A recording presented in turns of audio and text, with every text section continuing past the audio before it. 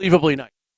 Thanks for joining us here in the booth. Booker Corrigan alongside Kadri Ishmael. Kadri, these girls get up and down the field, but the teams are a little bit different. They are. I think when you look at the Green Street Academy girls, the Chargers are very, should say, seasoned in their quest to continue their program and run their program. They do a great job. They have an amazing quarterback in Dayanya. I think this is going to be an outstanding game for them. And then on the flip side of it, when you're talking about the Mighty Ducks, I think for them it's about the learning process. They got a lot of young players. However, they have a lot of track background, so we're going to expect a lot of speediness when it comes to their performances. It's shocking that you would bring up the track background because you do have an affinity for that. But also, the Chargers, they like to run that jet sweep. They try to get you going one way, and then all of a sudden it's off the races the other way. So it'll be a great contrast of that as we see them. Now, we'll get through the rules, but one of the things you need to know, there's no kickoffs. They start the ball on the 14-yard line. But what else we have to talk about is the Bisciotti family. Well, we're going to say every 20 yards, they have an opportunity to have a first down and continue the drive. So every 20-yard marker, if they can pass it, then they get a fresh set of downs until it is time for them to relinquish the ball via punt. Or punch it in. Or punch it in. But back to the point, the Bisciotti family and all they do. I just think this field, this facility, the Boys and Girls Club, $20 million worth of just investing into this gorgeous facility. And yes, Dick Cass, what a great name, great human, great person to name the field after. He certainly is. And the Bisciotti family, thank you so much. We have the Ravens cheerleaders are on hand. We got the opening play coming. Let's get over some of the rules. The field size obviously shrunk down, fewer players on the field, and the game time. You got to make plays early because it's 20-minute kind of running clock the whole time too. Yeah, this is what makes it so awesome. I think from a flag football aspect of things, my biggest thing is just that knowing continue. So you got 4 downs to make the line of gain, as we talked about, and then the possession, because of no kickoffs, the possession starts on the team's own 14-yard line. So lots of excitement, I think, is the biggest thing that I look at when it comes to this game. A high-tempo, fast-paced type game flag football is. And the girls know. They love passing the ball down the field because they know it's 20 minutes and effectively running clock. So make something happen and make it happen fast. Yeah, absolutely. Once the ball is snapped, it's game on. And I think that's what really is so cool about it, because it is requiring you to think fast on your feet. And, yes, you do have the nuances of trying to get some deception in there and get the ball out to your playmaker's hands. And we just saw that bottom rule. The snap has to be a shotgun snap. And in our preparations, I was lucky enough to see the Green Street Chargers. They love that little snap to the jet sweep, and that girl is flying. And they use a lot of different young ladies to make those plays. So it's fabulous to see them getting after it. As you see, the crowd starting to pack in here at the beautiful, beautiful Boys and Girls Club Center, the Recreation Center at the Hilton. This is a fabulous day for football, and it's finally a little bit chilly, a little nip in the air, although there's no hitting. This is flag, so there will be pulling of those flags to, quote-unquote, stop the opponent from advancing. And I love the strategy, and, the ability to be elusive is what really makes this game so cool to watch.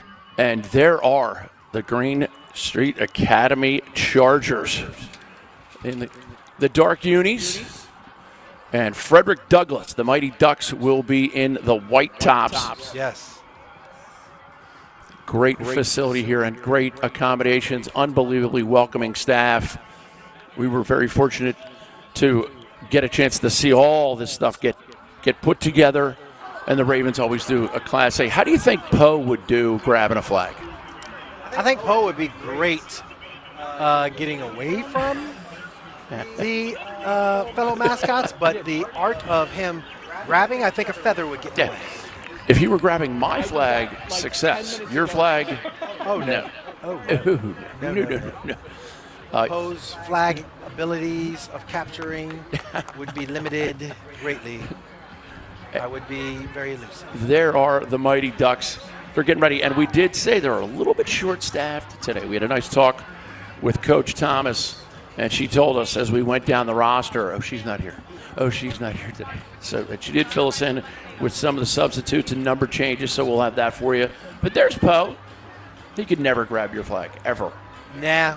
I think I have the ability to get him. Yeah.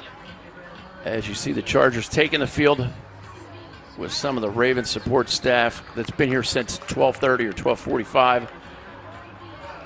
Chargers with some handsprings. I love it. It wasn't me. We That know is that. awesome. And there it is, Dick Casfield. But you can't do much better. Yeah, I tell you what. I mean, I've known Dick Cass for, goodness, going on a couple decades now. And yes, same person then, same person now. Just as good as a person as they come, good man of character. We are going to step away for just a moment, but we'll be back with the opening snap when we return.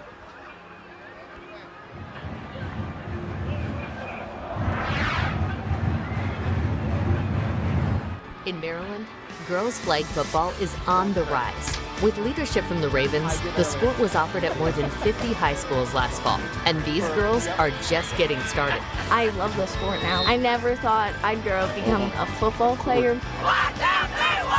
Girls can have that chance to really showcase a different side of them. Tell your local officials you want girls flag in your school and help make it a varsity sport statewide. In Maryland, football is for girls. It began with the fans. And as we approach our 30th season, we're reminded of the moments we've enjoyed together. From the first draft to the last snap, from Festivus to Paradise, from MVP seasons to MVP seasons. Darkness has fallen, purple has risen, and that's just the beginning. Join the flock at M&T Bank Stadium this season and be part of the stories yet untold. Single game tickets are on sale now. Ready for an epic adventure?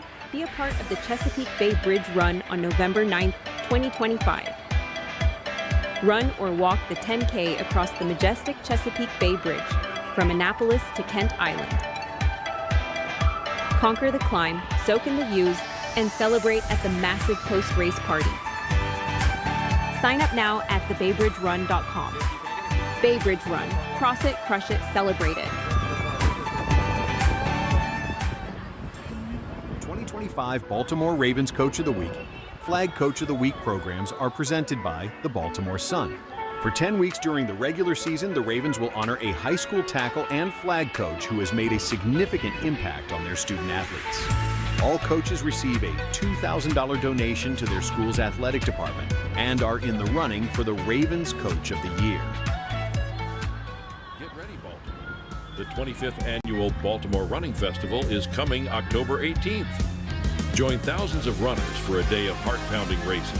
The 5K, the Pandora Jewelry 10K, Care First Blue Cross Blue Shield Half Marathon, or the full marathon.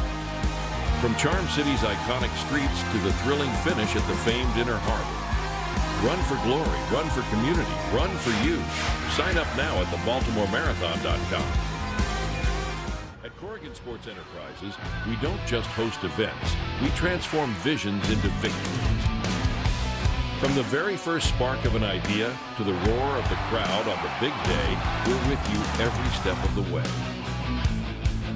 Corrigan Sports Enterprises, taking events from conception to fruition.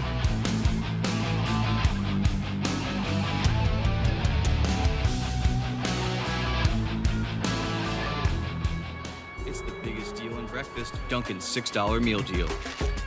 You get a medium iced or hot coffee, bacon, egg, and cheese, and 6 toasty hash browns. Dunkin's $6 meal deal is back. In Maryland, football is for girls. Show your support as the Maryland Girls Flag high school football program continues to grow.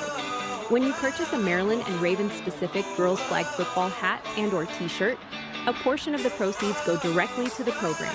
All roads lead to the bank. Join us this November 7 and 8 when the Maryland Championships are hosted by the Ravens.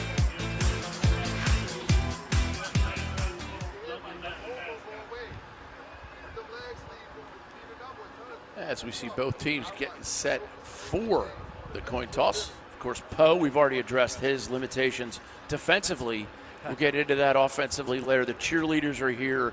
So many of the great support staff, Adam Riddell, Shamar Gray, leading the way for the Ravens to be able to do this. Our official today, Carmen D. John Domenico, one of the greats in the game, as we get set for Green Street against Frederick Douglass. The Ducks against the Chargers. And we talked about the contrast of the experience of the Chargers and some of the youth of the Ducks, but they have speed. Yes, they do. That is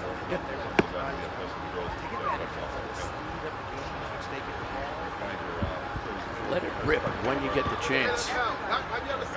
Also got to mention Dunkin' Donuts and how unbelievably supportive they've been of this entire season and seasons past. They make a healthy contribution to both schools' athletic departments. Heads. As we see the commemorative coin here, it's like I'm watching a Super Bowl. It is a tail. Which way you go? Factual evidence. But it's a fast game. I can't stress that enough. Those 20 minutes in each half go by very quickly. So now we know the Chargers will start with the ball at the 14. And it's that first series that you only have to gain the 6 yards. The other thing I want the viewers to look for is there's going to be 2 discs on the field. One is the offensive line of scrimmage, and then there's a small gap, and then that's the defensive line of scrimmage. And those discs will be moved before each play so that the defenders know they can't line up in the neutral zone, and they do get a good yard of distance to back them up a little bit. Absolutely. You got to have the parameters set, and they do. And I think this is really cool because I think both coaches recognize, we talked to the Mighty Ducks coach Chanel Thomas, and she was pretty excited about her, squad's chances. Obviously, we talked about their speed, but, just, again, utilizing their experiences and growing the game, as well as knowing that the more they play, the better they have gotten. And she even went on said that some have aspirations of going on and playing at further levels. Absolutely. Flag football's taking over the country. I mean, absolutely. Don't kid yourself. It's here to stay. Well, it's an Olympic sport now, so it is tremendous. And the skill of these young ladies, you're going to see it as the Chargers get set to run offense. They'll start on the 14-yard line and then have to get to just the 20 for the first yard to gain, and then that distance moves. The referees are very well versed on how to conduct it all, so it works out great. But thank you so much to Dunkin' Donuts and all they do as we get ready for first down. As the Douglas Ducks, number 13, Taylor Randolph, one of the quarterbacks on offense, helping set up the defense. As now you see that 1-yard gap. And they're set, every snap has to be a shotgun. And here's Bayona Oliver around the left side, and she is flag and a fumble kills the play. Yes. They do not go after fumbles. If it drops ground, it's dead on the ground. Absolutely. Key point of emphasis is that it's a non-contact sport, and then when you look at it, it is about trying to get that flag, and that jet sweep action was tremendous as the girl got around the corner. There's Oliver again. There's that fumble. It's almost like I know what I'm doing. There it is. Kills the play instantly, which is kind of smart because you don't need players without helmets diving on the ground at a object. Absolutely. At a ball that's not round. The oblong shape. Yeah. Because it could go anywhere, and we don't need heads colliding. That's when worlds collide, Jerry. Relationship George and casual George. Oliver deep down the left sideline, wide open, but just overthrown. Amani Johnson got behind the defense there. Amani's going to learn one thing with the art of catching a deep ball.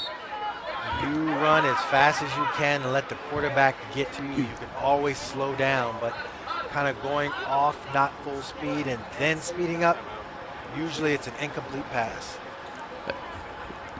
We're going to stay right here as we see Coach Ty Burns. Had a great talk with him before the game about some of his young athletes, and he's just proud to be their coach. Absolutely. No, this is life skills here. You're learning teamwork. You're learning, adversity. How do you handle challenges? How do you manage your emotions? You're learning to work together. There are, fundamentals of the game and of the rules of play that is integral to helping you as a person as you grow. And team sports, future employers love the fact that you have team sports on your resume. Yes. And that's why it's so great that the Bishotti Foundation has given $20 million to create this facility over here for the Boys and Girls Club of Maryland, and it is being well used right out of the gate. The timeout called by Green Street Academy after the incomplete pass as they have a third down. And Coach Thomas is all set, moving her defense a little bit over, looking for 4 deep zone. And there's the shotgun. Oliver that runs that left side, and she does a great job getting past that initial rush. I love Oliver. We had a chance to talk to the coaches, obviously, and she just came over and had the biggest smile. She's very charismatic, just dynamic player, and the offense runs through her. And there you see she likes to run left, which got to 20 yards, picked up another fresh set of downs. They still have it as 4th down on the marker, but that could have been. Now Oliver's headed to the right side this time, and you see the length. She can cover ground, and she's in. Touchdown, Chargers. Yeah, that was awesome. Deona Oliver. Excellent job. Just running to that open space. A fabulous job by her. And they have the option now, another unique rule that they have that I think is pretty ingenious. You can go for 1 point from the 3-yard line, or you can go for 2 points from the 10-yard line. Here's the replay of the touchdown. Just awesome acceleration. You can see how Oliver gets around a corner. And the coaches have to declare what point value they're going for, and the Chargers obviously going for 1 here from the 3-yard line. I might be inclined to go for 2, but depends on your skill set and your skill level and what strategy in the game and what point in the game you're at. Yes, what point in the game. And here's the shotgun snap. Oliver looking to pass the whole way. An attempted flag grab. No, bounces off in and out of the hands of Johnson. But great play, great route running by Johnson. Yeah, that was an opportunity that I know she is going to, work on next week in practice and, get better at. That was an opportunity to get points on the board. Put 1 more point, and just like that, there's no kickoff. It's 14-yard line. Get in the huddle and let's get moving. Yes, indeed. Got to make 20 yards, get it to the 20-yard line on this beautiful field, Dick Cass Field. They have really found a way. It's like the Savannah Bananas. They've figured out a way to speed up the whole process. Oh, absolutely. No waiting for the kickoff team to come. No post-kickoff team. Boom. We are ready, set, snap. The Frederick Douglass Ducks with their first possession. Confusion in the backfield.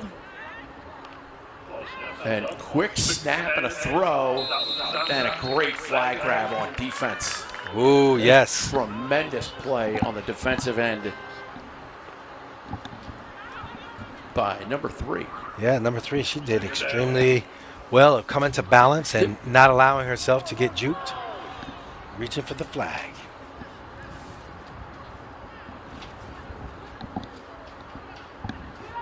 Back on offense are the Ducks. 3 receivers to the right, and the ball's fumbled on the snap.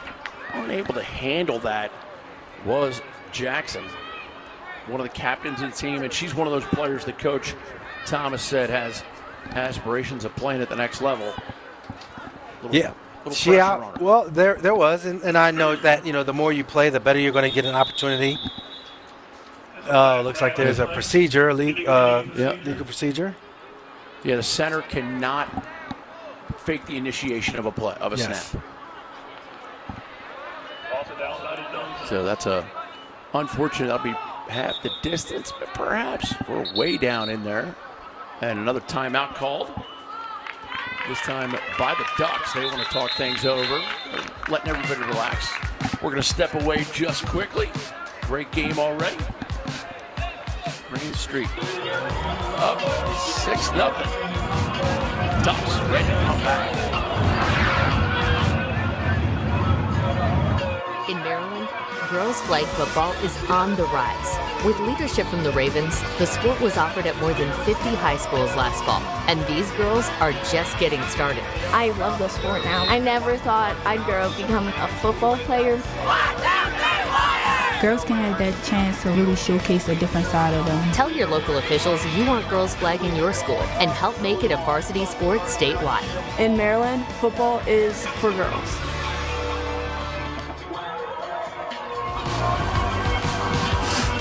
Back here looking at the Ducks as they come down the field. They're going to change the ends of the field.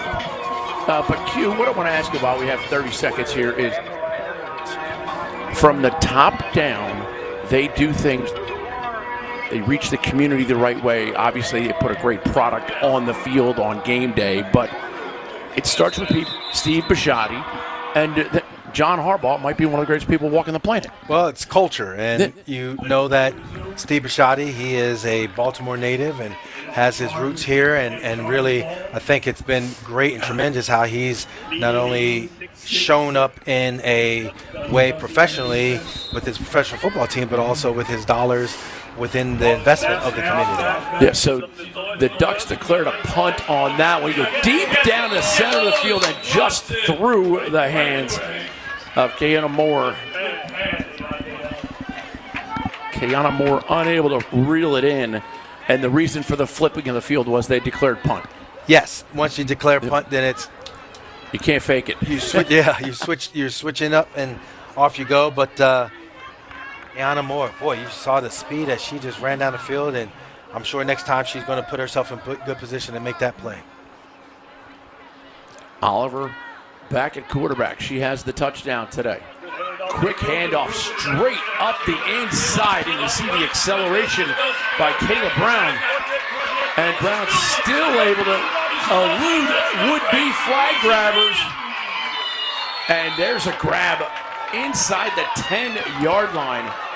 Phenomenal hustle by Taylor Randolph. Taylor. But now you can look at Kayla Brown, the little engine that could. Yes, that was such a great run. You just saw the way she was able to, it looked as though it was going to be a quarterback sweep, but it was a quick diving handoff and just her elusiveness to get down the football field. Barry Sanders-esque. Straight up the middle, all of a sudden it's still going. Ducks hustle back on defense. Oliver set with Brown to her right. Oliver rolls left and is now going to get it into the end zone. Just pops it in. And Deanna Oliver with her second of the day. Well, we talked about it again. I mean, you know if you have a good quarterback, you have an opportunity to run the offense and run it effectively. Boy, that was just an amazing run, and she just darted to the outside and went into the end zone and untouched. You see how she kind of rolls left there, and they send the one receiver on the cut to the right. That makes getting in that end zone, especially for an accelerator like Oliver. And they're going to go for the full 2-point conversion here. Oliver rolling right, passes inside, incomplete. And that'll fall to the turf, and it'll be Frederick Douglas ball. And we need to see the offense get going a little bit for Frederick Douglas. Yeah, now is a chance to answer back. The Mighty Ducks, I know they have done a lot as far as working on their game and wanting to be even better. And so now this is just a matter of having an opportunity to really just get their offense going and make some plays. And there was the touchdown run. You see her, Oliver has a sense of where that open space is going to be. Yes, she does. Ducks break the huddle. Taylor Randolph at quarterback. Gets the snap. Rush comes in, and the ball hits the turf. The other thing we have to tell our viewers, Q, is blockers in girls flag have to keep their hands at their sides. So it's pretty tough to It's almost like block. well, it looks more like a pick rather than a true block. Yes. You're getting in the way. And if you have a quick little quarterback like Oliver, it works. Snap straight back. A little loft on that snap. Pass goes up in the air, and it is intercepted. Picked off by number 7, Keona Moore. And she is in. I think it is a situation where a turnover, you can't advance it, and it is a dead ball right at that spot. Great interception, though. Wow. And you see her teammates telling her, keep going. Yeah, they didn't realize that the flag is not it, but once you turn it over, the play is dead, and possession gets turned over to your ball club. And now they have the ball deep inside Duck territory as they go back to the huddle. Ducks are going to need a stop here. Green Street up 12-0 over Frederick Douglass.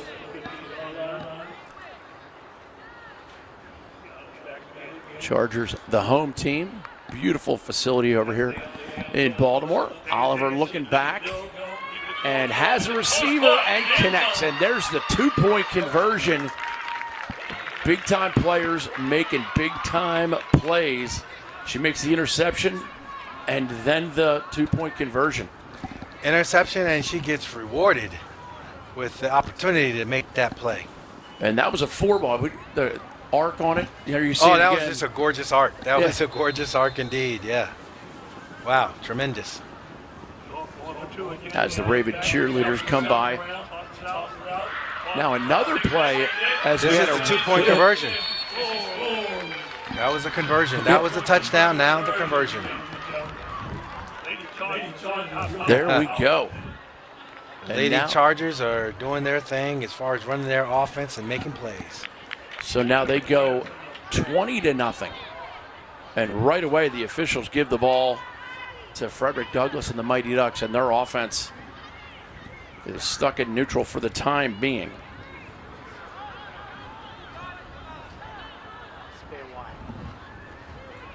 There is Amani Johnson, one of the great flag grabbers on this squad.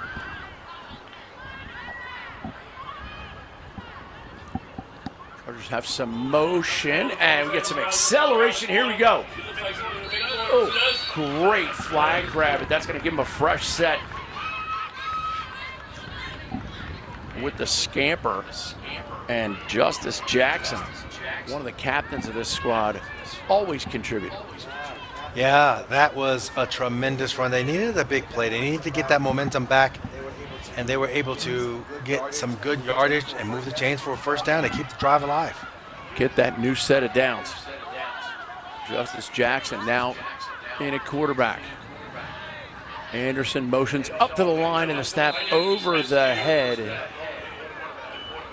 And that's just an unfortunate turn of events because the ball is now placed where it landed. And we're going to get another timeout taken by the Frederick Douglass Ducks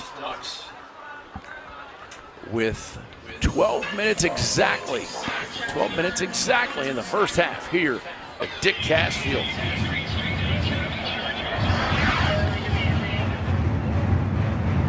In Maryland, girls flag football is on the rise. With leadership from the Ravens, the sport was offered at more than 50 high schools last fall, and these girls are just getting started. I love the sport now. I never thought I'd grow up becoming a football player.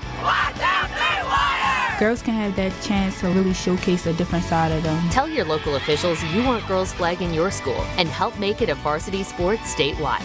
In Maryland, football is for girls. Wow. And we are back. And we want to correct the score bug in 12 minutes exactly on the game clock. We're not that late into the half just yet. And the score is 20-0. Green Street Chargers. GSA, Green Street Academy. They are looking sharp. I like how they are able to execute their plays. Oliver is just a tremendous quarterback. She is just doing a wonderful job of distributing the football, but also when she needs to make a play with her legs, she does. Tamira Johnson on defense, also one of the stars for that Chargers squad, as the Ducks are back on offense. And they've made a quick substitution at quarterback. But now it's an inside. There's that jet sweep we talked about. And a flag is grabbed fairly quickly. Nice flag grab by Tamira Johnson. Yeah, they're going to try to do their best to get girls out in space. What I mean by that is in that jet sweep action, you're trying to really do your absolute best to get around the corner and get to the sideline and get up the sideline. But credit Green Street for grabbing the flag in a timely manner. And snap quickly and a flag grab. That's a sack. Loss of yardage there. You see that Green Street defense accelerating into the backfield. Yes, key point, that acceleration. That's what we're seeing. That quick acceleration does an amazing thing in stopping the momentum of Frederick Douglass. And they're going to punt. Flag grab by Tamira Johnson. Listed as just a freshman, but she plays with the poise of an upperclassman. Ducks have declared punt. So the Chargers will get possession again. And they have had success. And the interception deep in their own end also had a little bit of a factor in it. Yeah, it did, yeah. Poe is in the house. Everybody loves Poe. And there is Deanna Oliver, the quarterback for the Chargers. And now doing a reverse, and they're going to lose yardage on that.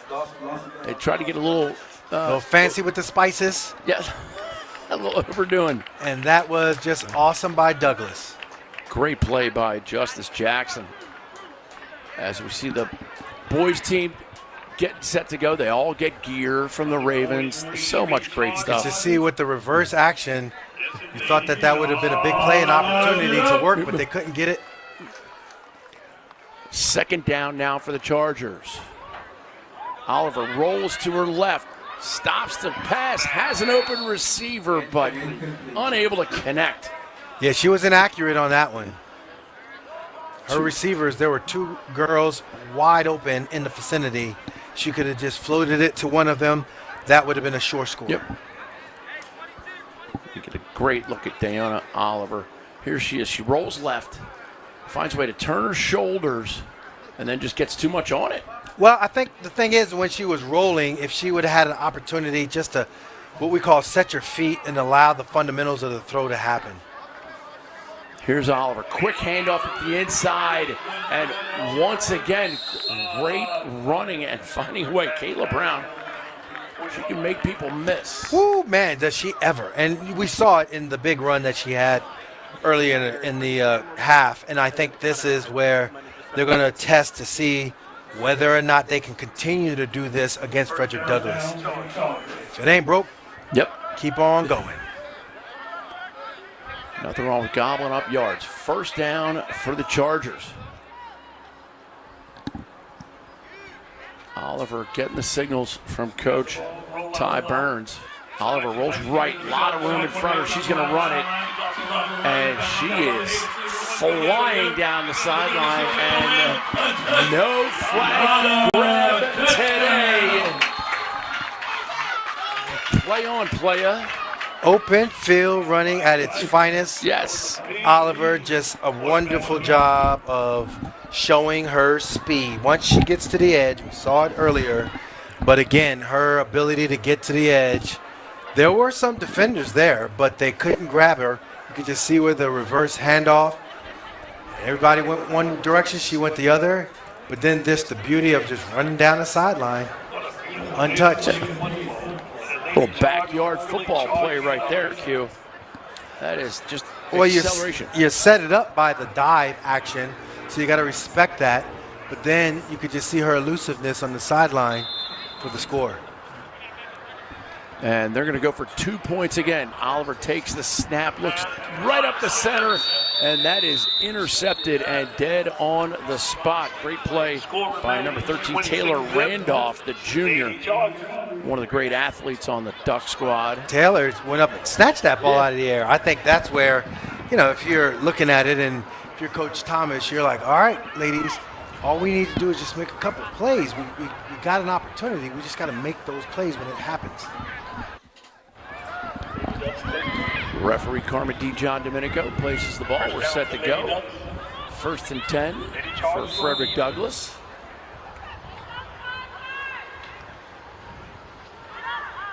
And it is Randolph at quarterback. A little motion up by Jackson. And here's Randolph looking to run the whole way, and flag is grabbed immediately. That's just great training. Well, great training and just great recognition that if you can't stop the players advancing on you with a deception play or getting rid of the ball quickly, you're never going to be able to run your offense. Are you inside right now? As Johnson just flying into the backfield. And again, it's tough to block. Now you see the Ducks trying to put up a little bit of a block. Quick double little lateral, and the defenders run into each other, but a great flag grab again. That is Kaywana Moore. And they keep getting rebuffed, and they try to make that gain. They get to that the line to gain. They keep getting behind the sticks. Your ability to be able to turn that corner right there and then turn it again, that's the most challenging thing right now we see with Douglas. Maya Anderson, one of the seniors on this squad. And again, Coach Chanel Thomas, great conversation with her prior to the game, and they are a little bit short rostered today. A little bit. They have some of their players aren't here for a variety of reasons, but they are still competitive, and they're out there with who they have.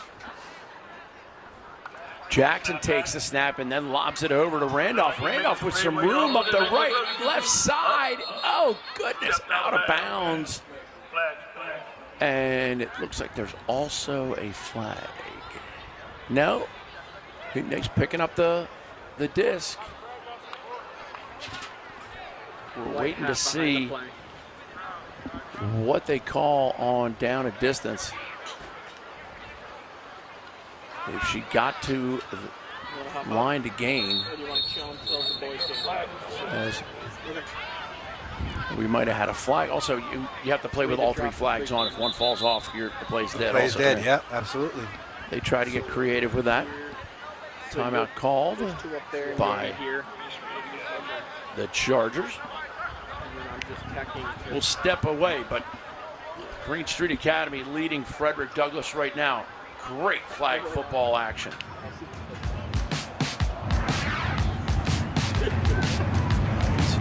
In Maryland, girls flag football is on the rise. With leadership from the Ravens, the sport was offered at more than 50 high schools last fall, and these girls are just getting started. I love the sport now. I never thought I'd grow up becoming a football player. Girls can have that chance to really showcase a different side of them. Tell your local officials you want girls flag in your school and help make it a varsity sport statewide. In Maryland, football is for girls.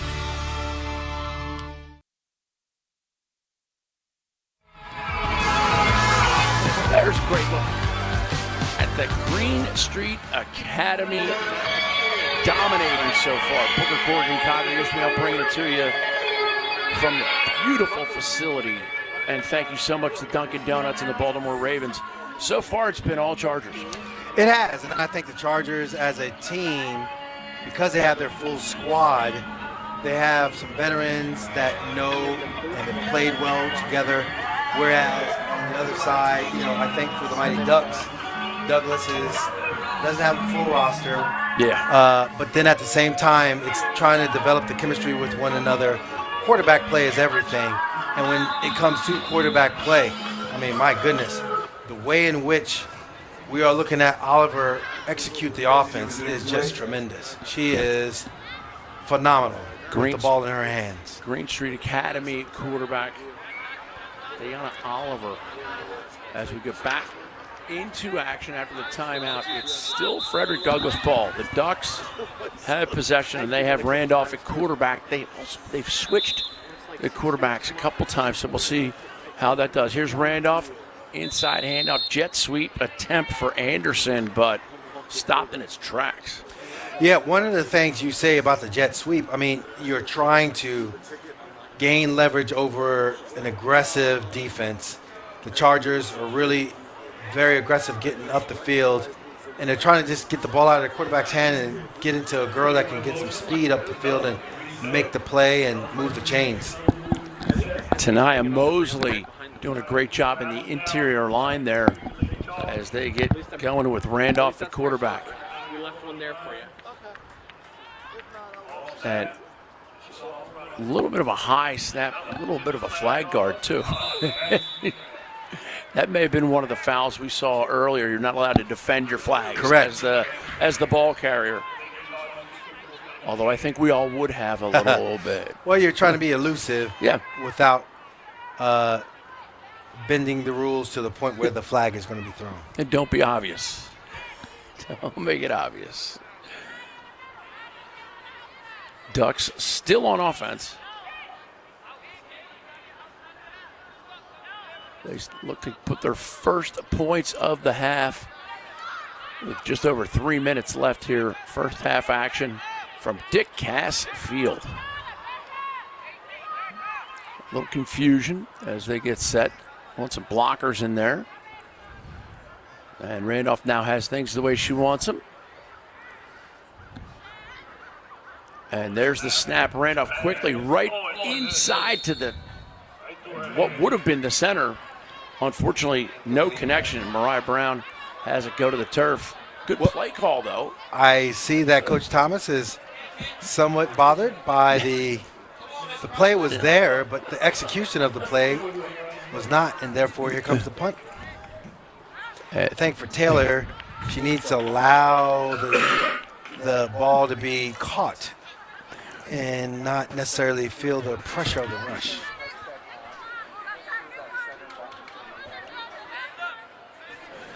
And there you see the punt decision by Frederick Douglass. The Ducks will now just go on defense.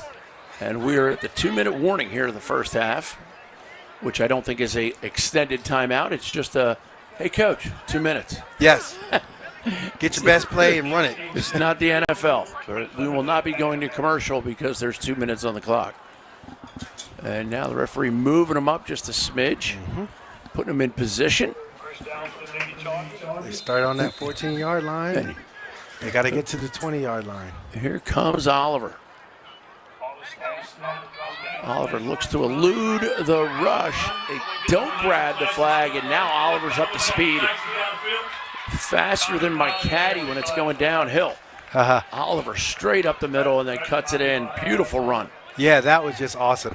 She reminds me of a player that wears the jersey number 8 in purple and black.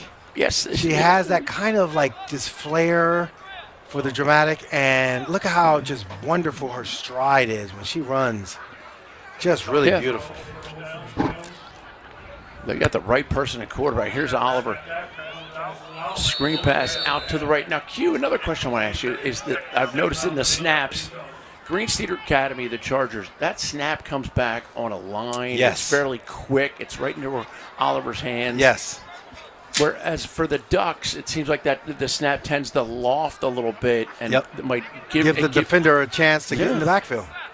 You're giving up your own time. Correct. With that. Details. It's the details. Yeah. Being able to master the details. Second down here. Oliver takes the snap straight back. Rush comes. She eludes it deep down the center of the field. And oh, what a great play. And catch and score. Kayana Moore. Kayana Moore, just.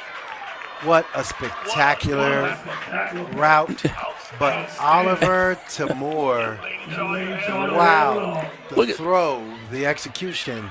Look at the smile. I would be smiling too. Yeah. Look at the elusiveness. Again, like I said, reminds me of a number 8 jersey in purple.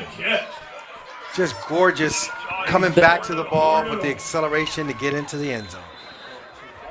Again, the elusiveness, not allowing the defender to get her off rhythm, and being able to set your feet and make that throw was tremendous. And a great catch and run by Kiana Moore, the senior. Plays both ways.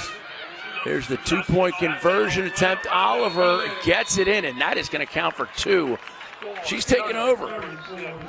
Med Star player of the game could be pretty easy. I think so, but it is one of those situations where, you know your talent, you know who is your go-to person, and let them cook. Yeah. She is doing a wonderful job of leading this offense.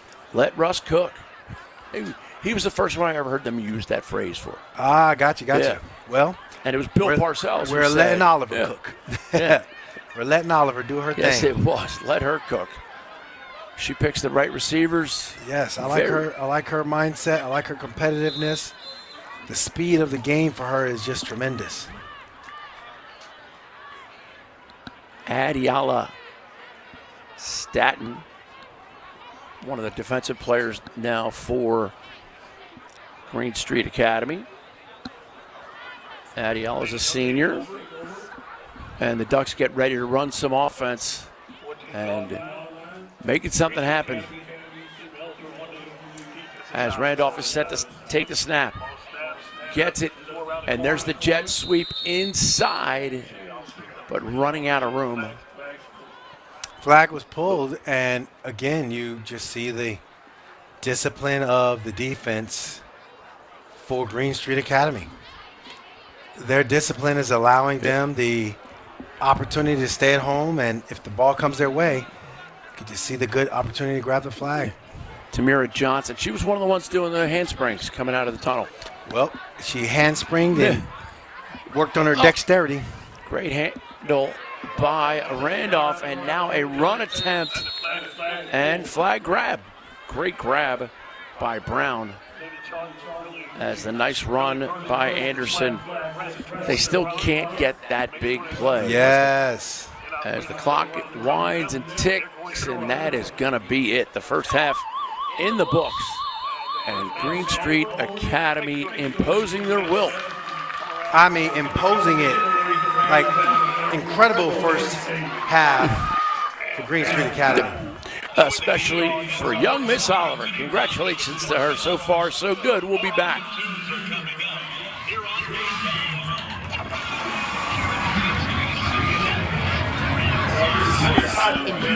Thanks, sir. Flag football is I think on it's the only rise. a 3-minute halftime. With leadership from the Ravens, the sport was offered at more than 50 high schools last fall, and these girls are just getting started. I love this sport now. I never thought I'd grow up to become a football player. Girls can have that chance to really showcase a different side of them. Tell your local officials you want girls flagging your school and help make it a varsity sport statewide. In Maryland, football is for girls.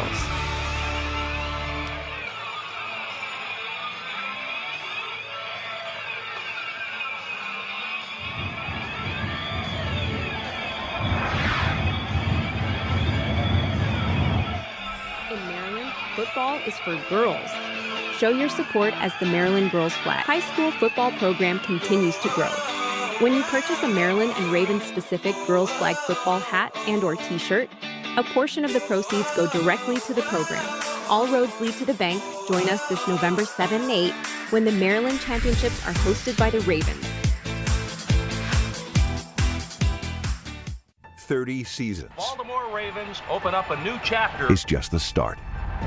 Join us at the bank this fall as we chase forever, pursue forever, rewrite forever, as we fight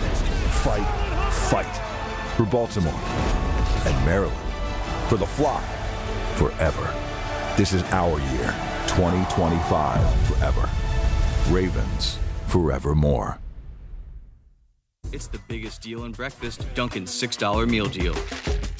You get a medium iced or hot coffee, bacon, egg, and cheese, and 6 toasty hash browns. Dunkin's $6 meal deal is back. The Baltimore Ravens are leading this movement in Maryland. What began in 2023 as a pilot program with 10 teams in Frederick County has now expanded to 92 schools across 7 counties for fall of 2025. This includes new programs in Calvert and Charles County, along with expanded participation in Baltimore City. Through strategic partnerships and continued investment in resources, uniforms, and program support, the Ravens are helping to grow the game within public schools statewide, with the ultimate goal of statewide sanctioning for play in fall of 2026. This fall, all roads lead to the bank. Join us as the Maryland High School Girls Flag Football Tournament will be held on November 7th and 8th. Take a look at this team, the chosen ones. They've trained for years to be here.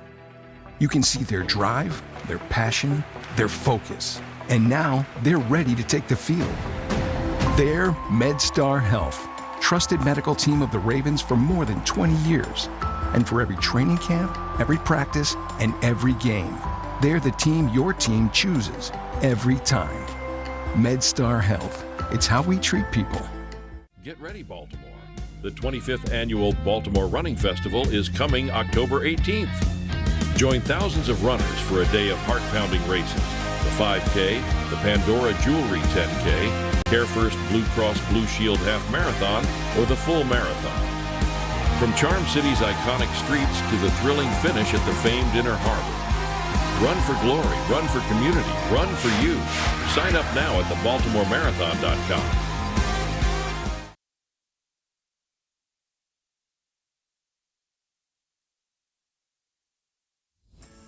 The 2025 Baltimore Ravens Coach of the Week and Flag Coach of the Week programs are presented by the Baltimore Sun.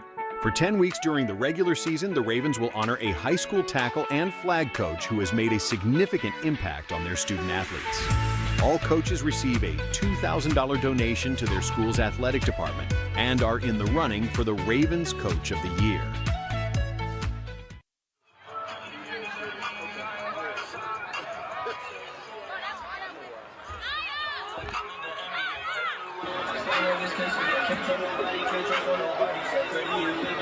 Well, all part of the Baltimore Girls and Boys Club, and it's been all Green Street Chargers so far. And their quarterback Oliver has played spectacular football so far. I mean, we knew it coming into the game. We talked to the coach, and we just thought that, her elusiveness. I mean, look at the way she set her feet and made this tremendous throw to her receiver down the football field. Was just awesome. And I just think that she's been making plays like this all game long. Again, finding the open girl, being able to deliver it, but then also when it comes to getting on the edge and showing the acceleration. Again, you're going to hear the common word, elusive. Very elusive. Oliver has done an amazing job powering the Green Street Academy down the football field. And we got going so quickly, and we were talking about, how lucky we are and how lucky the community is to have this facility. We didn't get to talk about our Duncan's players to watch for the game, but you got Devin Gaines, number 3, the senior for Frederick Douglass, and of course Sean Watts, the senior for the Green Street Chargers.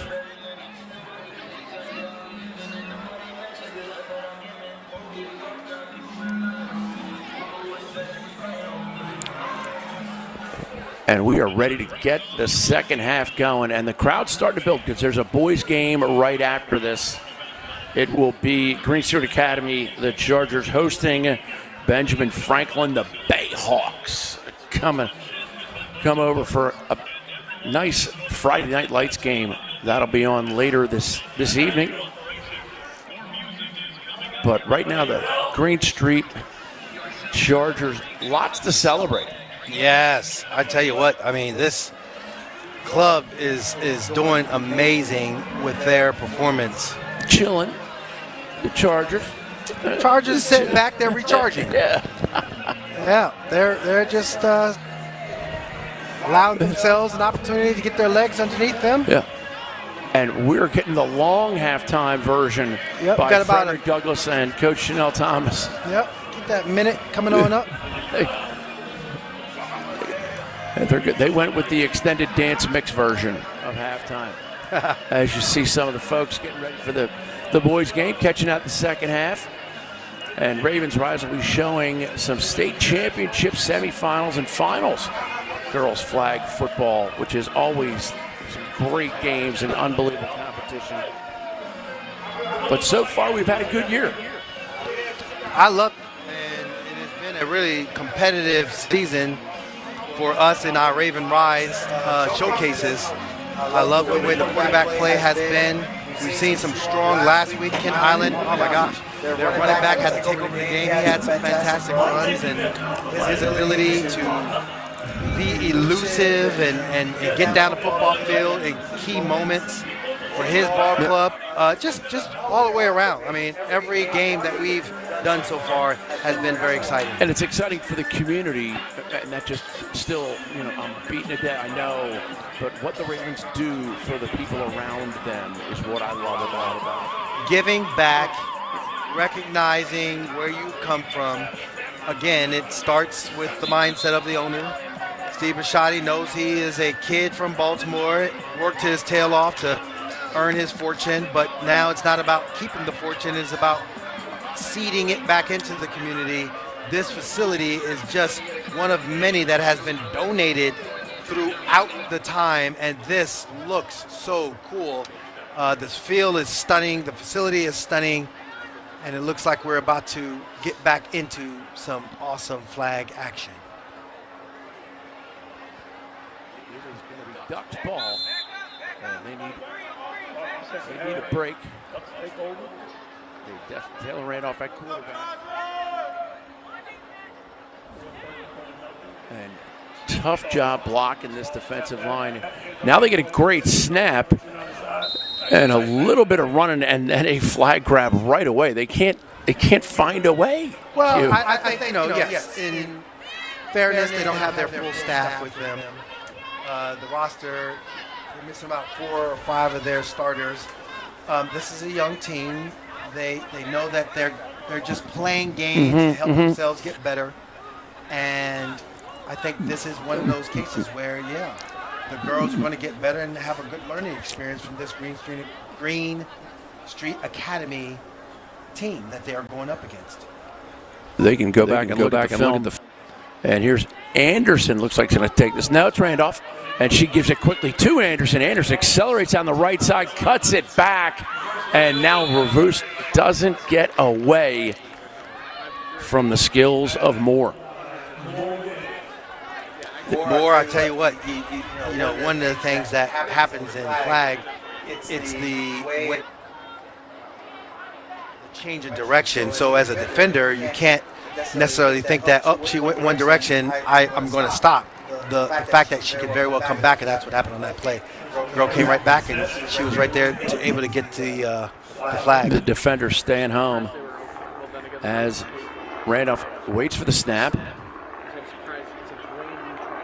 And there's a quicker snap, quick handoff again, but some shucking and jiving won't work for Anderson that time. And again,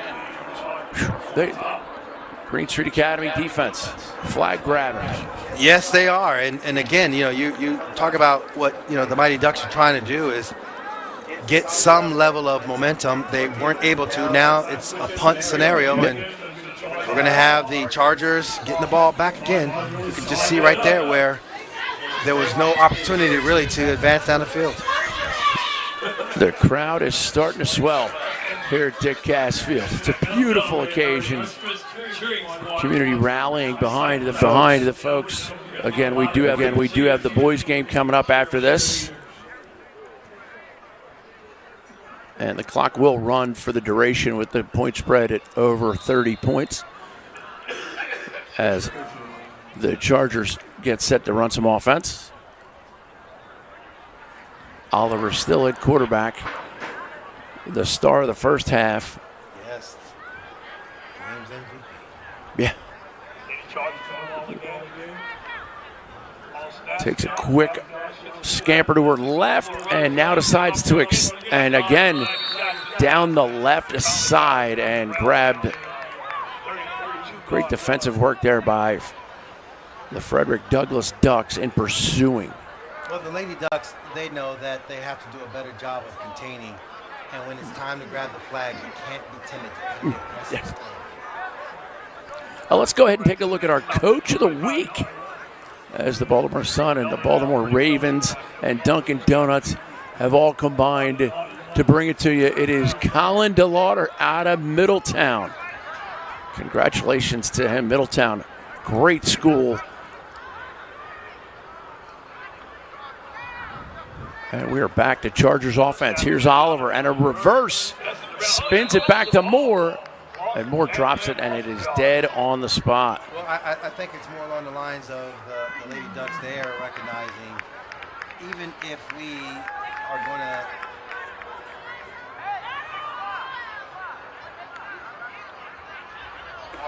get around the corner, we also saw the great defense to stop Moore from getting more yards, and she fumbled the ball, which rules it dead. Still pursuing. And here is Oliver. Again, eludes the would-be flag grabber, but then a great flag grab. And that is the quarterback, Taylor Randolph, playing great defense. Excuse me, Justice Jackson. Justice Jackson. Great job, Justice. I will say sometimes the ponytails get in the way of the number, which is fine. Let's look at our girls' flag Coach of the Week. And it is Justin Marshall from Governor Thomas Johnson High School.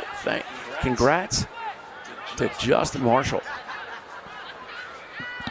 And here we go, Charger offense. Oliver takes the snap, rolling right. Defender attacks. She goes to the right side and completed and grabbed right away. Taylor Randolph was there with the flag grab. Johnson with the catch.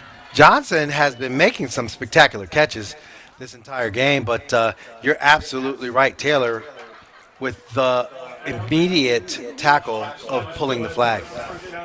Taylor Randolph, you see her close on the ball so well. She was 10, 15 yards away when that ball left her hand. And there's a quick snap, quick handoff, running right. And once again, Caleb Brown just cannot be stopped. She makes it look easy. What an incredible run by that young lady. She just continues to just show her elusiveness and her ability to get down the football field. Kayla Brown with the run. Here you see her she gets the Kayla does an amazing job of moving her hips out of the way as soon as they try to grab the flag. It really is just so tremendous. Excellent job by Kayla Johnson. And then you see the celebration. Excuse me, Kayla Brown. And now we're having a readjustment.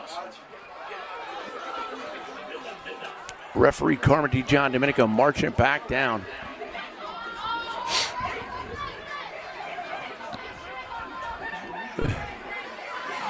Can't hear exactly what the call is, and I do have a sheet of all the signals. Looking forward to finding out which one. We did not see which one, but they're going to hopefully redo it and assess what happened. Wondering if she might be called for flag blocking. There's a potential. And here's a replay of it. You see the lean in and a hand maybe right there. Could potentially be not that. There. So could be potentially flag blocking. Yep. But still a great run. Oh, it was a tremendous run. But yes, here we go. Looks like you don't make Sports Center if they call it back. Yep. He is saying where the spot of the ball is going to be. It's a first down, and here we go. And there you see Dayona Oliver separated herself tonight, listed as a freshman. Plays with all the poise of a post-grad. It is going to be Chargers ball. First down. But And the restart will happen at the 40-yard line. As you see, Oliver, she has Brown to her left, fakes the handoff to Brown, rolls right. Oliver deep down the right side, has a receiver, and it's caught. That is Moore. Kayana Moore snagged by Randolph. Excuse me. Kennedy Wilson with the flag grab there. Kennedy. But a great catch by Kiana Moore. Kiana Moore, I tell you what, like if there was a co-MVP, Kiana Moore. Nice. I love the way we're just seeing Oliver set her feet time and time again and make those downfield throws, and they're so accurate. Good job by both players. And they go right after the left side this time. Kiana Moore was just tremendous on that. Wow. Kayla Brown gained very few yards on that one. Good flag grab by the Ducks. And we are set. Second down now for the Chargers. Oliver rolling right. Looks to the middle of the field, lofts it in, and come up for the catch. And yes, we might have co-MVPs. I'm telling you. Moore. Kiana Moore, she just has for finding the ball in space. Does an excellent job of tracking it down. Now watch this again. She's getting bumped. It doesn't matter. She's still making a play.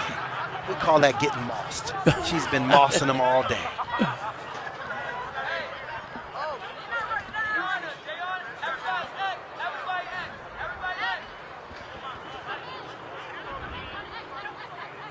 And now we're going to reset. And here's Oliver rolling right. Looks to keep it and gets in for the conversion. And she does it again. She just makes it look smooth and easy. She has that wonderful stride and just plays with such confidence in her game. Deanna Oliver, the freshman, taking over. Just miraculous. Really is. I am very impressed by her. And there you see, she gets the cone, and she's deep in. And now they're going to go for the conversion.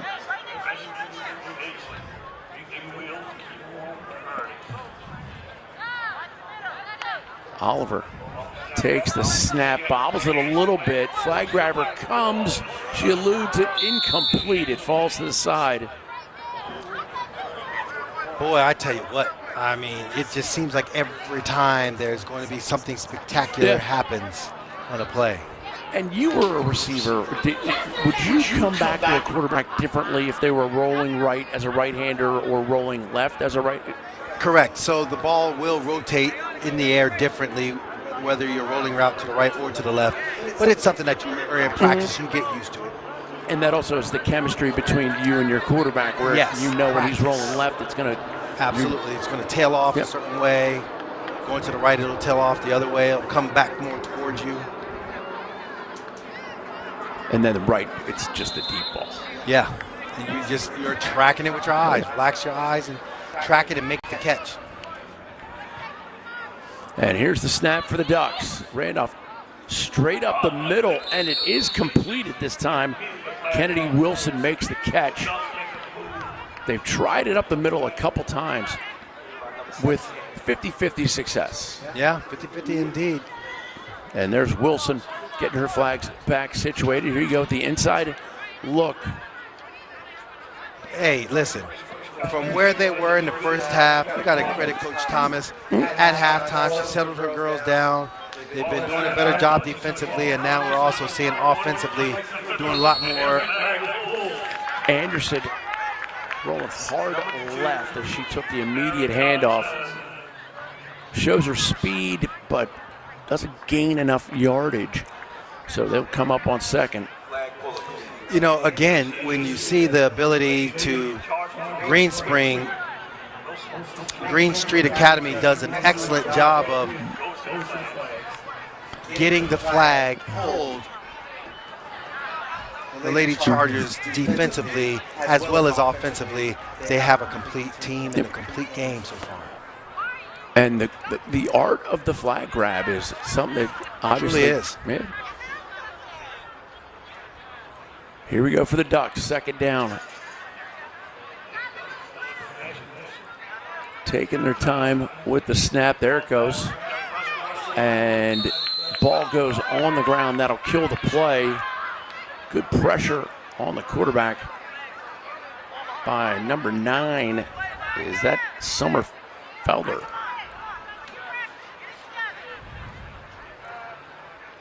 Felder with the flag grab after the fumble. The pressure. And we are ticking away inside the 10-minute mark here. Just trying to get their players in great places. Randolph now gets the pitch, and again, immediately flat. I like the concept. Yes. It really is a good concept. But if you can get that snap just a little crisper, I think that there are opportunities to really have some good play action.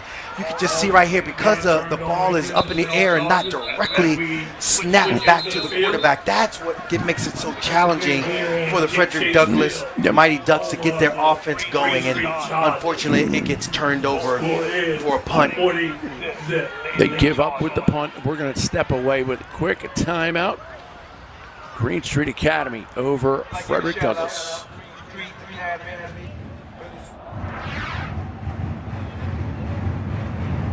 In Maryland, girls flag football is on the rise. With leadership from the Ravens, the sport was offered at more than 50 high schools last fall, and these girls are just getting started. I love the sport now. I never thought I'd grow up become a football player.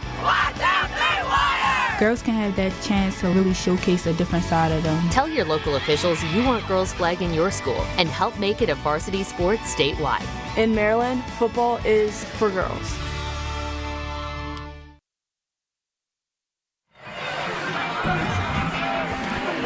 Frederick Douglass Ducks trailing Green Street Academy. But look at the coaching that you see from Coach Thomas. I mean, she's not just sitting there saying, hey, look, we get it. The score is the score. However, we're going to still be competitive. And again, when you talk about girls flag football, it's a growing sport. These young players, they're going to be juniors and seniors next year. They're going to have a ton more experience. This is a young squad, and I think Coach Thomas should be given a ton of credit, her and her staff, of getting these girls to be competitive. As much as the first half was the first half, they've done a better job this second go-round, playing a lot better. And you were 100% right. The score is the score. Let's go out and keep let's playing, go out, keep growing. Be competitive. Let's learn and let's grow from this. Yep, prove yourselves, because she talked about how these young athletes are going to be great people off the field as well. I mean, the sport's the sport, but the kid, you want to go on to great success. And Coach Thomas, both of them, Coach Burns was happy to talk before the game. Help us with pronunciation. Yes, they did. As much as they can. And it is now Chargers ball. Oliver back for the snap. And a defensive flag, and Oliver's still going to have a chance to run right. And she again shows the speed. Great flag grab by number 17, Kennedy Wilson. Yeah, it's interesting. The groove in which she accelerates, because of her stride, is so just a fluid, beautiful stride. It's like you don't really notice how much field she's gaining until, in this particular case, the flag is pulled. But boy, that is just a tremendous ability for her. And that's a great shot. You just see the stride. I'm telling you, it's a gorgeous stride. She is a tremendous athlete. A feeling I've never known in my life. We all, And we are back on offense. First down for the Chargers. Oliver gets the direct snap and quick lob pass handled by Brown. Ooh! No, I think that was Brown, just, some incidental contact, and that was really cool. Yeah. Get back, young son. You don't know me like that. This is flag. This is aggressive. It's competitive, and it's good. Yeah. And they're still, like you said, Coach Thomas understands that her girls can still improve, build, get better, learn. And they certainly are taking every opportunity. Every time we peek in their huddle, she's addressing a player and giving them just you're learning, positive you're guidance. learning, you're growing, you're getting better. This is a tremendous opportunity for them to. More is gone on the jet sweep. Is there speed oozing out of her legs or what? She caught the Frederick Douglass Ducks leaning left, and she was gone. Yeah, that was a heck of a play. I mean, that's just a gorgeous, almost a chance, an opportunity for the flag. Couldn't do it, but then her balance to be able to get into the end zone. Look at the reverse action. Now watch the acceleration. Almost, you almost had me, couldn't do it. The ref was right there, right on top of it. Yeah, more. And you could see her going for the flags and just finding a way to get them to miss. And they're going to go for the 2-point conversion.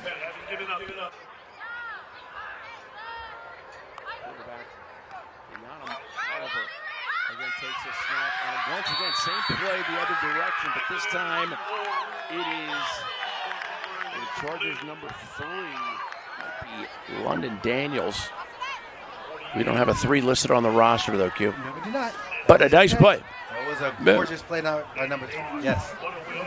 They do find a way to balance the scoring as well. Goodness. Sommerfelder also doing a great job every chance she gets. As we see some players. And we will see the Ducks get on offense. And there's some stars on their team that look a little tired when they show the close-up. High snap, Randolph gets it quickly to Anderson.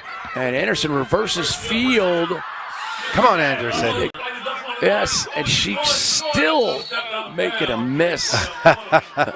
Creative. Again, you gotta just give credit to Coach Thomas. Yes. This is how you do it. Don't look at the score. Don't look at what's going on as far as momentum, but create competitive spirit. Recognize there's still play to be played. Be competitive. Don't give up. Amaya Anderson, the senior. And we are getting set for first down. Clock just under 5 minutes now. Randolph waits on the snap. Kind of catching her breath, I think, right now with the delayed snap. And they are now ready to go. And the snap. So that's just a quick loss of down. Ball on the ground. Ball blows, or the whistle is blown.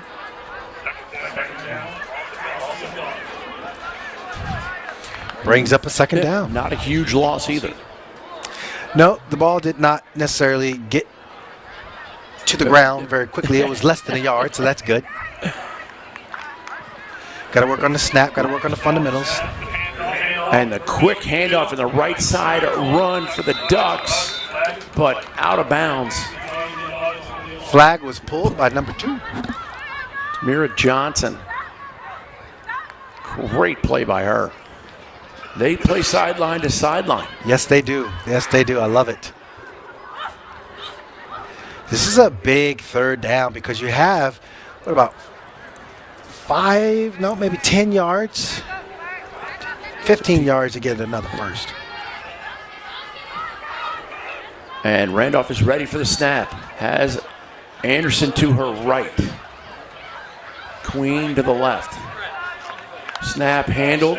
Fakes the handoff both ways and now just runs right, but she is swarmed by the Charger defense.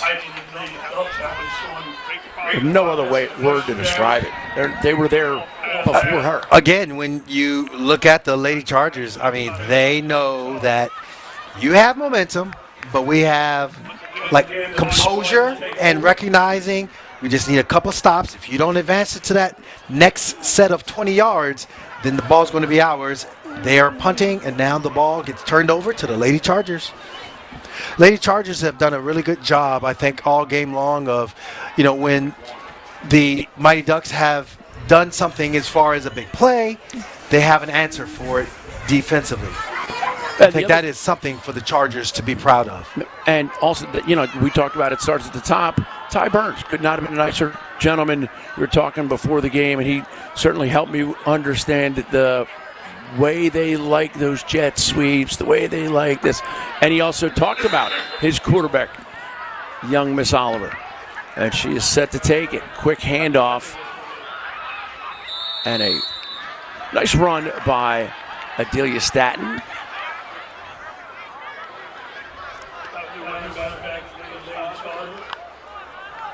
Adiella Stanton with the run, and they reset it.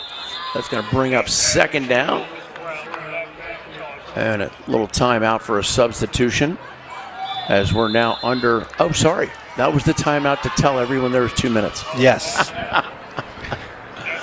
And just out of bounds on the far side, but a good run and a flag grab. Yep. And there is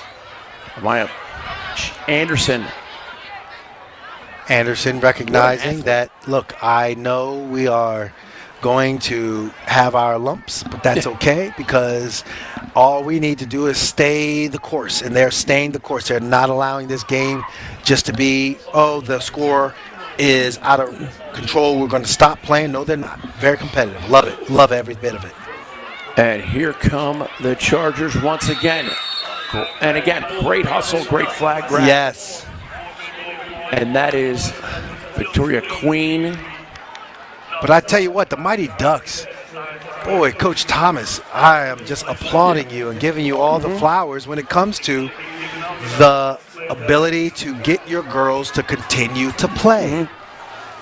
They've gotten better. This is a game in which you learn from, and it's going to pay off as they continually grow. And the clock will continue to run as things winding down. Great time. Who do you think is going to be that MedStar player of the game? Can we say co-player of the game? You got to look at Oliver, of course, but my goodness, Kiana Moore. Yes. Tremendous effort.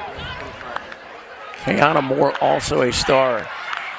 And here is Adiella, excuse me. That smiles, everybody's happy. And 10 seconds left, Q. Impressive.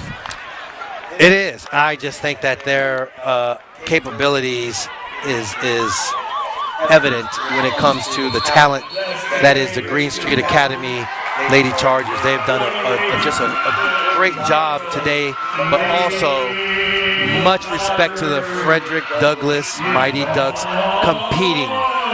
The second half, you really started to see them come about and show out, and I think both teams are deserving of praise. Of fun, happiness, good times with their friends. Sometimes you win a good one, big one. Sometimes you don't win a big one. This was certainly a great way to get things going here at Cass Field because this facility just opened up. Here is your Duncan player of the game, Kiana Oliver. Kiana rolling left, Kiana rolling right, up the middle. She had some plays on defense. Oliver just was a game changer. And you could just see, look again, her speed. And just once she gets upfield, trying to get her flag was just nearly impossible. Just tremendous job by her all game long, setting her feet, throwing the ball down the football field. And then, of course, that sense to the end zone. There she goes. Look at this. Yeah. Her just a tightrope the side. Oof. And that's the Mighty Ducks defenders diving to try and make Well, that again, play. when you talk about the Mighty Ducks, Coach Thomas, she was shorthanded. Some of her players weren't able to make it, but that's okay. There's a lot that you can learn from this game. Good for these girls. Great fun, great event. Thank you so much to the folks at the Ravens for all they do, and of course Duncan, the chief sponsor, and Steve Bisciotti for everything he did to help with Just this community. Gorgeous facility. Yep. This Boys and Girls Beautiful Club, you got to come down here, check it out. It is a gorgeous facility. For Kadri Ishmael, I'm Booker Corrigan, reminding you, you only get one shot at today.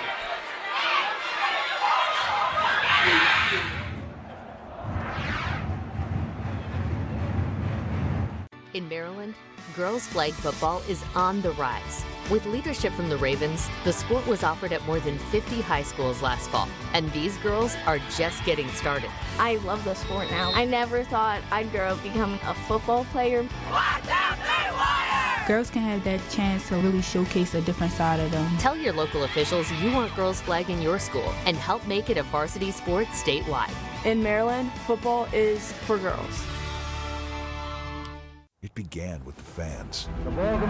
And as we approach our 30th season, we're reminded of the moments we've enjoyed together. From the first draft to the last snap, from Festivus to Paradise, from MVP seasons to MVP seasons. Darkness has fallen, purple has risen, and that's just the beginning. Join the flock at M&T Bank Stadium this season and be part of the stories yet untold. Single game tickets are on sale now. Ready for an epic adventure? Be a part of the Chesapeake Bay Bridge Run on November 9th, 2025. Run or walk the 10K across the majestic Chesapeake Bay Bridge from Annapolis to Kent Island. Conquer the climb, soak in the views, and celebrate at the massive post-race party. Sign up now at thebaybridgerun.com. Bay Bridge Run. Cross it, crush it, celebrate it. The 2025 Baltimore Ravens Coach of the Week and Flag Coach of the Week programs are presented by the Baltimore Sun. For 10 weeks during the regular season, the Ravens will honor a high school tackle and flag coach who has made a significant impact on their student athletes. All coaches receive a $2,000 donation to their school's athletic department and are in the running for the Ravens Coach of the Year.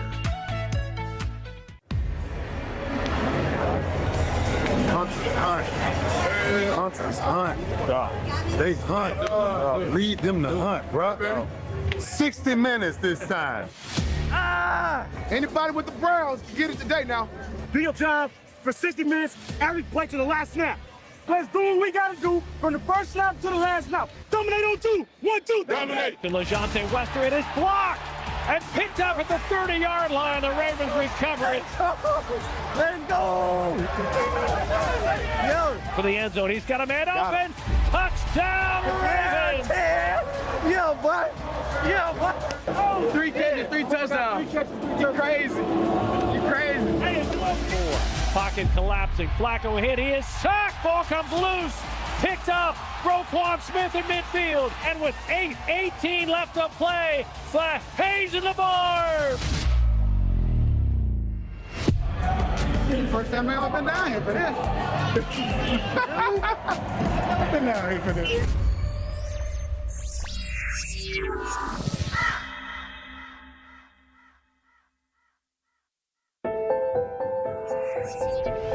Matt Prater's kick is up. It is good. And the Buffalo Bills have defeated the Ravens. The best thing about loss is the opportunity of failure. The opportunity that it presents. Because it's the opportunity to go, it hurts so much, it forces you to fix it, to get better. And that's what growth is. That's how you keep growing. Resiliency is always important, but after a game like week 1, the quicker you get over it, the better. If anything, you want to take the last game and learn from it. Let it motivate you maybe even, but certainly learn from it. Try to improve off of the things that you learn and become a better team. We are tough, we are strong, we are physical, we are smart, we are hard workers. The great thing about the first game is you learn from it. You learn the most in the first game. And that's why you get better the second game. I think it was one of those games where you got to really look at yourself in the mirror personally on defense. We didn't play up to our standard in all ends. People make mistakes, obviously. That's human nature, but we know that's not our standard. excellence is the Ravens' standards when it comes to defense particularly. Intercepted, hit and sacked. Hit some, the ball's loose, fumble, intercepted, the Ravens stop him. It goes all the way back to Ray Lewis, you know, in their first draft, a Hall of Fame defensive player. And then obviously Ed Reed, another Hall of Fame defensive player. You know, I'm a 90s baby, and I guess we getting old now or something, but, you know, when I grew up, you know, seeing Ray Lewis, Ed Reed, Terrell Suggs, you know, the offenses they had with Anquan Bolden, Steve Smith, you know, there's so many great players, the running backs. It's always been like a standard, like I said, you know, you play Madden, it's like, oh, you're using the Ravens, bro? Like, oh, you can't use the Ravens. It's like cheating almost. Who else? Terrell Suggs. Underneath, and it's picked off. When I first came to the Ravens, it was all about the Ravens defense. It was all about the Ravens defense. It was all about the Ravens defense, and I feel like that's something that I want to get back. Intercepted, Ed Reed. This Baltimore Ravens team, this is a standard and a culture to follow, you know, around the NFL. Like, this tree has produced a lot of great players, great coaches, great system, and I'm blessed to now be a part of that. Even young players, when they come here, a guy like Malachi Starks, he'll hear stories immediately about Ed Reed. He'll see the pictures on the wall. So it is a legacy, a link that started from the very beginning that does impact this team now. When you play for the Ravens, as a player, you never know who may show up from the past to kind of connect you with the present. What's up, Jim? Oh, my God. What's up, brother? Good to meet you. What's up? Great teams never point the finger. Great teams are the teams that galvanize together during tough times, because you're always going to have highs and lows in football. It's just part of the deal. We welcome all the old players back. The tradition, the standard that they set of excellence, I think is something that our guys respect and they strive for. And they even want to, you know, they even want to raise the bar. You played in a lot of different stances. Yes. So I was wondering, like, was it just a feel thing? Or, like, 'cause sometimes you were like this, sometimes you were here, sometimes you were in a 3. So was that just a feel thing? Like, most guys will step with their front foot. If you just step like this, you're overextending and you're basically just bracing. So base block me as a tight end. I'm just holding on. Yeah. Okay, a stalemate is a win for them. Like, everything has to be back. From a mentality standpoint, what are you studying? What do you see? And what are you willing to pay attention to? Man, you treating the league like high school, bro. Bro, it's L, bro, play your game. He said, play however you play, bro. We gonna make up for everything. We gonna play hard. He said, everybody just play y'all game. Never try to block me with a receiver. Never try to block me with a receiver. Never. I just want to see that from the back. They want to come back and help give back to the guys, which is really the biggest thing. I mean, you've got Jarrett Johnson working the film study with the linebackers and Ray talking to the team. So, yeah, that's pay it back, pay it forward type thing. 100% of anticipating pass right now, right? Yeah. So all I would do is, instead of the heel, I'm going to go to about a yard and a half behind him, and I'm racing him to that spot. Okay. But still a power angle, right? Yep. Because what does everything have to do? Be on a path to the quarterback. Yep. TJ Watt, efficient rusher. Terrell Suggs, efficient rusher. Everything's to the quarterback. The main thing with your length is getting a light inside shoulder. You're just going to push him right back and be right in the quarterback's lap. Hey, see, look. That's why you great. That's why they say I'm great. But them hunters gonna miss. You can get out of that. I'm gonna get out of that, man. I'm gonna get up out of there, man. I had some hunters though. Yeah, I used to watch. I had hunters. I used to watch. I had scissor coming off that edge. You're a hunter, I'm a hunter. Right. I'm a hunter with the ball. Oh man, this would have been good. Yeah, it would have been great. I'm gonna give myself 1 week. I'll be right back.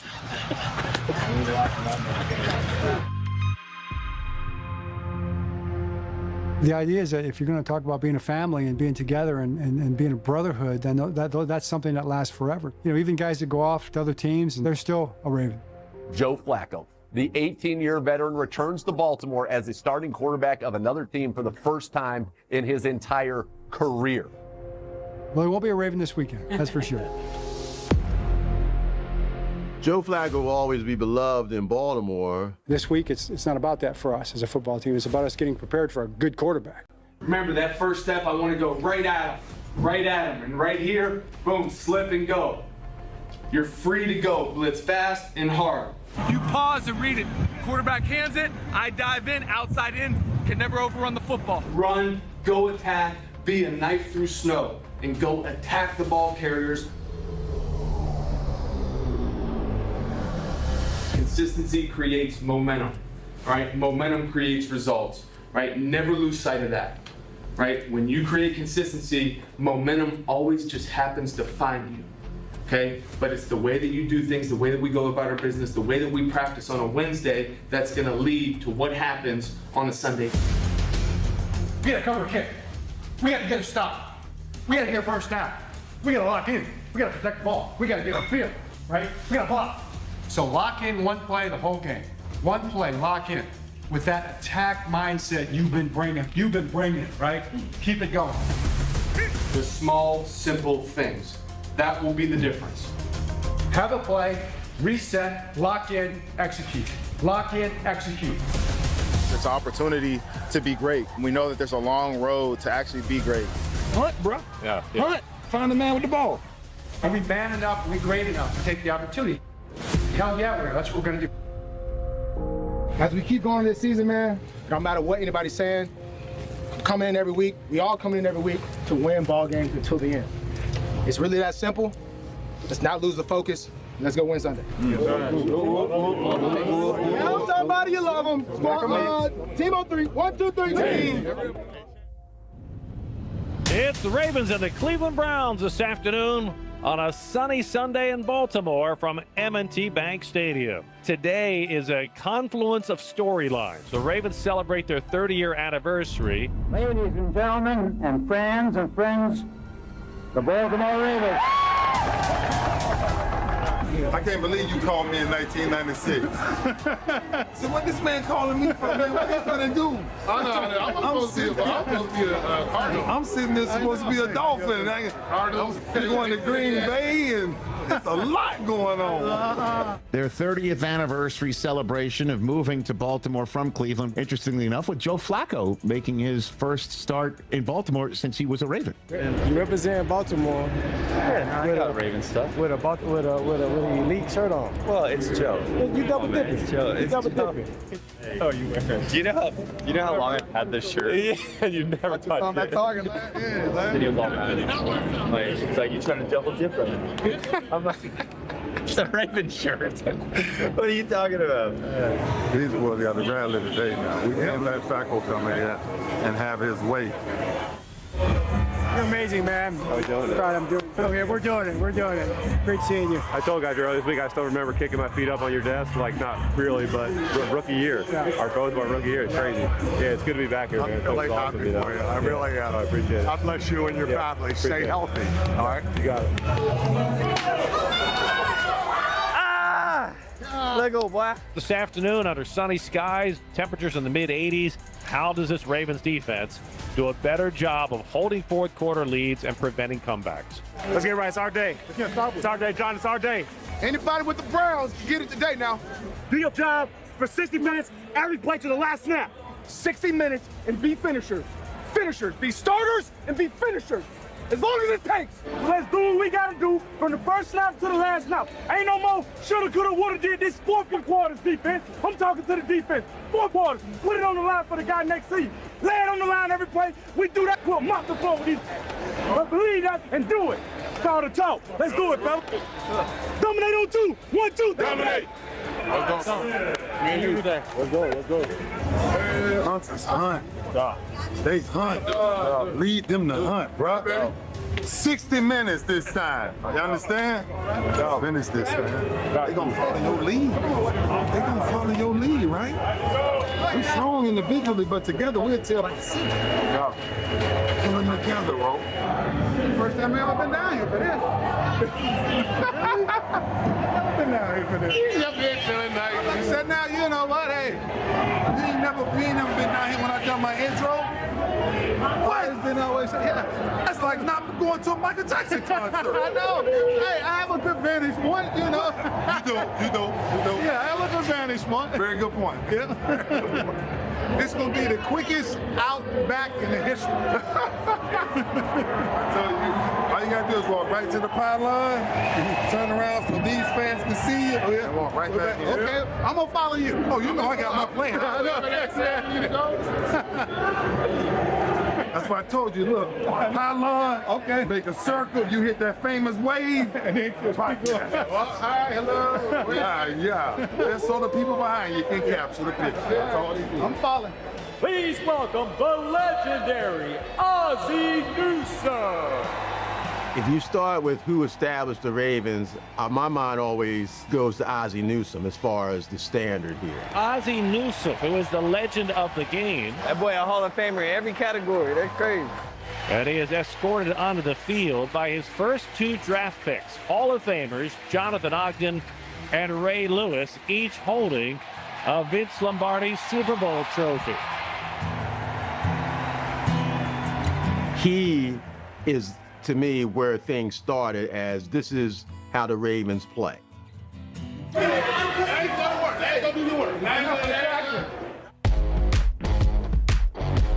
Defense has started to set the tone for the day. Ravens limited to 37 yards total offense. The Browns mustering only 25 yards total offense. Kyle Hamilton cleaning it up behind the line of scrimmage.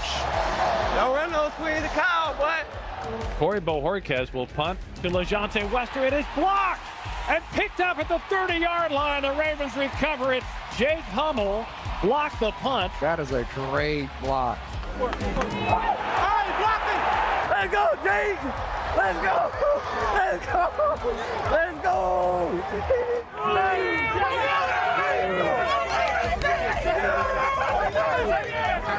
And they'll mark the ball at the Browns' 25-yard line.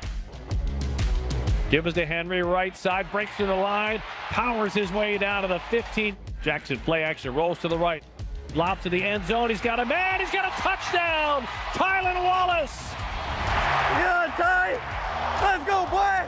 Let's go. Perfect execution, a touch pass, and Tylan Wallace comes down with a catch. I said that.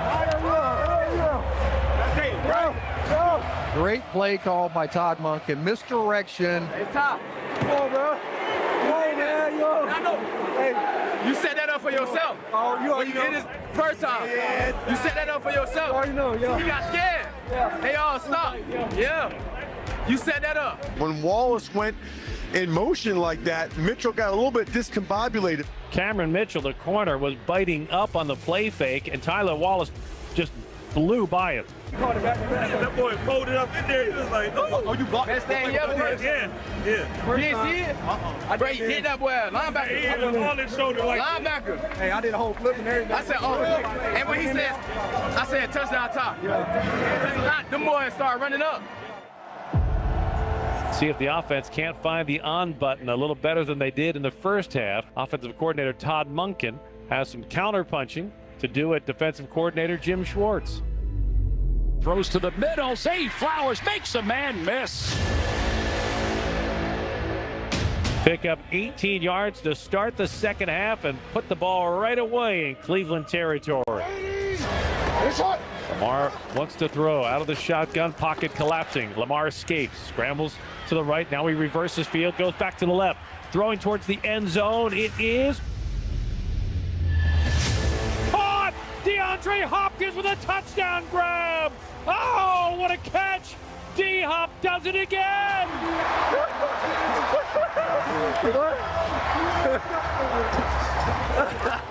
Making that look too easy, bro.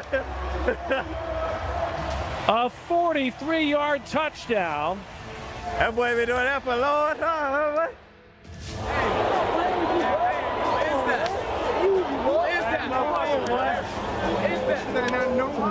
The booth is reviewing just to ensure he was in the end zone. The receiver was down by contact at the 1/2 yard line. Well, the Ravens, with what looked to be a touchdown for DeAndre Hopkins, instead have to settle for a field goal on the opening drive of the third quarter.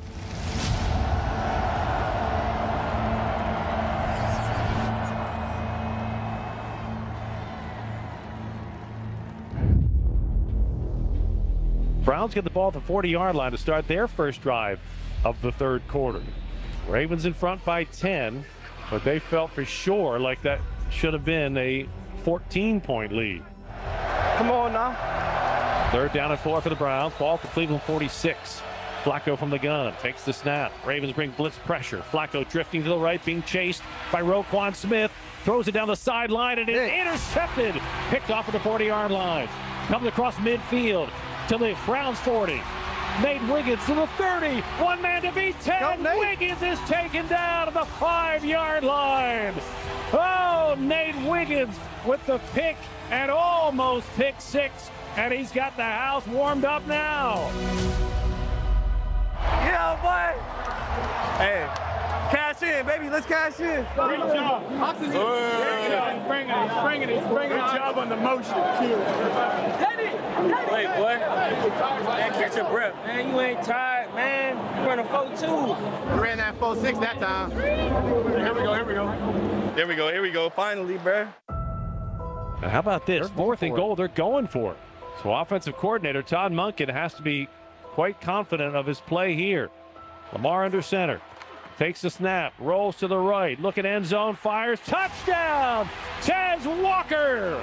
And the Ravens convert on 4th down. Ted, yeah, Ted. Let's go, Ted. Come on. Yeah, how you doing? Yeah, Ted. And just like that, the Ravens with 2 quick scores to start the second half, and they are an extra point away from a 17-point lead. Hey, Ted, what you got? 2 catches, 2 tutties? 2 catches, 2 tutties. 2 tutties? Good stat line right there. 2 catches, 2 tutties. You feel me? Working, bro. Oh, man. Got more than 2 catches, 2 tutties. Today? My career. The Ravens with 10 quick points here to start the second half. And now, Rob, the Ravens are in the position that they were in a week ago. In Buffalo, they had a 15-point second half lead. Today, it's a 17-point second half lead. But you have to now turn this into a far different outcome. Pulled down by the rookie tight end, Harold Fannin, out at the midfield stripe. The Ravens defense wants to end this Cleveland drive. The Browns will go for it on 4th and 3. Flacco in the shotgun. Flacco takes the snap, drops the throw, sets his feet, fires inside the 5. It's broken up. No way. And then caught. You've got to be kidding me. Cedric Tillman, on a ball that appeared to have been deflected, catches it for a touchdown. Bro, that's the second time on 4th down. We got the tilt. The mood at the stadium has changed dramatically. The offense can put together a scoring drive. It'll change the vibe back in a positive direction. Still a long game, though, bro. This is going to be the drive right here. Under pressure, steps up, jukes a couple of tacklers coming near side 30. He'll get out of bounds. Quick toss, Derrick Henry, left side, breaks a couple of tackles, picks up a first down as he gets down to Cleveland territory at the Browns' 48-yard line. Lamar takes the snap in the shotgun, throws quickly, complete. And the Ravens will be looking at a 3rd and long.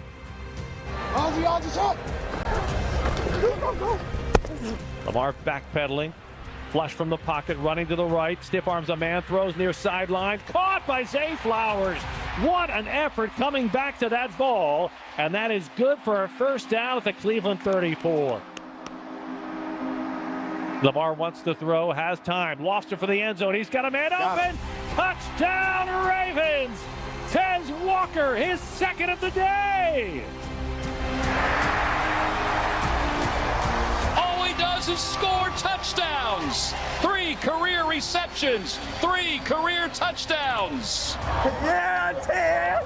Yo, boy. Yo, boy. Yo, boy. Oh, yeah, I already knew that was gonna happen. Hey, bro.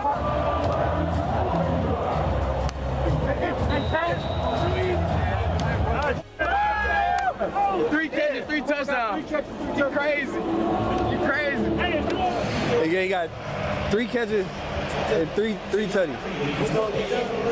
Each time, bro. There was one last year. Yeah. It was like yeah.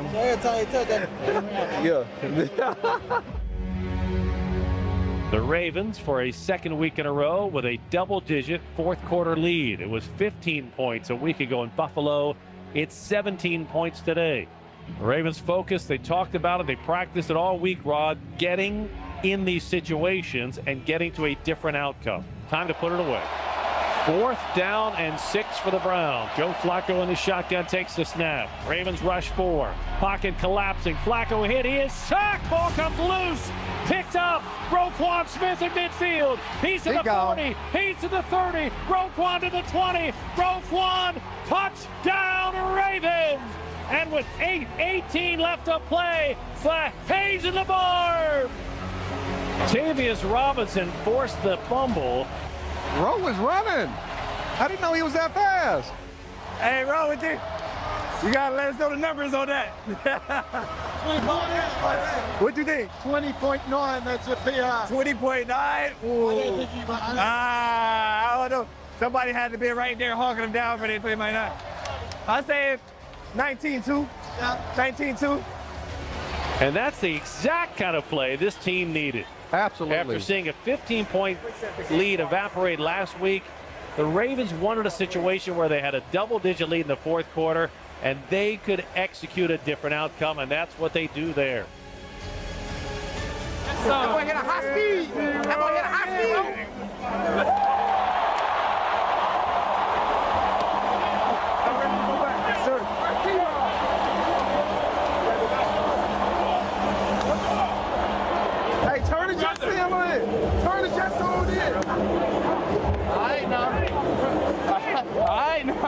You would have caught him, or you would have just closed distance?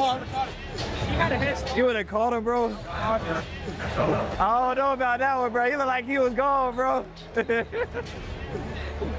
He was out of there. The one guy I think could get him was Morgan Moses. Morgan might hog him. That's a speed. Just don't have to show it that often. Okay, they call it country fumble, baby. Yeah, that's what I'm talking about. Good play. You can't get a lead in this league and think you can hold it. You've got to get a lead in this league and extend it. Now the Ravens have the ball at the Cleveland 36-yard line. Lamar from the gun will throw. Lofts it near sideline. Looking for Hopkins. End zone. Touchdown! DeAndre Hopkins, and they're not going to overrule that one.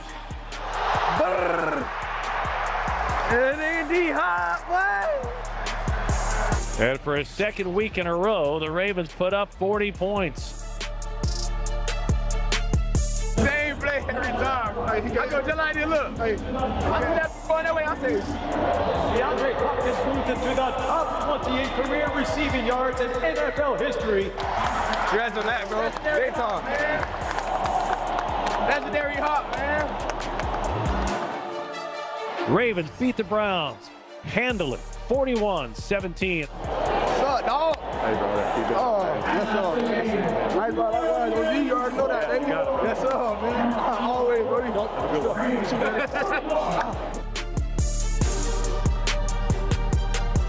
Finally on the win column. Get ready for next week now. Hey, cool. What I'm so proud of is what I saw. I saw a mature, winning football team. A team that knows how to win games. And we already did know. You guys, we took last week, you looked back, you learned from it, and you ran into the smoke this week. A couple things that happened in the game. Nate Wiggins.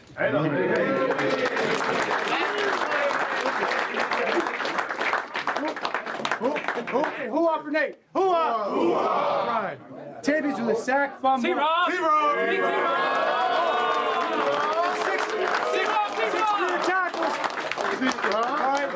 How about for T-Rob? Hoo-ah! Hoo-ah! Oh, and you had the sack fumble for Rowe. Sack fumble. I heard your mother got the ball already. How about for Rowe? Hoo-ah! Hoo-ah! Like that. That may be a new thing right here. Tez Walker now.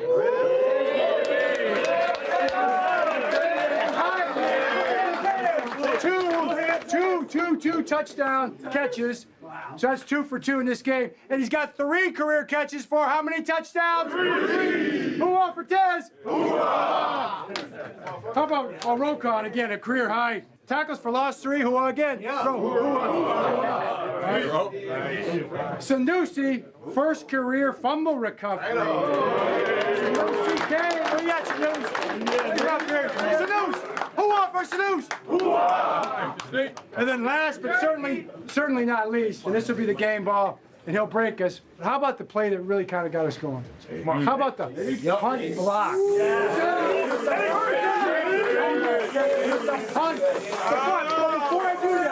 Before I just realized. How about the punt return that got us going?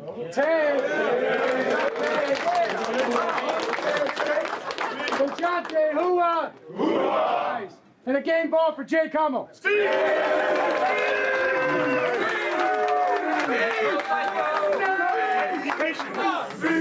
on 3. Man, that's how you play 4 quarters of football. I hope you guys had fun today, because I sure did. Let's keep this thing rolling. Yeah! Family on 3. 1, 2, 3.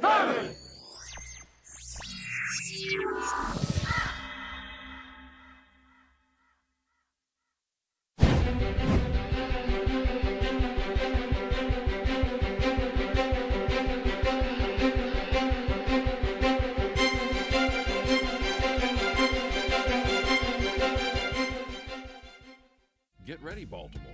The 25th annual Baltimore Running Festival is coming October 18th.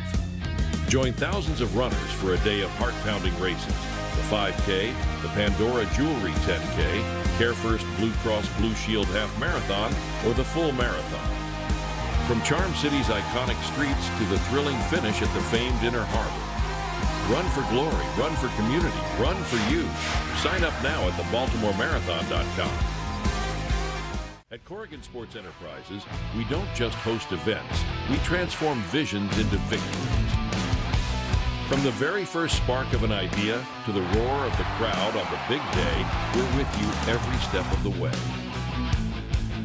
Corrigan Sports Enterprises, taking events from conception to fruition.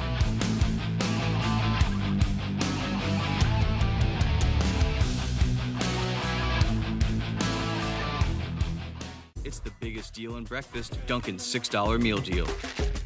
You get a medium iced or hot coffee, bacon, egg, and cheese, and 6 toasty hash browns. Dunkin's $6 meal deal is back. In Maryland, football is for girls. Show your support as the Maryland Girls Flag high school football program continues to grow. When you purchase a Maryland and Ravens-specific Girls Flag football hat and or t-shirt, a portion of the proceeds go directly to the program. All roads lead to the bank. Join us this November 7 and 8 when the Maryland Championships are hosted by the Ravens.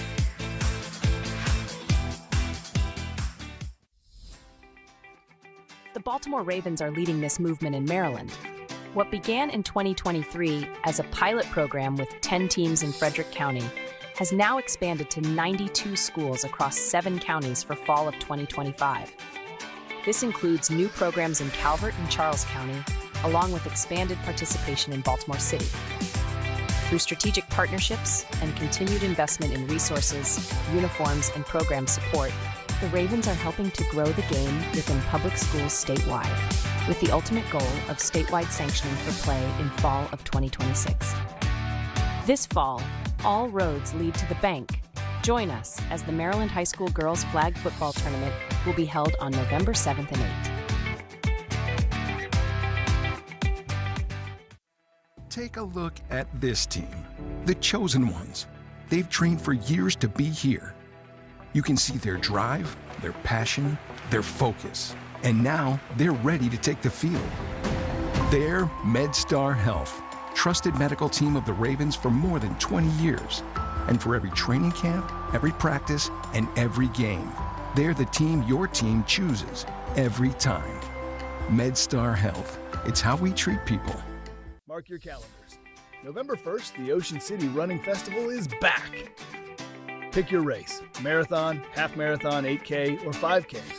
Dash through Ocean City and Aztec State Park with stunning ocean views. Finish at the inlet with music, food, and free Thrasher's fries for medal wearers. Run OC, where every step is a beach vibe.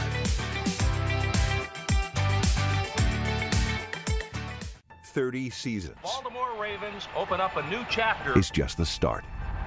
Join us at the bank this fall as we chase forever, pursue forever, rewrite forever, as we fight, fight, fight for Baltimore and Maryland, for the Flock, forever.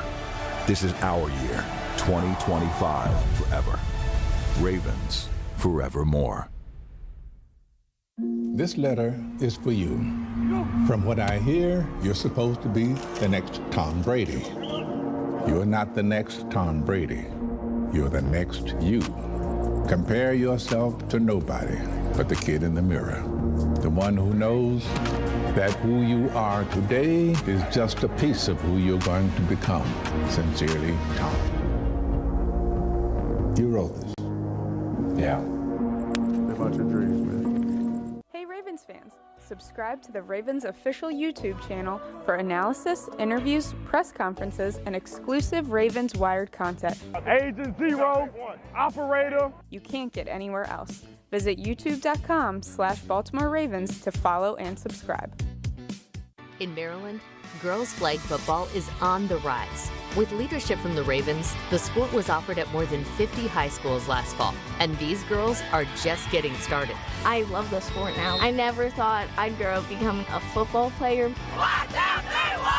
Girls can have that chance to really showcase a different side of them. Tell your local officials you want girls flag in your school and help make it a varsity sport statewide. In Maryland, football is for girls. It began with the fans. And as we approach our 30th season, we're reminded of the moments we've enjoyed together. From the first draft to the last snap, from Festivus to Paradise, from MVP seasons to MVP seasons. Darkness has fallen, purple has risen, and that's just the beginning. Join the Flock at M&T Bank Stadium this season and be part of the stories yet untold. Single game tickets are on sale now. Ready for an epic adventure? Be a part of the Chesapeake Bay Bridge Run on November 9th, 2025. Run or walk the 10K across the majestic Chesapeake Bay Bridge from Annapolis to Kent Island. Conquer the climb, soak in the views, and celebrate at the massive post-race party. Sign up now at thebaybridgerun.com. Bay Bridge Run. Cross it, crush it, celebrate it. The 2025 Baltimore Ravens Coach of the Week and Flag Coach of the Week programs are presented by the Baltimore Sun. For 10 weeks during the regular season, the Ravens will honor a high school tackle and flag coach who has made a significant impact on their student athletes.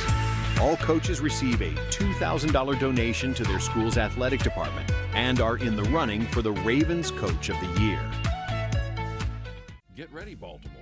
The 25th annual Baltimore Running Festival is coming October 18th. Join thousands of runners for a day of heart-pounding races. The 5K, the Pandora Jewelry 10K, Care First Blue Cross Blue Shield Half Marathon, or the full marathon. From Charm City's iconic streets to the thrilling finish at the famed Inner Harbor. Run for glory, run for community, run for you. Sign up now at thebaltimoremarathon.com. At Corrigan Sports Enterprises, we don't just host events, we transform visions into victories. From the very first spark of an idea to the roar of the crowd on the big day, we're with you every step of the way. Corrigan Sports Enterprises, taking events from conception to fruition.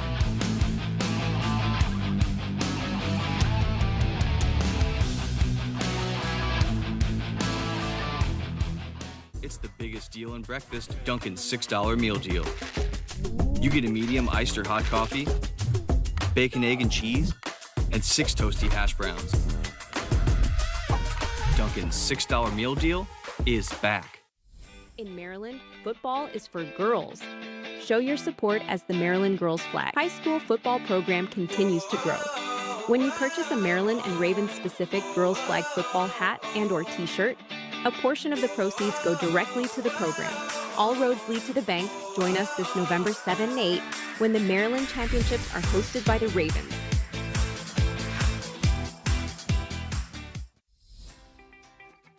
The Baltimore Ravens are leading this movement in Maryland. What began in 2023 as a pilot program with 10 teams in Frederick County has now expanded to 92 schools across 7 counties for fall of 2025. This includes new programs in Calvert and Charles County, along with expanded participation in Baltimore City. Through strategic partnerships and continued investment in resources, uniforms, and program support, the Ravens are helping to grow the game within public schools statewide, with the ultimate goal of statewide sanctioning for play in fall of 2026. This fall, all roads lead to the bank. Join us as the Maryland High School Girls Flag Football Tournament will be held on November 7th and 8th.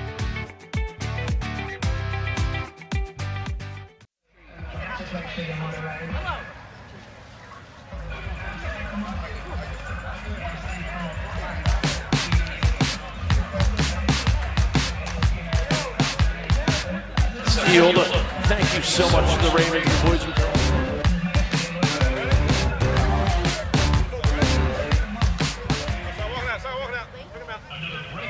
Center, and the Ravens are on hand. What a great occasion, what a great football night. Yes, Zay Flowers, Isaiah Likely, both Ravens stars that are out here talking to some of these young players who could potentially be up-and-coming stars there in their own right.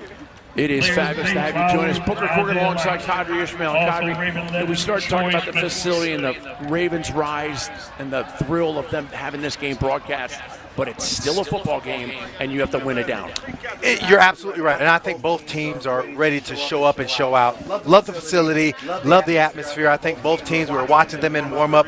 Coach Brown, Coach Alt, they both are excited to showcase what their clubs can do. And you got a sense, because all four of us were talking at one point, that they love competing. They want to coach the tails off these kids on and off the field the way high school coaches do it. But you know they also want to win. They will find a way to who's going to make the difference, offense, defense, special teams. Absolutely. I think this is one of those games where you're going to see some exciting plays. You're going to see a lot of back and forth competitive battles between the offense, the defense. Obviously, special teams is going to come into play. Both teams are ready to go out there and do their best.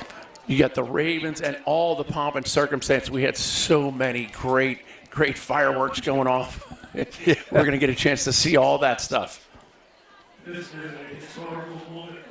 They're ready for the coin toss, and obviously they're going to say who is going to receive. It looks like the Green Street Academy has deferred, and now you got Benjamin Franklin. The Bayhawks, they are going to be receiving. And you can see the facility brand spanking new. Brand spanking, you're absolutely right. Dick Cass Field is just a gorgeous field. Had a chance to go out there and check it out myself.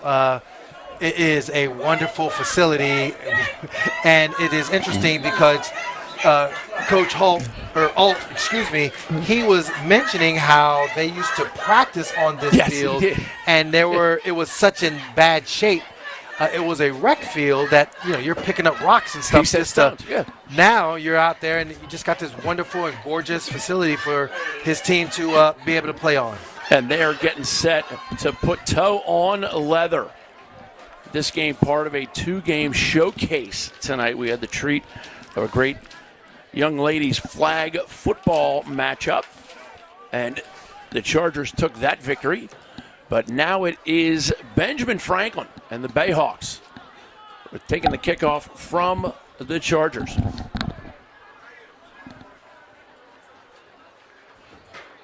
Chargers in their dark green, Bayhawks in the white.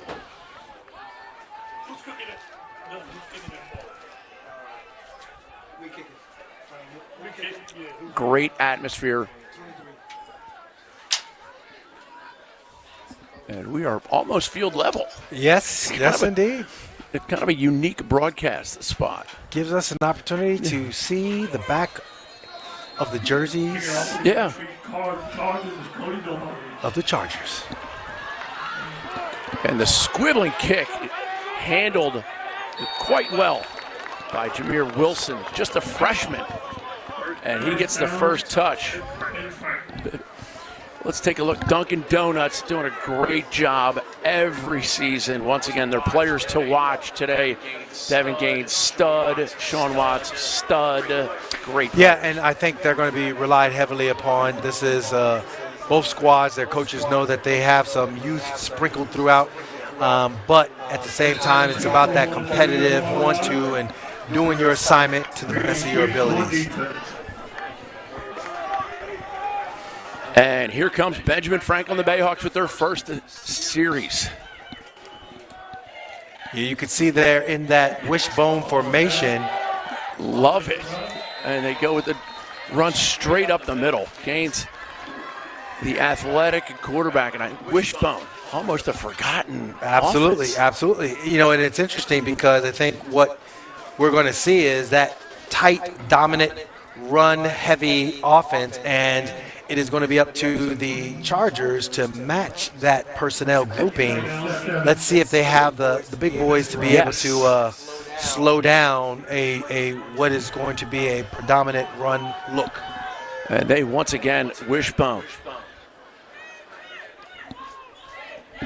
Keep your eye on Gaines. And there's the snap, and he quickly brought to the turf. Pound and ground.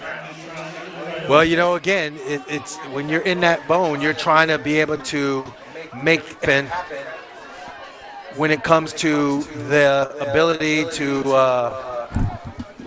run the offense effectively.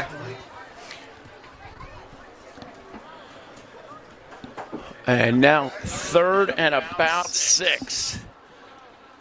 As we get a little surprise for some viewers. People who tune in on the Ravens YouTube channel every now and then. You get a little surprise, a little treat for them.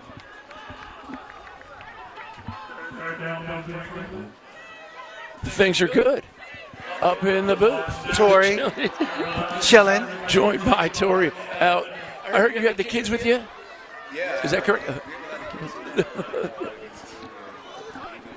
son is here as well, so we're excited, man. It's a big day to see the kids on the field and know that just a few years ago, dirt field and rocks out there, and they were still practicing here, going to work. So to see the kids on the quality of field that they deserve to be on, it's a major blessing.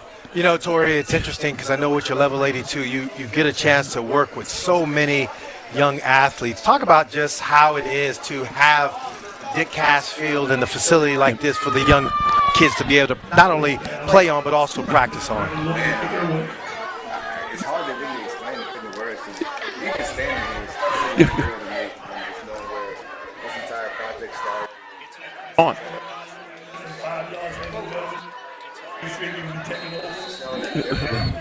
These kids, you know, it's special. As we see the punt get down, and not the biggest ever, and it's going to be a great time for the Chargers for their first possession. And they got a nice little crowd of support here. Very nice atmosphere. Oh, man, I love it. For Green Street, you know, they were a major motivation in this project as well. You talk about community together. Talk about a strong community association right here. Talk about an amazing school that provides so many opportunities at Green Street Academy and needs. And so to bring it all together here, the work they put in that Green Street Academy for these kids, listen, the support out there is second to none, and honestly, it could be even bigger than this, but we're trying to figure out and learn how to navigate, you know, this new field. Yes. Malachi Young with a quick handoff straight up the inside, and we are going to see some ground and pound. We got some great receivers in the booth. We're going to do a running game. You got to go with what you have on Yes, the you field. do. Yes, you and do. If you have that strong rushing attack, nothing wrong And with that's why I'm up here, and will be forever. Little bit of gain of about 1, joined by Torrey Smith, one of the all-time greats. I mean, how lucky am I? What else?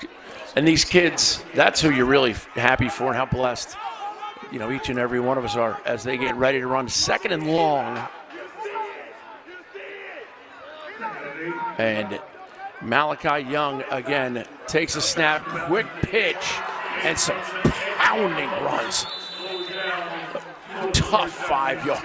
Okay, I'm going to say a name that most will not remember, but Craig Ironhead Hayward. Yes. From Pitt, and he was a bigger fella and can move and was strong. This young man looks like Craig Ironhead Hayward. Google him. And you will know. Number 17, just, wow, incredible run. Jaden Parker from the Chargers as they continue to pound. I was going to say Christian Okoye, by the way, the Nigerian. Yep, him too. But I I'll go with Greg Hayward. Ironhead Hayward. Oh, get back, young son. You don't know me like that. It's interesting. You can also see where a guy like him probably would emulate more along the lines of a Derrick Henry, where he gets into that second level, and it's like, oh God. But you don't want got to be untouched. Someone else. Quickly. Tori, I don't see you making that tackle somewhere. Oh, man, I had to cut him down. I'm sorry, Coach. I'm not wrapping up. I'm not going to put that. I wasn't no parts of Just that. dive in at an ankle somewhere. Quick throw by Malachi off to the right side, and elusive running. Touchdown, Bayhawks. Sean Watts, your player to watch with the touchdown. Yes. Oh, yeah. How you like me now? Tori, talk about how challenging it is to be able to catch the ball back quickly, but then now turn your eyes up and turn yourself into an open field runner. Great transition there on the outside. Having the opportunity there. Sean, wide, stick his foot in the ground, get upfield. It shows athleticism. Green Street has a lot of talent. I know people think brains and they think a lot of talent, but the reality of it is there's some talent. Sean just put everyone on notice like he has been doing all year. Going for two. And the rollout to the right, and caught in a leaping catch.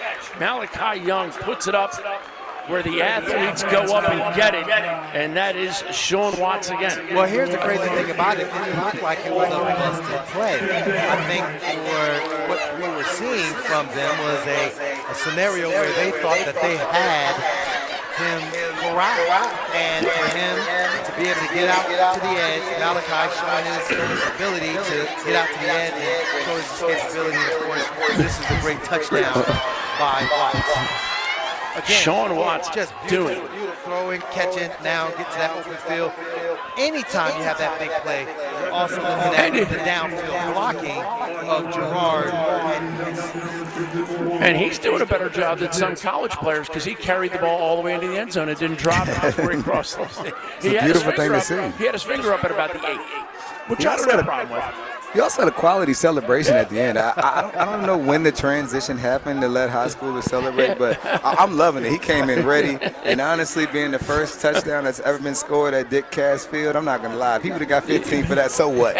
What a beautiful occasion. So we just watched history here for this community. That's exciting. Now we know where you stand. Let's go.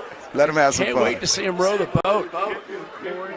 Kick straight down the middle, handled by Wilson.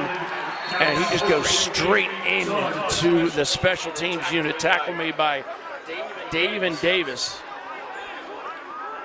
Davis put his shoulder down and made the open field tackle.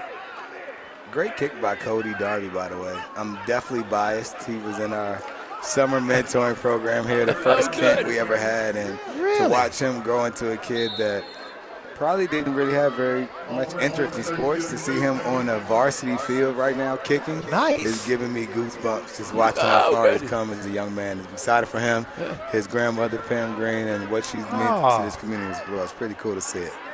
Go ahead, Pam. That's awesome. Here come the Bayhawks. Their second possession tonight. Quick pitch to the left, and a host of Charger tacklers. And we might even have the ball on the ground, or I don't think so. We're going to wait till the ruling on the field. It looks like they are saying that. No, he said timeout. Wow. Of all the things that could have happened right there, because I didn't think it was a fumble, and then we might have made Brown pause the fumble as he was already down. Athletes. The referee calls the play dead, so there's no replay here. In high school football, that's tough. That's a tough one. You can't go back and review it. One of the things we talked about, Tori, was the culture that the Ravens have, from the culture that you with Harbaugh and everything, and there's some of the things you do off the field that just speaks to, like, your not brand, but your culture and what you're doing for the community. Talk about some of those things that mean so much to you.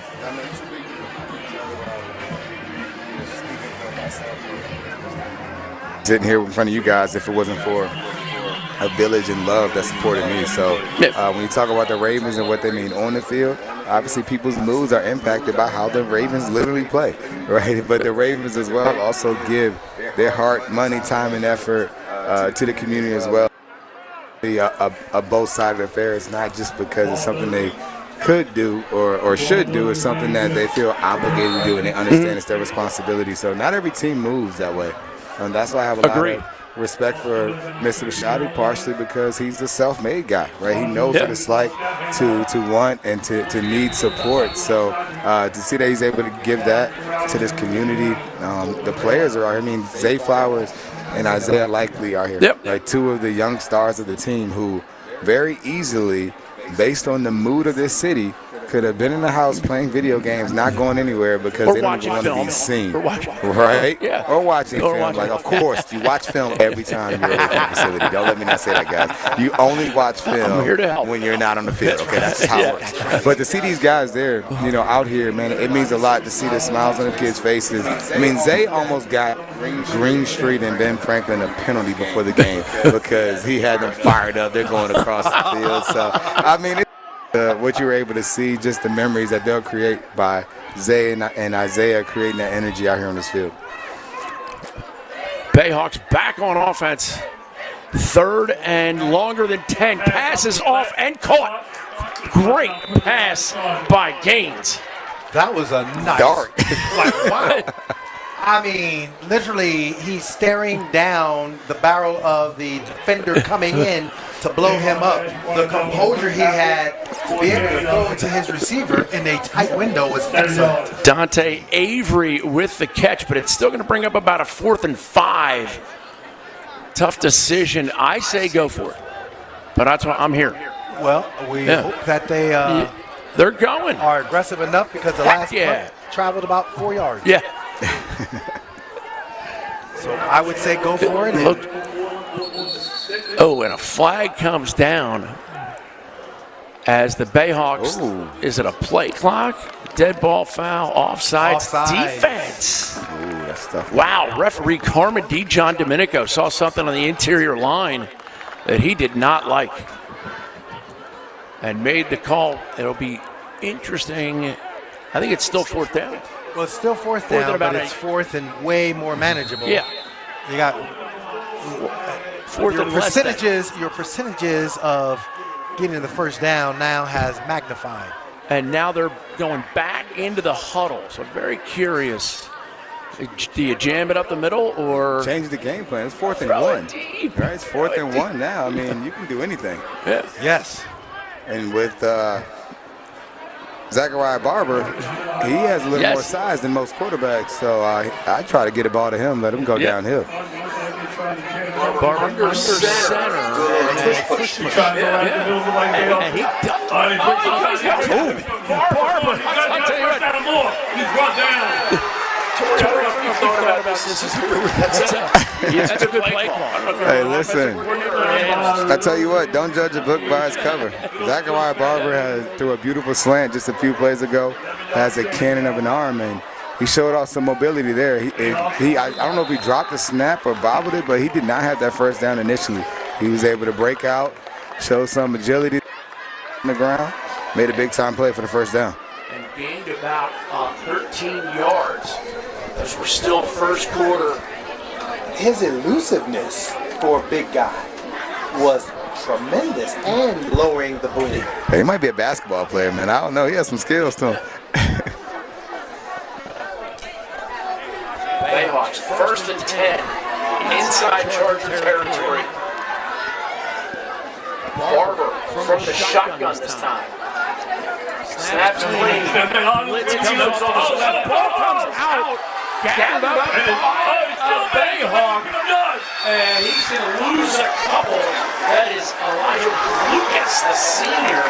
Lucas made a chicken salad on that one. That could have been a disaster. It's one of those scenarios where, yes, your guys have to be able to block off the edge. They didn't. I know at the same time when you're looking at trying to get the ball out of your hands, don't make a bad play worse.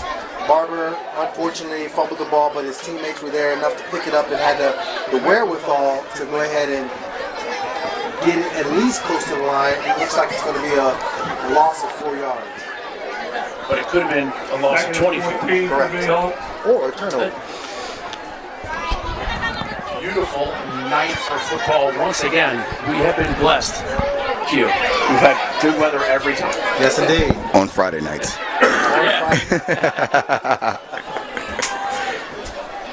Bayhawks inside Charger territory. Second down and 15. Barber back to pass, and that is knocked to the turf. And that will fall incomplete. That was the best completed pass I've ever seen in my life. Why? Because he threw it in a position where his guys were literally right there and had an opportunity to catch the ball. Some friends of yours going by? Yeah, you know, our program, Level 82, this is our home field as well for the youth football side of things. So part of my family's commitment to the city as this project is advanced in the Boys and Girls Clubs will be here to help manage the day-to-day and really take this center to the next level. You know, we're still very committed here, and so much so my kids are now playing tackle football here as well. So you see a lot of kids from the neighborhood who are from here. I see another young lady who's in our program as well. So it's really cool, man. I'm getting a little emotional here watching all these kids just How many being would able you to be would say safe here. have come through your Level 82 program? I mean, we just recently started the tackle football program this spring, and now you're talking here.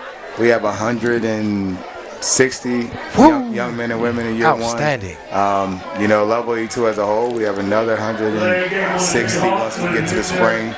And then that doesn't even count the kids that are in our regular mentoring programs at the rec center. So we're going to impact, you know, well over 1,000 kids a year through sports, but also through mentoring and pouring into them away from the game. And you talk all the time about the true measure of someone's legacy or what they do is sheer number of lives impacted. And you use the word impacted a couple times because I was a school teacher for 25 years.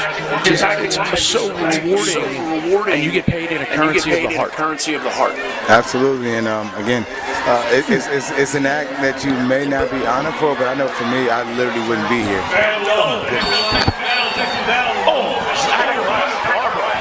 Wow. Those were tough yards, and the helmet's off. Well, the helmet's off. That means he'll have to take a play off. However, fantastic run by him.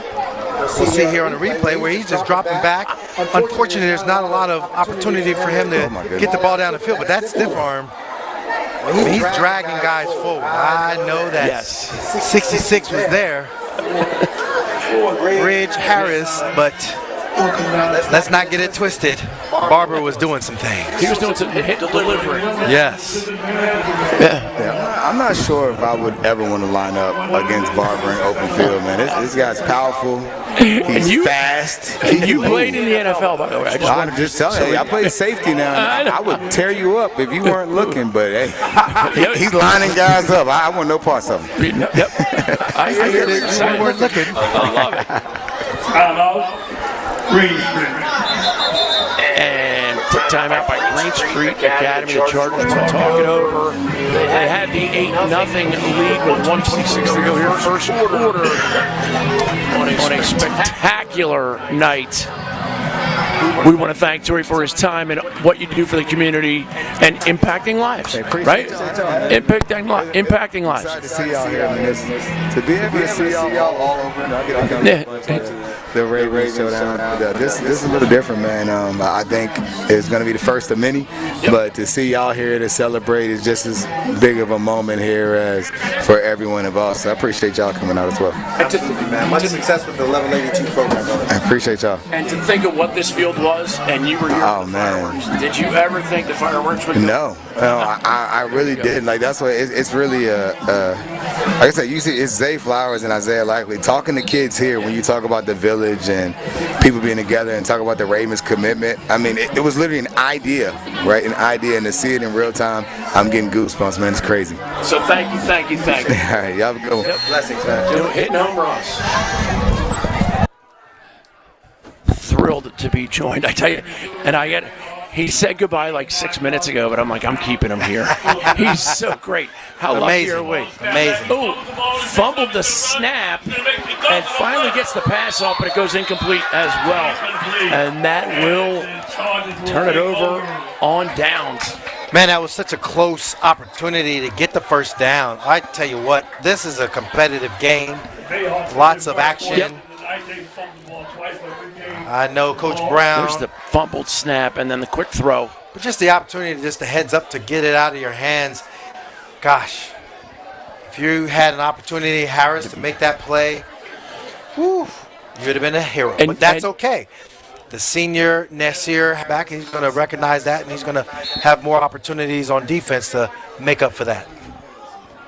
Tori's still saying hello to all his kids now coming around. That's so great.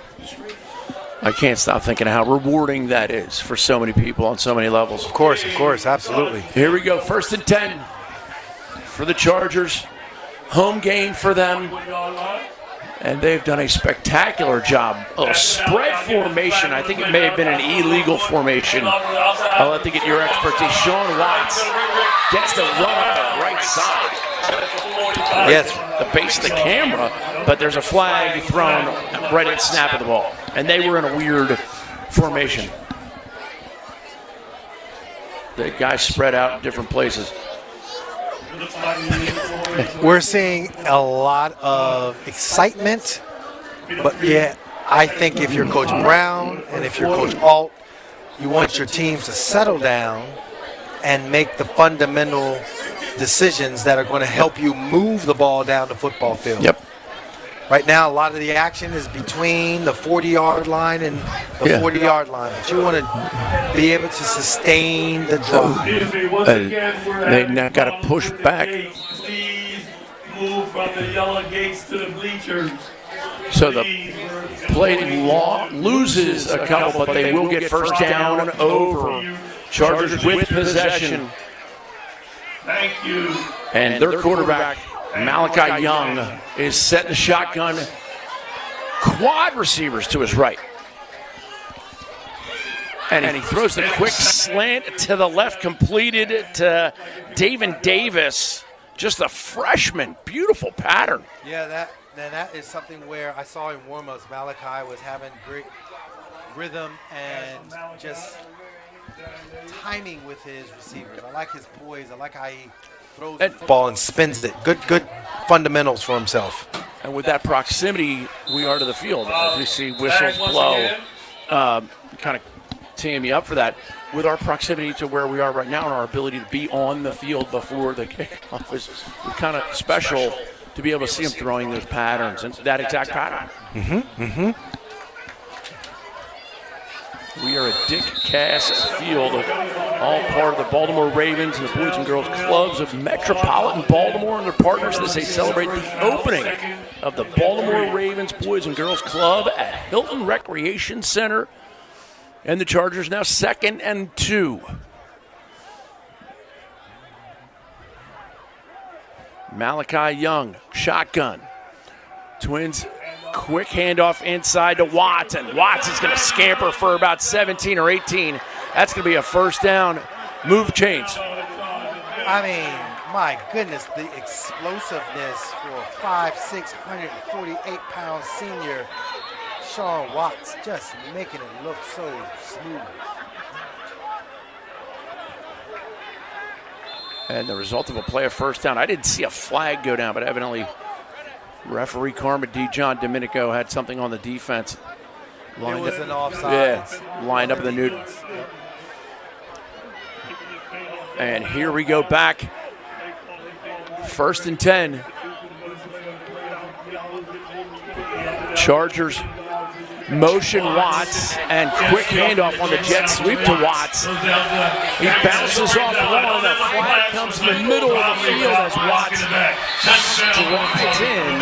But I feel like even he knows there was a flag. Yeah, and that's disappointing because the flag where it was thrown was well away from any of the action that was going on the football field. Sometimes referees get a little over anxious and a little zealous and want to pull out the flag, but that particular one, I would say, should have been kept in the back pocket. Yeah, consensus among players, or like, do you talk to an official and say? Not at the high school level. No. I mean, the official is the official. You know, you want to show the respect for that authority, but again, this is a beautiful jet sweep. The play has been well past any action of a hold that would have affected that run. Yep, and he can tell before he breaks the goal line, and now we have more whistles as the first quarter is now showing us zeros. I don't know what referees are now moving the ball 10 yards down this way. Yeah, they're just going to change possession, change field.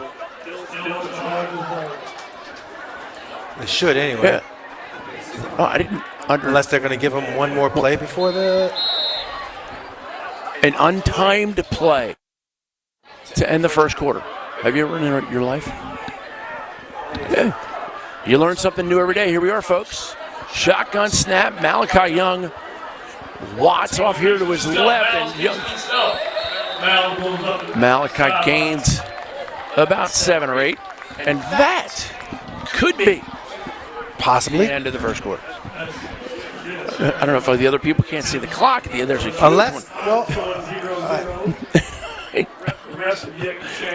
unless the referee has the time on the field, and his time is different than what the scoreboard. Does that mean we get Torrey back in here? How great was that? That was good. Yeah. No, that was good.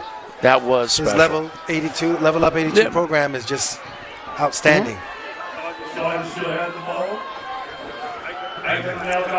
And handoff again inside, and he is stacked up. Another flag throw? Yeah. Now we're getting into Flag City, which is never, well, it is what it is. Yeah. We get a hold. Looks like it is holding again. Yep. Referee William Money, who made the call, and it's now second and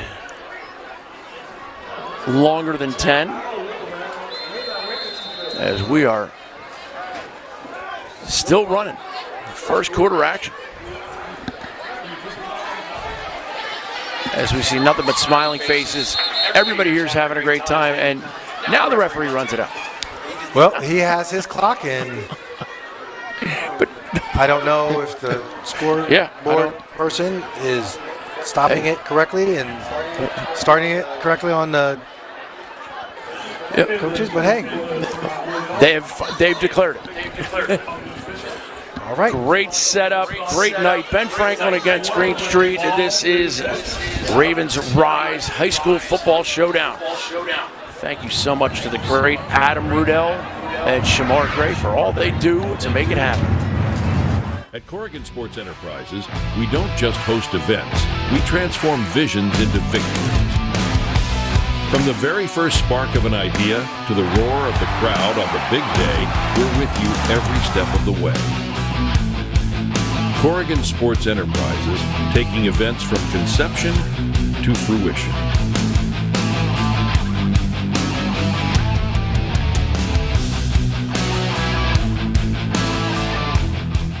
Hey Ravens fans, subscribe to the Ravens official YouTube channel for analysis, interviews, press conferences, and exclusive Ravens Wired content. Agent Zero, operator. You can't get anywhere else. Visit youtube.com/Baltimore Ravens to follow and subscribe. Malachi Young rolling left, and again, he has done the yeoman's work on this drive alone. Third carry of the drive. Malachi Young bringing it to you, and that's going to bring up an opportunity for them to keep punching it forward. Kadri Ishmael bringing it to you from Dick Cass Field. Yes, beautiful facility, Boys and Girls Club, and what a wonderful facility and night for Friday Night Lights. Benjamin Franklin on defense, as the Green Street Academy squad in their dark green uniforms are driving. Young hands it off to Sean Watts. Watts arm tackle successfully. That doesn't happen often, but it did right there. Yes, it did. I think if you want to say what is it that we need to do a better job of tackling, that was a great job. Good look at Brent Murray, the senior lineman, who's in on about every play. And then you see Zachariah Barber, the quarterback, plays defensive line. And 4th and 10, they are going for it. And they're kind of in 4-down territory. Yep. Malachi Young, shotgun. Gets the snap, rolls right. Lobs it up right side. Oh, somebody just got mossed. He got mossed. Well, he got mossed, and then he got Darrell Revis because that was a great interception. Oh! That is an interception. It went from being mossed to a great interception. Number 17. Wow, give the man his flowers. The young man just went up, thought that it was a play that was for Green Street Academy, the Chargers, and the ball was just wrestled out of the receiver's hands. Davon Ash, the Green Street Academy offensive player, but he just... I don't know if that was Damian Bishop or Enoch Lucas. Number 17 is not rostered. And we want to give you your love, but we can't give you your love. That happens in high school sports. Where, we go over and ask, and we talk with the coaches. Any numbers that you don't have on there? Yes. And they said no. So it's all good. We're all excellent play by that friends. young man. Yeah. Excellent play. And here is, they get rewarded with Zachariah Barber taking the snap. And it is Barber wants some motion as we now get whistles with 10:15 to go here, second quarter. Dead ball, foul, offsides on the defense. Encroachment, all right, okay. That is something. Bayhawks will take that. They need to make something happen. They find a way to do it as well as they can. Yes. And they Barber, as we've all talked. Wow. We've talked. Ironhead Hayward. Yeah. Playing quarterback. I love that Torrey was on for that because he's like, I don't want to tackle that guy. I'm telling you right now, I played safety in high school as well, and I wouldn't want to tackle him either. Olay. I'd be like, well, coach. I tripped. I had to make a business decision. Thing. It was I made a business decision. Yes. I tripped. I stumbled, and I dove. They're going to take a timeout on the field. It is 8-0 with 10:15 to go, second quarter. Green Street against Ben Franklin. And there you see Green Street. Beautiful uniforms. Protect this house. Their buy-in is substantial, and you can tell by the way they love it tonight.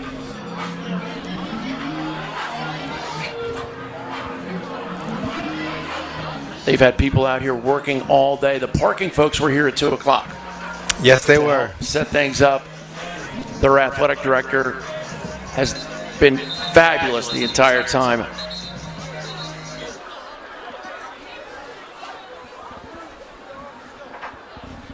Jay Leonard stepping up big time, as do the Ravens, as does Dunkin' Donuts. It's a great event. Brings a lot of joy to folks. And here we go. Bayhawks out of the timeout. They are now 1st and 5 after the penalty. And Zachariah Barber is in the shotgun. He's in a shotgun. They went out of that. And a pre-whistle.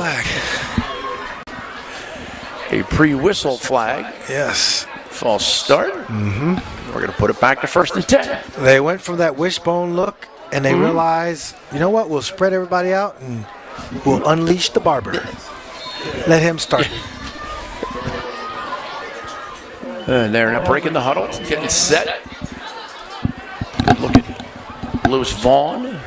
And there is Zachariah Barber, the junior. And now they're going to go back into the huddle.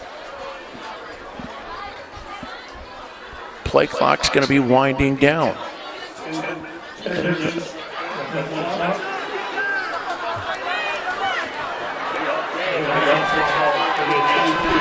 Barber from the shotgun. Motion comes. Barber throws back behind the motion. And a nice play up the right side. That is Dante Avery with the catch and run. efficient use of your role. Well, you know what? You have a play where you're faking it in one direction, get the defense moving, and then just throw it the opposite direction, out leverage the defense, and try to get up the field with some good yardage. The catch, just a freshman.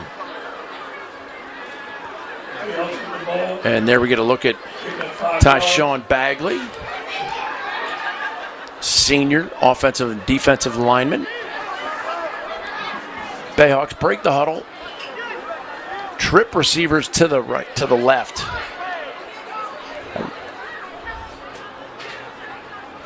And Brown calls from shotgun. Barber. Back to pass. Throws again. Great catch once again by the freshman Dante Avery. Dante has a great set of hands. Love how he is able to just naturally pluck the ball out of the air. Long arms that gives him that good catch radius. Barber threw it behind him, protected him, and he was able to snatch the ball out of the air. That was a really good play.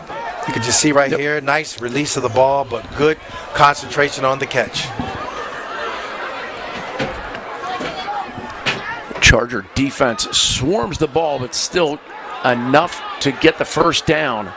And the Bayhawks trying to get a drive here. Second quarter action from Dick Cass Field. As Torrey Smith still in front of us taking pictures with friends, kids, and stuff, people whom he impacts. Barber back somehow gets it off down the right side, and there's the flag. Flag came in late, but it was a flag. And it'll be interesting to see what he calls. It looks like it is going to be pass interference. Could it be on the offense? Well, I don't know. They were hand fighting. Typically, it's pass interference on the defense, but we'll see what he calls. There he is, and they are getting set to march it off. Here's the replay, and somehow Barber gets it off, and you don't see the hand fight, but you know. It is pass interference on the defense. Oh, they go to the defense. And here's Barber eluding the rush, and you see it there at the end, and the flag comes in. Nice camera work by our guys. And that'll bring up 1st and 10.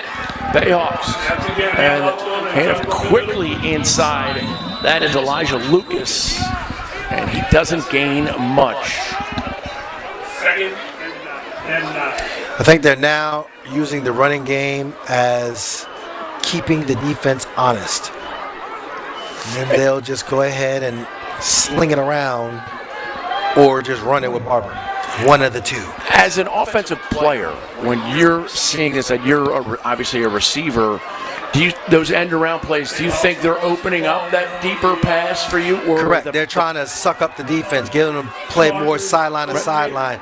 That horizontal game can tire out a defense. Yep. And Barber from the middle of the field, right on the Ravens logo. And he knew where he was going with that right from the snap. He hits Lucas. And Lucas with a decent gain could be right on the line as far as first down. I am impressed by Barber in his level of throws. He has such good touch on that play just to get it to Lucas, allow him, look at that touch pass, and he's throwing it to his upfield shoulder, allows him to continue to just run and get positive yards, makes it in a very third and short, absolutely third manageable situation, but at the same time, when he has to sling it, he'll sling it as well. Jashard Williams, a split wide to the left for Barber. Zachariah Barber has a couple healthy gains via the foot, but has thrown a lot lately. Here he goes on foot, and he is powering for the first down and more. He has done a great job, but I will say one thing he needs to do is be mindful of the ball. I know that he is aggressive with running the football, but you don't want to put yourself in a position where you're extending the ball and it gets knocked out and all your positive turns into a turnover. Outside of that, amazing run as timeout is called on the field for an injured player. It is Green Street against Ben Franklin. 8-0 here at Dick Cass Field. Thank you so much to the Baltimore Ravens Boys and Girls Clubs, Metropolitan Baltimore, and their partnership celebrating the opening of the Ravens Boys and Girls Club at Hilton Recreation Center. Yeah, this right here, again, you look at Barber with the direct snap. Want to just go ahead and run it. He's just going down the field. Again, be mindful of that football. I know you want to get the extra yards, but you got to be mindful. And I think his body weight plus the body weight of the fellow Chargers players bringing down Barber will cause, I can't see the number of the kid that's on the ground. Looks He was like in on that tackle, though. Number 14, Stanley. Looks like he probably got the wind knocked out of him. Yep. Just a little stunned. 8-0 your score with just past the halfway mark here of the second quarter, first half, coming to a wind down as the Benjamin Franklin Bayhawks are driving inside of Green Street Academy Charger territory. And there is the Green Street Academy sideline. Great night for high school football in this great area. And we are now set to go. Nice look at Coach Darrell Alt. Great coach. Positive guy. Coach Alt does what's best for Yes, he does. He has a really good program. I appreciate his program. Very good man. And 1st and 10 for the Bayhawks. From the 29-yard line. Low snap, handled, quick pass to the outside. Not much doing. Good handle by Lucas. And nice job getting out there to help with the block. Was number 74 for the Bayhawks. Who is unrostered. Yes, he is. And that is quite okay. Clock running inside 7 minutes. And we are in a perfect place to see the size and impact of what quarterback Jeremiah Barber can do when he lowers that shoulder. Takes the snap, drops back, gets the pass off as he's hit. It goes well short. He was hit on delivery. Yes, he was. Whew. And he is still down. Powering through Amir Rock, number 77. He gets back to his feet quickly. Here you see. Oh, I'll tell you what, Zachariah Barber took a hit. Yeah, he did. And that's something that, just shows you his toughness. I mean, he will dish it out, and he recognizes as a quarterback, you're going to be exposed, but it doesn't matter. It's like Earl Campbell playing quarterback. Here he is. And there you see the hit. That was a big boy hit right there, but he got up. 77 did not. Barber, shotgun. Calling out the signals, knows where his receivers are. Twins to the left. He rolls right. Pump fakes, and he is on the sideline trying to tiptoe to get back to the original line of scrimmage. And the clock now stopped at 6:12.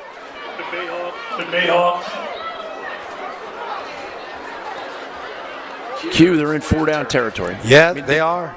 They are, absolutely. I think with Barber, you're going to just have a guy that can either sling it or run it. He's just straight nimble with his feet. And the stiff arms.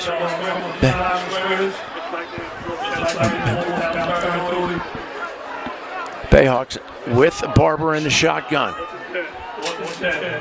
Devin Gain, one of those star players we had for the Duncan's player to watch. See what Barber can do. Takes it, looks back to pass. Underneath pattern is not going to be enough for the first down. And that'll stop the clock again with the change of possession.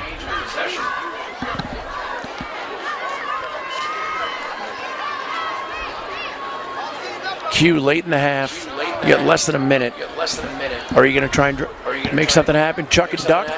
Well, now I will say this: that the time is kept on the field, so we're not exactly we're not exactly sure of what their time is, but it's officially kept on the field. The clock should be going now because he just said, "Go ahead, ball's in play." Yeah. Well, I'm looking here. It says 59. Well, but I think we're off. We're off, but that's okay. Yeah. But it's still in a tight game here. Can you chuck and duck yet? And here's the snap, and they're going to run for some power yards. There's Barber in on defense. Puts his shoulder into a man. You see Tony Davis getting in on the action. There's Barber. Nice shot of Nasir Harris, the senior. And there's the run. Yes. Straight up power. There's Barber with the hit, but Sean Watts, number 8, for the Chargers as they break the huddle. Twin receivers to the right.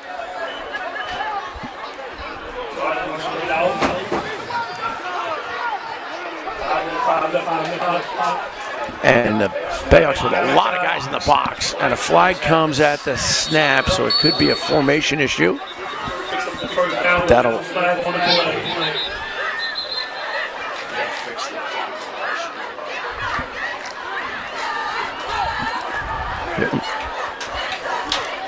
So now it stops again with the flag. And they'll march back. Chargers commit the foul at the snap of the ball. But a lot of ground and pound right now. And I'm over here rooting for the Chuck and Duck. I'm just sitting here enjoying whatever they call. This is some really good football. A lot of talent on both sides of the ball. Yeah. They're doing a wonderful job. Pound it when you got it. And once again, both teams with about 11 guys in the box. Linebacker Jaden Brown, just a freshman, number 58, run comes his way. Oh, and he has got a guy going. Beautiful run by Sean Watts. There are no flags. Sean Watts, I tell you what, when you see how he has taken over this game, it was just a matter of time that he was going to bring a long one yet again. Beautiful run by that young man. Great look at the replay. You can just see where he is allowing his blocks to set up, but then once he gets into that open field, he just shows his speed. Tremendous run by Sean Watts. And one of the other things I want to ask you, Q, is, players at that level, athletes that are so good on offense and defense, you all have a fifth gear. But it's a matter that Sean Watts got into his fifth gear about 5 yards before everybody else. Well said. Well said. He was. That is what separates you when you're a speedster like Sean. His ability to get up to max velocity in a hurry. And a quick run by number 17, Jaden Parker. He's their second team quarterback. They direct snap it to him, and he pounds it in for the 2-point conversion. Y'all sit back and enjoy the light show, because nothing exceeds like excess. Yeah, this is again on the dress. That direct snap and just the speed in which he went. Excellent job. You might as well call it, we would call it the Wildcat offense, where you're just getting the ball and going. But then you see the 2-point conversion, give it to your big guy, and of course he does the rest and gets it into the end zone for the 2-point conversion. And they now make it 16-0. Green Street Academy, the Chargers over to the Bayhawks. And there are just a quick shot of the cheerleaders. Now we're right back on Coach Hall. What a guy. I mean, talking to those guys before the game, Coach Brown and Coach Hall are kind of good men. Good men leading these young dudes. I like how they go about their business of helping these young boys understand the beautiful game of football. And what it can do for them off of the field also. Absolutely. The discipline, the teamwork, the the recognizing of problem solving, all of those adjectives to describe this game of football. Cody Ultimate Darby. team sport. Cody Darby in for the kick.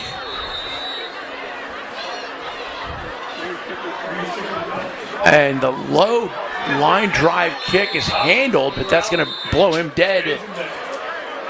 That's a little bit of a rock and a hard place there when you're the return guy, which you've probably been a lot more than I have. But it's a line drive at you. You got to kind of stop it, but then you're on the ground picking it up. Well, yeah, you're just trying to get in front of it, make sure that you just almost a short stop, bend the knees without touching the ground, make the play, keep the ball in front of you, and then now you're just trying to get up the field and see if you can break one. I always thought every time a kickoff return, if I touch the ball, I'm going to score on it. Yeah. And that's probably about how Devin Hester did it. Of course, the Rocket, great kick return guy in his own right.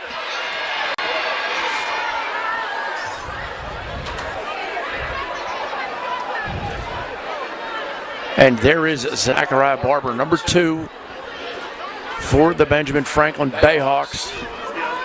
And he takes the snap, throws the slant ball, bobbled and dropped. And he's not going to regret that as an interception because he really couldn't. That was a reaction that nobody could have made. Yeah, there's our guy, number 17, who unfortunately wasn't able to haul in the pass, but it's a good ball. I mean, it was well contested. And then, of course, you're talking about the Joker, number 0, so Logan Stuckey. Let me lead you into this one because we were talking with Coach Alt, and you were asking about defense and this and that and the other things, and he said, keep your eye on number 0, Logan Stuckey, and he called him the Joker. What is that? Basically, he is designated just to go where the ball is at and sick him. Like, hey, you're our guy. You're that guy that you don't necessarily have a defensive assignment per se, but you're trying to diagnose where the ball is going to be, and he's so incredibly instinctive to get to the ball. That's the Joker for this defense. And that's one of the things he kept saying. He's our guy. He's free to go. Absolutely. Which, when I played football, I was free to go also. Because I'd be on the sideline. I was free to go stand down there. Then I'd be free to go if I wanted to wave to somebody. Absolutely. Hi. Do you know the score? And here's Barber from the shotgun. Zachariah Barber, just a junior. So he'll be back next year. Now he motions a man over. And just in time, fakes the sweep, pump fakes the pass. Barber deep down the sideline, and an unfortunate turn of events there as he overthrows Dante Avery, the freshman. Yeah, that's so crazy. He just flicks his wrist and the ball goes. He has such a tremendous arm. Just incredible arm talent. And he scrambles to the right side. He faked it once. He faked the jet sweep. Then he pump faked the little slant. The play broke down, and he literally just trying to extend the play and do the scramble drill. But really just a tremendous job by him to, at least try to get something. And like you said, flicks his wrist, the ball goes 42 yards. Yes, incredible. Good arm talent. Nice look at Gerard Edmonds, number 1. As they're now back to punt, 4th and 10 from deep in their own territory. And Barber's the punter. Punt is returnable, well caught. Nice little move to the right side and then straight up, and Watts is going to be piled on a little bit at the end. No big deal. That's a combo. Good job of catching the ball, securing it by Watts, but then also good coverage because he's such a dangerous open field runner. But to be able to, catch the ball, but the coverage unit was there to nullify what have potentially been an explosive play down the field.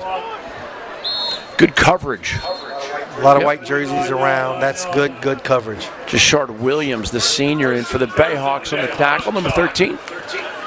As we now get Malachi Young back. I feel like the Chargers haven't been on offense in a while. Yeah, no, you're right. You're absolutely right. Time of possession greatly favoring the Bayhawks right now. Chargers on offense from midfield. Malachi Young sweeps it out to the right and just. Well, I think for Malachi, that's a nice, good touch pass to get it out to Watts. Don't try to, he put just a little bit too much on it, but right on the outstretched arms of Watts. And there you see behind the players the Dunkin' Donuts Showdown banners that the Ravens employees come and hang up. And they literally have this place dialed up. The fireworks, and I'm going to beg our producers to get film of that again because it is spectacular. And we should have done something with Torrey. We should have done a little quick on-cam with him and talk about Level Up 82. Yeah, no. He's affecting, over 1,000 kids throughout his program with the mentorship and, all the sports activities that they do. It's really awesome. Malachi Young deep down the right sideline. He has a man tipped in the air. And it could have gone both ways there. As number 18 for the Bayhawks got in there. That was just an awesome job by him, number 18, of being able to just track the ball and high point it and knock it down. But you also saw where Edmonds had an opportunity to make the spectacular play. Excellent job by the defender. Good pass defense by 18. There's another look. He knew. Ball up in the air. He's turning around. Nice ball defense. That brings up 3rd and long from midfield, 4-down territory again. So Malachi Young, shotgun, fakes the jet sweep and keeps. Gets about 5 to 7. Now he ducks his shoulder down. That's going to be close. That is going to be close. They're moving him. The official. Yeah, that was an excellent job by him just being composed. I think for Malachi, it's about the composure level. It's about recognizing, hey, look, all we got to do is just run our offense. We got explosive players. The fake jet sweep action to Watts, it freezes the defenders and allows him to get up the football field. And Bayhawks quarterback, Zachariah Barber, was the guy trying to chase him down. This is two-way football.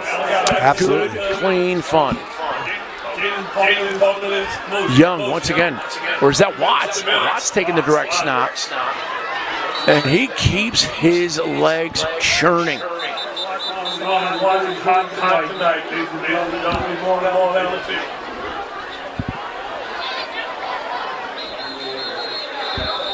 And a lot of players hitting the turf. We're going to take a timeout, keeping the legs churning for everybody. We're going to take one quick break, 2:22 to go. We will be back. Ben Frank Street, Ravens rise.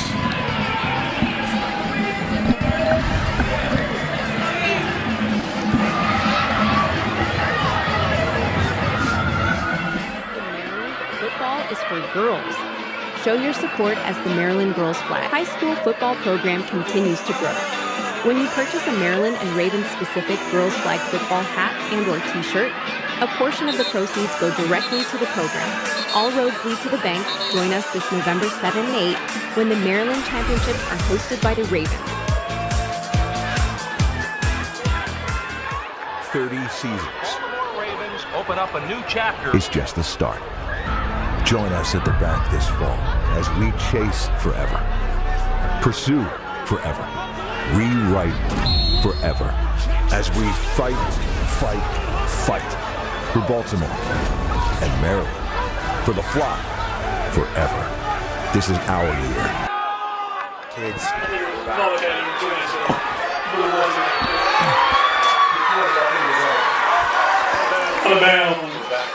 We are back. Long pass down the right side intended for Edmonds, but out of bounds. And I think he made the catch. We had a tough look at it from our corner, and we were coming right back from commercial. Booker Corrigan, Kadri Ishmael, bringing you Ben Franklin, Green Street Academy. Thank you so much to Dunkin' Donuts. But there was a great shot of Malachi Young rolling right and throwing deep, but just out of bounds. And Edmonds made the catch. over there in the darkness. Yes, he did. 25-yard line. And there's a little trickery, a little inside hit, a nice power run. That's a backup quarterback, Jaden Parker. Whew, I tell you what, I mean, I like his running style. Again, just such a physical downhill runner. Like Jaden Parker doesn't play. You got to go ahead and make sure you got all your boys with you to go ahead and tackle him. And I mean, he's elusive. He's not just a big back. He's a big back with good feet, brings the pad level low, and he's going to make you feel it. And the misdirection on the snap of the ball, although we have a penalty that's now bringing something back. We've had so many flags, we forget to look for them. That's the only thing that I would say that has been a little frustrating, I'm sure, for both coaches, is just the amount of flags that have been thrown. And Coach Alt looks like he's trying to make sure the referee knows that he wants a juice box, and he is the juice box guy.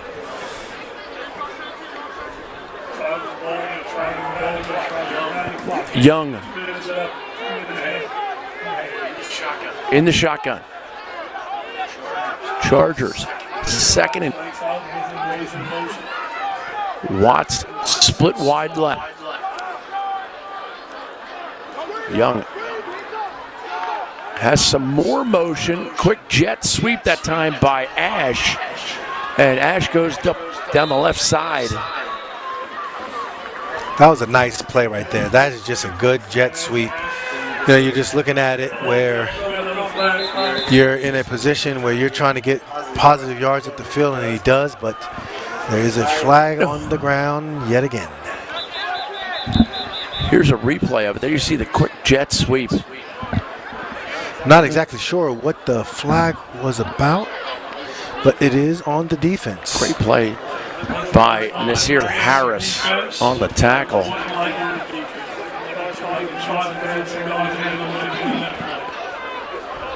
Looks like the referee was saying that it was an unsportsmanlike conduct. Might have been some verbal unsportsmanlike. Yeah, something we don't want to happen in high school football. Correct, or at any level. Yeah. Exactly. Sportsmanship is priority number one. Malachi Young from the shotgun. And keep your eye on 17, Jaden Parker. He is in the game. There's the pass. Quick one. And just in and out of the hands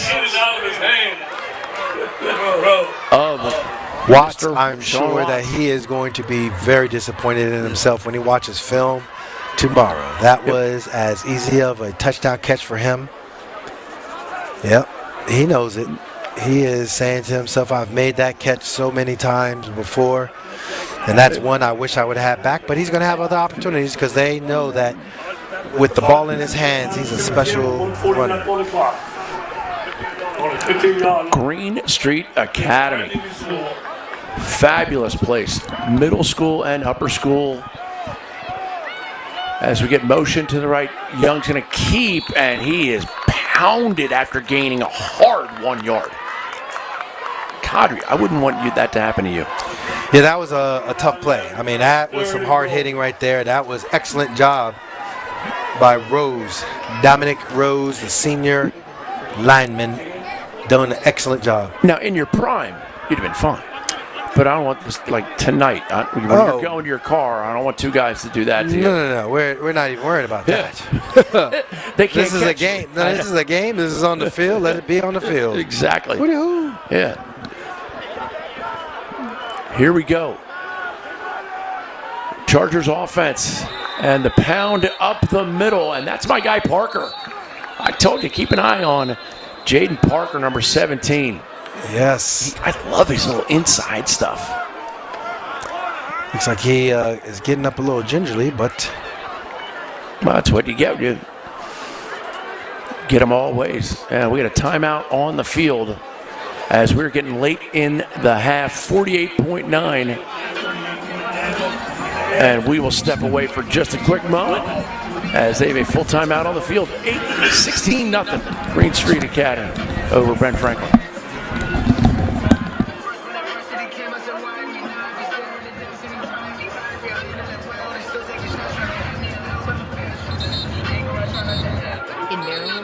girls' flag football is on the rise. With leadership from the Ravens, the sport was offered at more than 50 high schools last fall, and these girls are just getting started. I love the sport now. I never thought I'd grow up become a football player.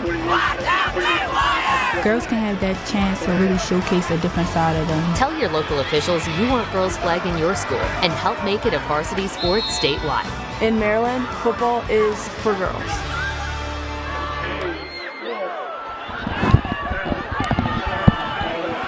Chargers in the shotgun, in the red zone. Motion to the right. Young pass is thrown, and it is picked off, and we're going the other way. Return all the way out to the 30. Got to see if there's any flags, but what a play. Rose. By number 50, Dominic Rose, the senior. Rose had the big hit earlier, and now he comes back with the big interception. Let's see what it looks like. I mean, he just stepped right in front of the pass. That was just perfect timing. Excellent.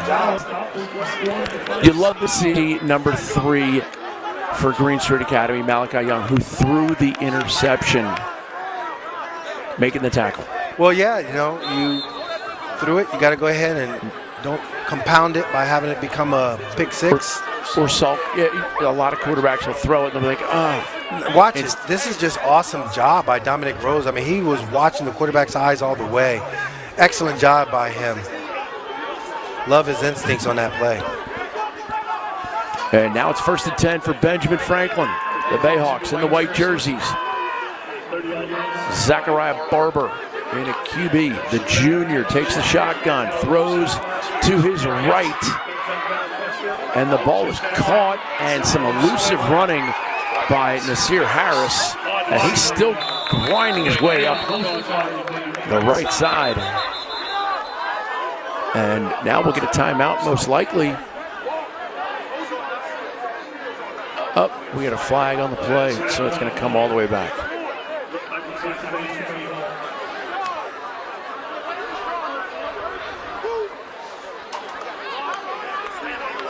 And here's a replay of it. The quick throw by Barber. He turns and lets it go. And then great running by Nasir Harris. Yeah, Nasir Harris just had that determination. I am not going down. I am going to get some positive yards out of this play, and he did.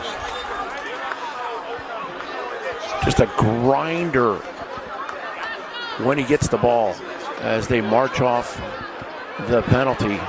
And that wipes it all away. And with 26.7 seconds, that changes everything. Yes, it does. Yes, it does. A beautiful night here. Thank you so much to the Baltimore Ravens, Adam Riddell and Shamir Gray. Everything they do. Here's Barber. Dropping straight back to pass, and he launches it down the right side, way down. Ball up in the air, and falls incomplete. Barber put about 45 yards worth of air in there. And the referee is now signaling the quarter is over. And the teams are going to halftime. So the official clock on the field has us now spending some halftime. Don't go anywhere. We just see the special we have coming. But here is Barber. Look at the deep throw. Yeah, he has such a great arm, and that was just a good effort and attempt at a special catch.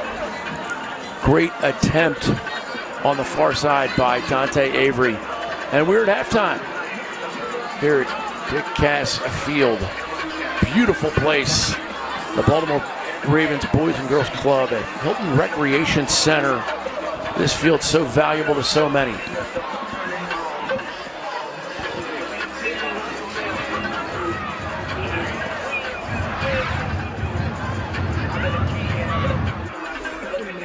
Football is for girls.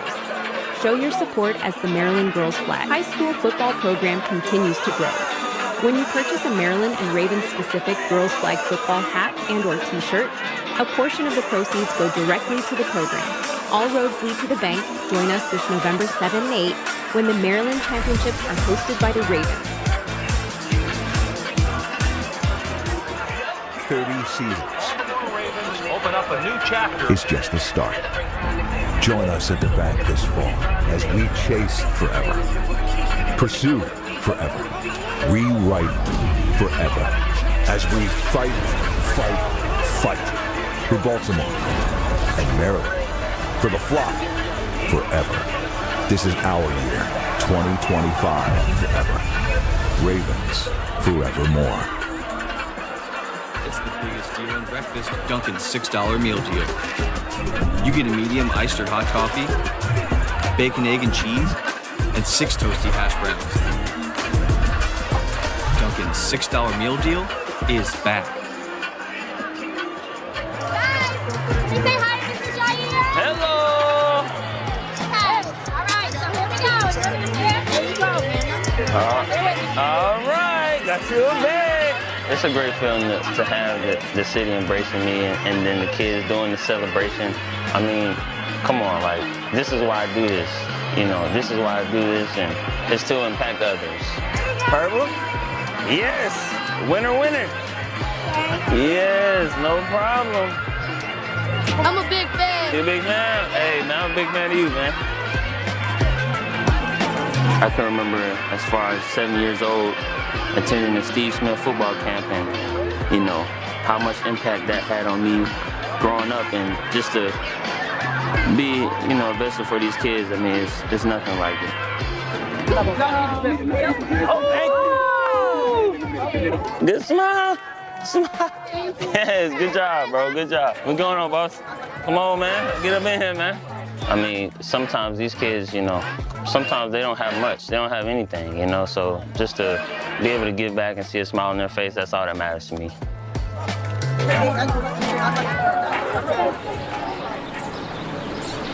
A couple weeks ago, I got called out by a couple of the guys in the pool.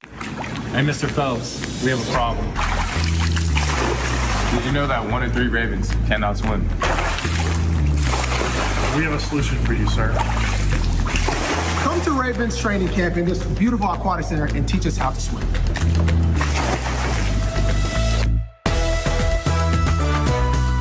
We want to become Michael Phelps, not only in the pool, but greatness, okay? So what better way to just be great outside as well as inside?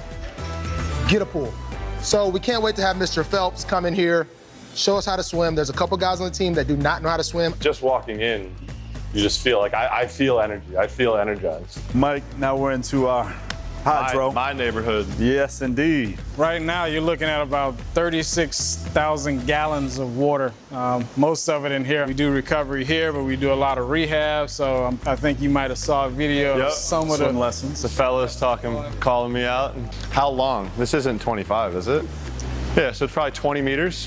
It's like the first thing I do when I look at a pool, always. To be able to come back here and spend some time with the boys today it's special for me. I get to bring my 7-year-old Beckett back with me, and I look forward to spending some time with them in the pool.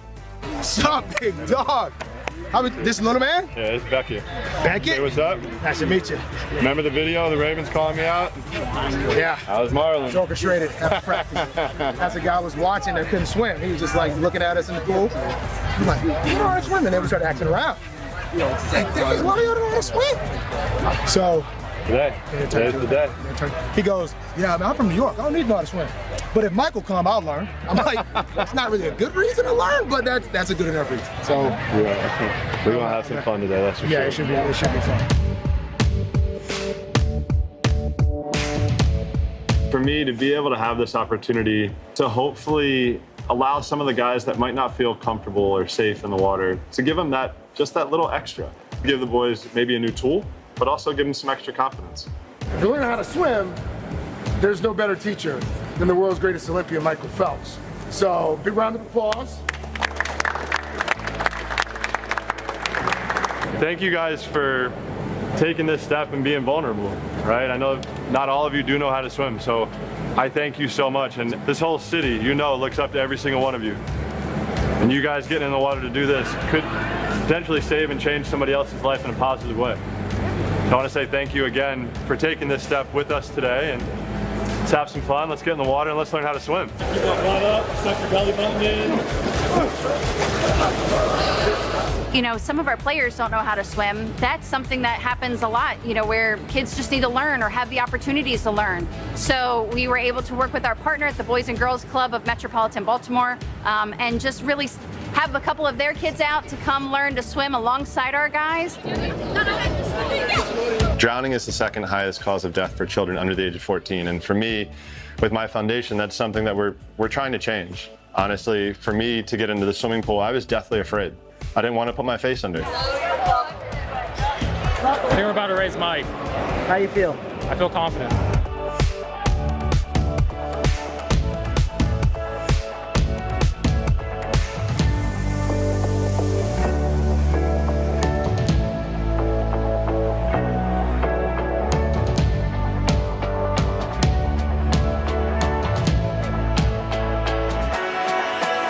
Once we kind of learned that we were going to be able to get Michael with some of our guys, we really wanted to make sure we could thank him for his, efforts in supporting our players. We also wanted to support him. So we're making a donation of $100,000 to the Michael Phelps Foundation. 1, 2, 3. Ravens!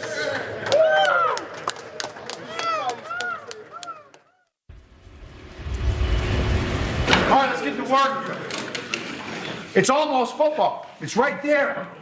All right, we're going to get a little closer to football, too. We teed it up against the Colts, all right, in a practice. So just consider this, what today is we're taking it one more notch.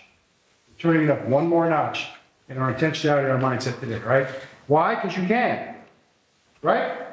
All right? So that's the whole point of today.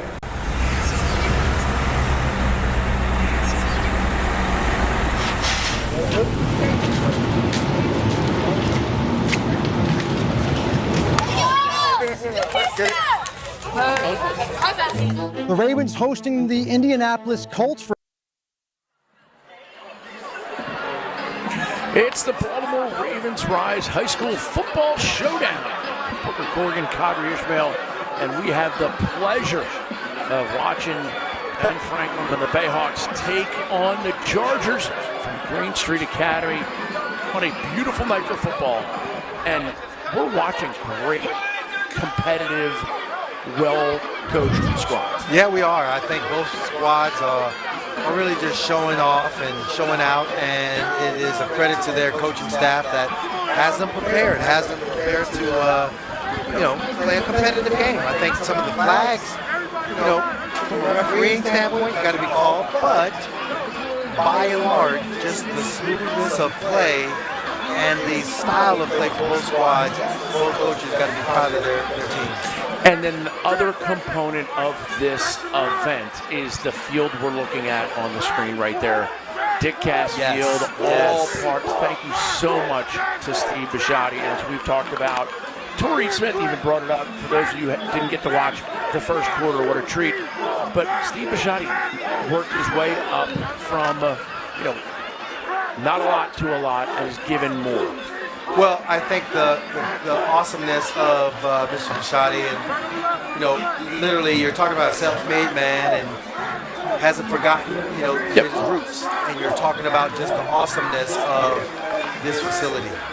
And just like the rug ties the room together, halftime highlights tie the game together. Let's take a look at how we got to 16-0, and there is Malachi Young. There he goes, and one of your players to watch, Sean Watts. Sean Watts, number 8 for Sean Green Watts Street. has been that guy for the Chargers. The ability to accelerate down the football field has just been tremendous. Love his energy. And the Selly. And the Selly, yes. And this is just an amazing play. Interception. When you're talking about needing the play, the Bayhawks needed it, and man, just incredible job, and bigger fella There's my just guy. rumbling down the football field. I love his attitude. He is doing a fantastic job when he gets those little off center. And there you see Barber. Zachariah Barber run to the right side there. There's some tough ones. And here's Sean Watts again up the middle. He just has that elusiveness to his game and his ability to make big plays in a heartbeat. I love his competitive spirit. And there you see Barber getting his team together. And of course, Coach Alt and the Chargers of Green Street Academy. Great programs. And again, we talk about how important culture is and how important, the Ravens Rise connection. And I feel badly for AQ. You had to drive all the way down to Lord knows how far south of Maryland we were. Oh, down in Calvert County. Yeah. We went over to great game. Kent Island. We've been to some places. Went over to Howard County. Obviously here in Baltimore now, and I just think just the games that we've been able to put on has been tremendous.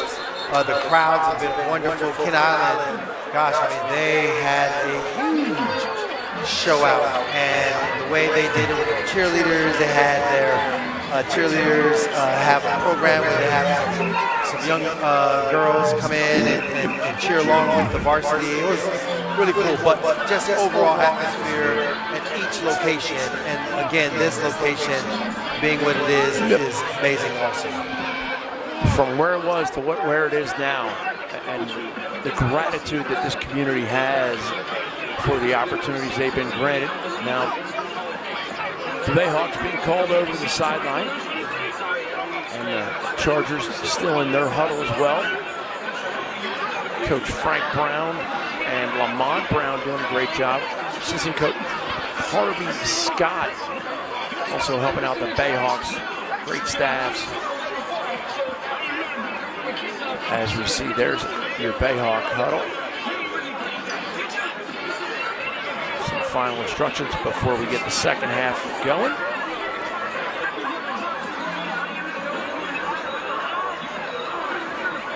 To hear the stories about this field being stones and dirt, and we all played on dirt. We have. I know. Yeah. Oh yeah. This is what makes it so cool because Tori talked about it at the beginning of the broadcast where he has his program, the Level Up 82 program, and his football team out here, and then to be able to see it now, it really moved him. And I can fully understand that to give these guys such a gorgeous facility to play on.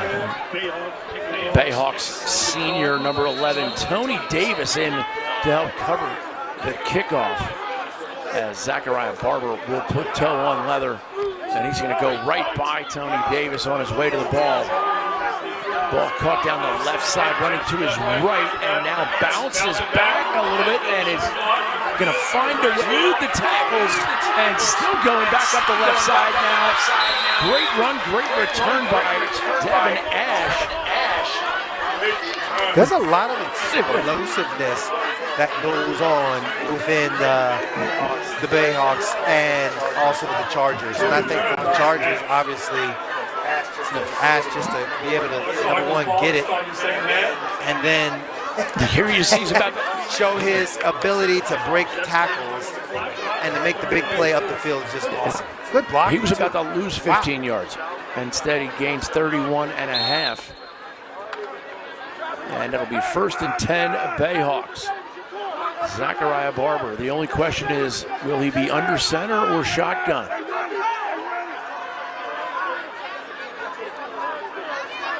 Malachi Young.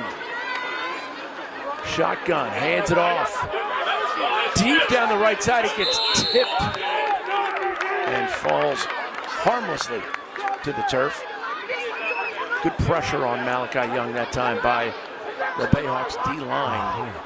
I think for Malachi, he just has to settle down and, just find the hole to throw the football through, a good throwing lane within the framework of his offense. Jaden Williams, number 58, in on the tackle, or the breaking up of that pass, I'm sorry. As Young again, shotgun, 2nd and long. A little bit behind the sticks, as we say. Young shotgun, and now he looks to elude some would-be tackles right side. Great run for the Chargers, and that is your player to watch. Sean Watts, Duncan, they know how to pick him. I'm telling you, like, he is as explosive as it gets. We've seen it in the first half, and he's continuing his march down the field. I mean, just explosive ability just to get up the field. Like, look how fast he can turn on from 0 to 100. And he gets that fifth gear. It's not a bad picture. And here come the Chargers. Green Street Academy. And head coach Darryl Alt. As we're getting a little line signaling by number 55, Jermaine Johnson. Shot Young. Snap ball high in the air. It hits the ground. And nothing doing. Opportunity missed. Had an opportunity to make a big play, couldn't come down with it. Early second half. And he knows it too. Malachi Young has the play from the sideline. In our conversation with Coach Hall, he had about 6 or 7 full pages of paper that were laminated hanging from his head. Oh, of course. Of course. Yeah. Got to be well prepared for a multitude of looks and defenses and be able to have an answer for it. And a whistle on the field. We get a timeout, a quick timeout. It's going to be a 30-second timeout by the Bayhawks. And the referees just reset the play clock, and we are going to stay right here and keep going. As we now break the huddle. And Sean Watt in the backfield to the left of Malachi Young. Young loves the shotgun. Number 3 for the Chargers. Pitch tilt. That's my man Parker. There he is again. Bigger fella. Barrel. Need 3 or 4 guys to bring him down. But of course the guy that I would expect to be in the middle of it is Rose. Dominic Rose, the senior linebacker, who also has an interception in this game as well, in the red zone, no doubt. Sick play by Rhodes on that interception. Yeah. He called it right away. Here, Young with Jaden Parker in the backfield with him. Great shot from behind the defense as you get to see what they're looking at when they see the Chargers break the huddle and come to the line. Malachi Young with Parker to his right. Quick snap throw over the head. Intended target that time was David Ash. I think they wanted to get the fake sweep action, fake toss, and then the play action, get a pass right behind the defense, but the defense wasn't fooled. You get to see that quick fake action, but that was good man-to-man coverage. It was. No. At the high school level, you can be a little bit more hand-checking. Handsy. Yeah. I'm gonna go. Yeah. Oh yeah. Perfectly. Yeah. Perfectly acceptable, but easier or more easily seen on the replay. Correct. Yeah. I mean, we're experts. But in yeah, here I mean, with again, slow that's not a motion. penalty. No. And now we get a whistle on the far side as a player for the Bayhawks comes out. Referee Carmen D. John Domenico. There's William Money, Harry Callahan. And they are putting both fists in the air and waving them around like they...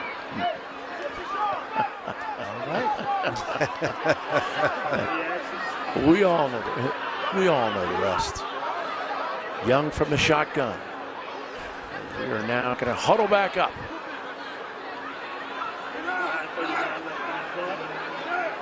And the ref goes back to the fist. New play call for the Chargers.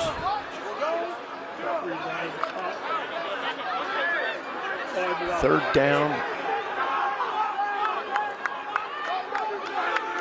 Young with Parker to his right. Parker now motions out a little bit.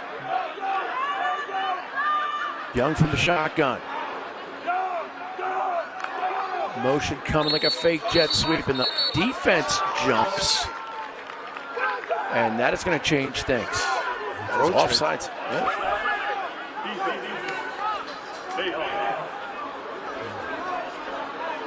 It change a little bit as far as down and distance, but it doesn't change any of the time on the clock. No, it does not. It is a first down. And that's going to give the Chargers the first down. They lead 16-0. This could be a game-changing play. They already had the big interception by Rose on the goal line. And now they have Young under center.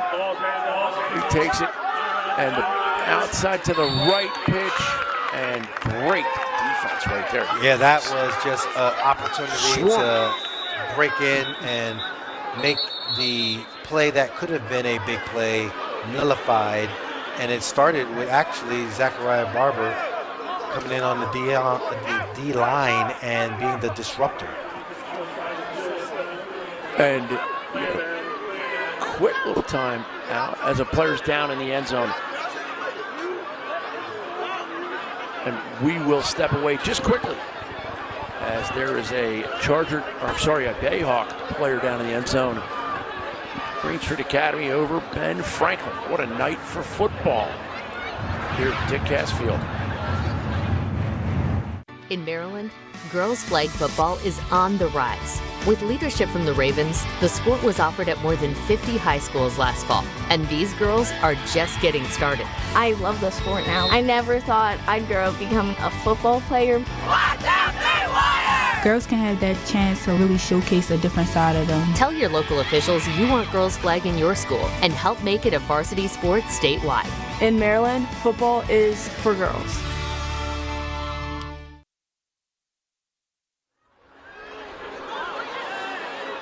There you see the Green Street Chargers. Defense taking a quick knee. Offense on the field as the Bayhawk player has now safely reached the sideline. His own power. That's good to see. Always. Chargers offense deep in Bayhawk territory. Malachi Young, Jaden Parker in the backfield with Sean Watts.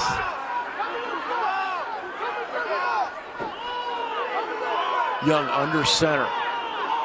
And now they want to set the formation correctly. And here we go with Young. Gets the snap, fakes it. He's going to bootleg to the left, and he is going to accelerate for the corner and gets there. Referee hurdles a player. The referee may have made the best play in whole play. Touchdown by Malachi Young, but the referee. Yeah, Malachi Young just did an amazing job. Boy, oh boy, oh boy, what a fantastic opportunity for him to show off his skill set and score. Malachi knew that he had to get to the corner. There was about 3 other defenders there, and he just did a fabulous job of scoring. Excellent job. And there you go with the light show. Yeah, you can just see right here where he is just able to get on the outside of the defender. He broke contain, and now this is just effort. This is just good effort by him to get into the end zone. And the ref with the hurdling as the Chargers score. Big night for the Green Street Academy Chargers as they get set for 2. And of course, Jaden Parker, the 2-point converter, powers his way forward and turning, burning, and turning. It'll make your atoms move so fast, expanding your molecules. Yes, that is outstanding job of getting it into the end zone. He is like Mr. Automatic when it comes to ahead for a 2-point conversion. He genuinely has no stop. And that was just a fantastic boot action. Got outside to contain. Now my effort is better than your effort to get into the end zone. Yep, and there's the ref with the hurdle, saving his own skin, gets to the goal line, gives the signal, and here's the 2-point. Look at this. 1, 2, 3, 4. Four defenders trying to stop him. Chargers would not be denied. Oh, I'll tell you what, Jaden Parker, number 17, the junior, 5'9", 258. That is impressive. So many great athletes out here. And learning the value of team sports. A lot of them multi-sport athletes. They might excel Obviously, we had some track and field with the girls' game we did earlier, and we're going to do some more girls' games as that season rolls forward. But athletes up and down the field enjoying the Ravens' positive culture that starts. Yeah, absolutely. I just think this is all good stuff here. How lucky are we? Charger kickoff, Bayhawks back to return, and it's off the helmet. And now we got a little bit of trouble, but he is going to get thrown down inside his own 20. Tackled by Sean Watts. Yeah, I tell you what, you're a complete player, offense, defense, and now special teams as well. I don't need to just return it. Yeah. I can tackle the returner. There you see the bobble, and now going back to get it to Ray Holland. And Holland makes a little chicken salad here, but then pop down with the shoulder.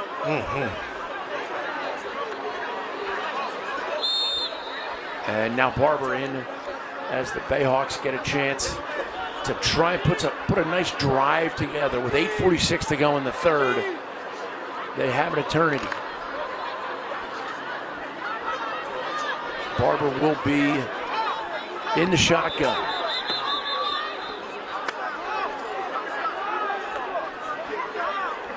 And now we get whistles from the far side. And we have everything in order. Time should be clicking. Barber, shotgun. Twin receivers to his left. Looks to the right side, and a miscommunication there on the pattern. And just the freshman, Dante Avery,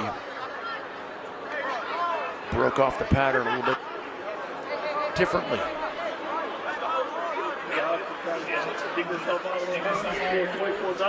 Second and 10 coming up.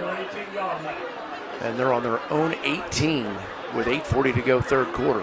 Need a big play right here. Barber and company needs to be able to sustain a drive, limit the penalties, get some big plays. They've shown the capability of having some big plays, but they haven't been able to be consistent moving the ball down the field. And now we get a flag from behind. And that's going to be a procedural violation, loss of some yardage there for the Bayhawks.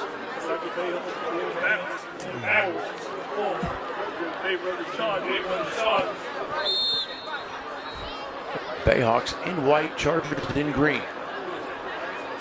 Charger defense has been somewhat stifling. And when the Bayhawks have succeeded offensively, it's been Zachariah Barber. Quarterback in the shotgun. That's to Ray Holland to his left. Quick handoff. Holland gains a couple, but that's not going to add. Well, that's a tough one because the defensive front is dictating the tempo of the game for the Chargers. They're doing an excellent job of being disruptive to the flow of the offense to the Bayhawks. Just a freshman, that running back to Ray Holland, number 21. And you see the size there, Amir Rock, 300 pounds, 6'3" as a sophomore. Bayhawks now second and long. Excuse me, third and longer. And Barber, shotgun. Has Holland in the backfield with him. Sean Frederick split, and they go quick out. And once again, a gain of. That's just strong defense right there. I mean, that right there, you're talking about, you know, the determination of your defensive unit to not budge, to not give them anything. The Bayhawks right now are reeling. You know, that was trying to get a little play action, a little misdirection, but you can't get your offensive lineman out to the screen action. You're seeing where the Chargers are just charging and dictating the tempo of this game. Tevon Lee, number 6, just a freshman on the tackle. As we get a good look at number 14, Elijah Lucas, the senior for the Bayhawks, and they are now facing 4th and long, and Barber's back to punt. High snap, he gets it, and the punt goes straight up in the air. And touchdown at the 15-yard line. Yeah. That's about a short punt. We can go with that. But it is a great night to celebrate all of what the Ravens do for the community. So happy to have them doing what they do. They put a great product on the field, and Tori talked about that. People's attitudes are a little bit different on days after the Ravens win. Absolutely. You know, heaven forbid they lose a game, and that happens. 3.5-yard punt. All right. There is Zachariah Barber, the do-everything star. Punter, quarterback, D lineman. And here's Malachi Young, number 3, in the shotgun. Behind him, gives to Watts. Watts breaks it off right side. Reservations for 6. Sean Watts. Sean Watts, the way he has played all night, and he continues his excellence. And that is going to come back right when they were ready. Looks like it's a little premature. They want to call hold. And we have seen a couple. But Sean Watts made it look easy because he get well blocked. Anytime you get through the first level, that first wave, as clean as he did, you got to give credit to your guys and recognize just the awesomeness of the blocking. Yep, the slobber knockers. And now the referees are coming together, talking it out, deciding it's going to be first down, but a massive loss of yards, and the touchdown called back. Chargers will have to try again. Malachi Young, shotgun, has Parker to his left. And Young keeps it, changes direction, but still brought down by Zachariah Parker. Yeah, Zachariah, he was the last one to go ahead and get him tackled down. If he wasn't able to corral him, that would have been not a good look. It might have been to the house. But unfortunately, because of the way he was taunting, that was an unsportsmanlike conduct. And again, the flag's down. Malachi Young has the play from the sideline.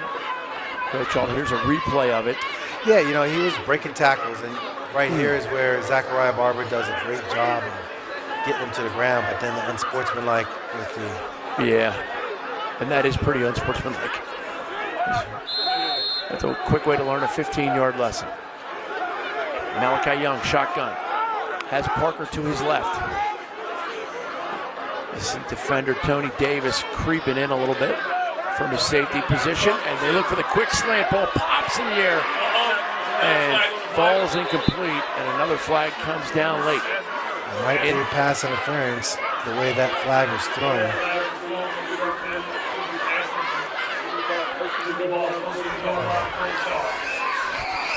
And that is the call, pass interference.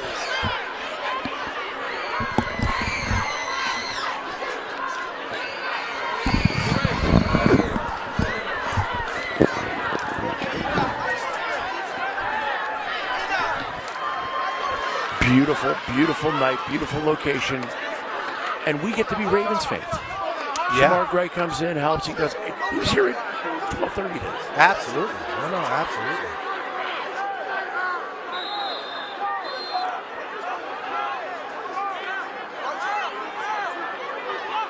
Here we go, Chargers. Clock at 5:41. Snap comes, Young looking right corner, well thrown, and did he keep a foot in? Oh, you want to see it? Oh, we're going to get a great replay of it. We're going to get a great replay of this. Yeah, that was a great throw. I don't know if his feet, let's see if his foot was able to get, nope. He had his first step on the on the White line to the rules.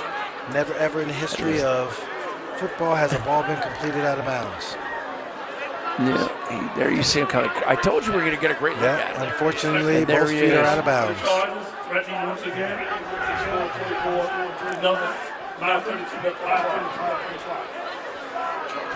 Chargers. Malachi Young with Parker in. Spin, a quick one to Parker, and he pounds forward. And he refuses to stop.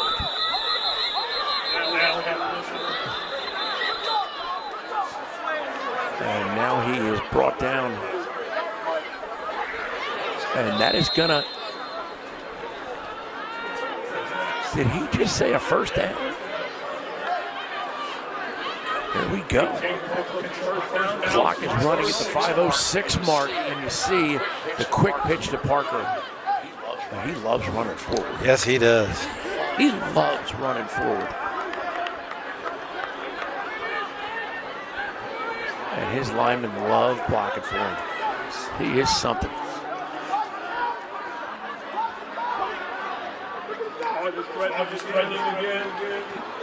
Snap to Young, pitches it out to Watts. Watts jitterbugs and met by the linebacking core of the Bayhawks. Bayhawks are doing an excellent job of red zone defense, being stout at the point of attack. Stout is where it's at.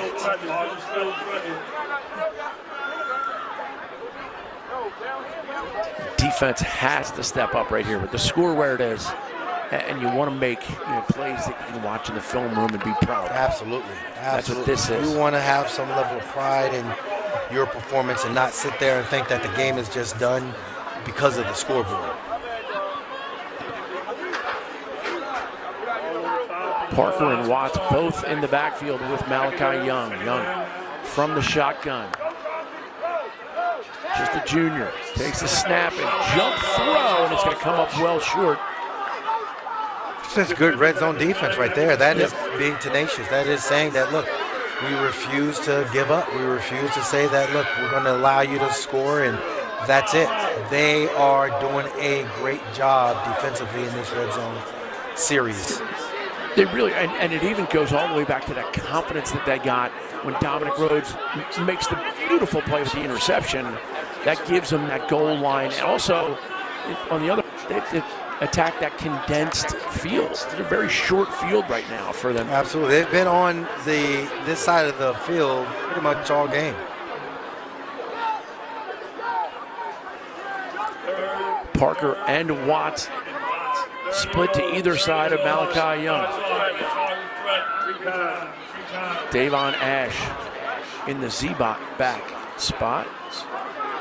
Quick snap directly in, holds on to it, and again, red zone defense.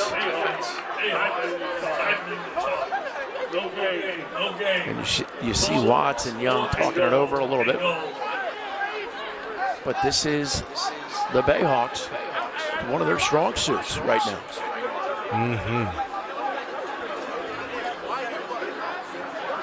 And this drive all took place while after a holding call brought a touchdown back.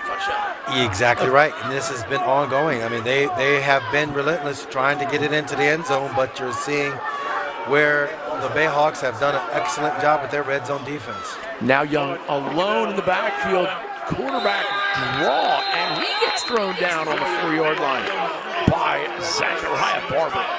Yeah, Zachariah. What doesn't he do? Mother of pearl.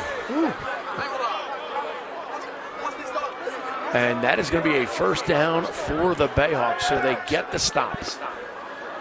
That was as impressive of a goal line stand as I have seen. You could just see where they were just determined, and Barber put his shoulder down and was like, no, that's enough. Yeah. Enough is enough. We're stopping. And now we have a timeout on the field. We'll step away for just a moment. This is the Ravens Rise High School Football Showdown.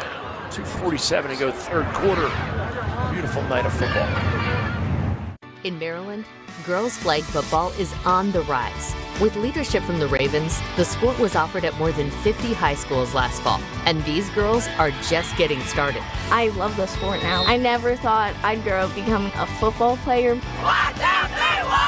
Girls can have that chance to really showcase a different side of them. Tell your local officials you want girls flag in your school and help make it a varsity sport statewide. In Maryland, football is for girls.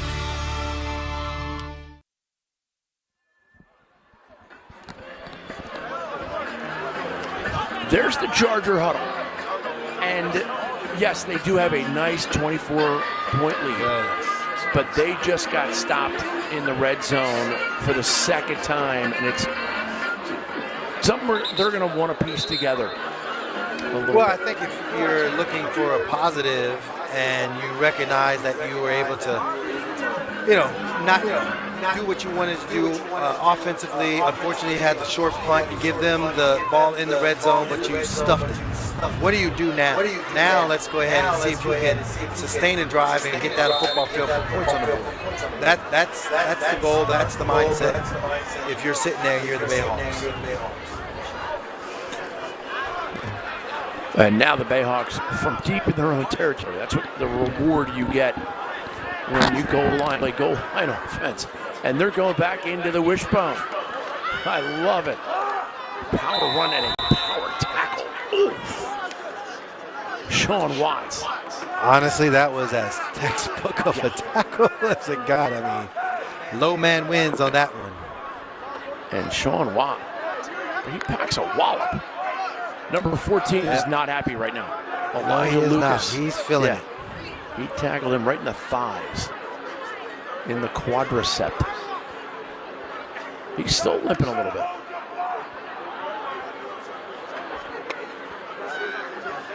And Barber's now telling him, you might have to take a play off.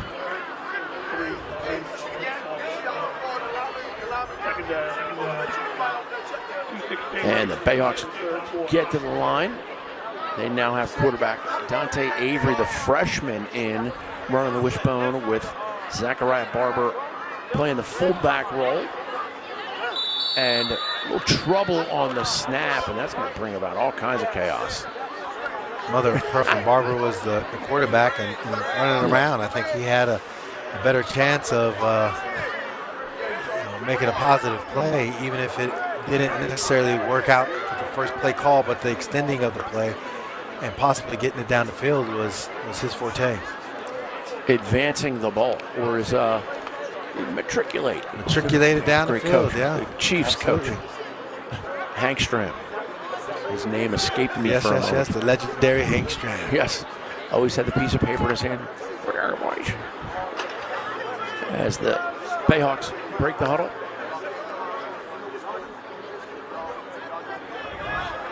I like their offensive line.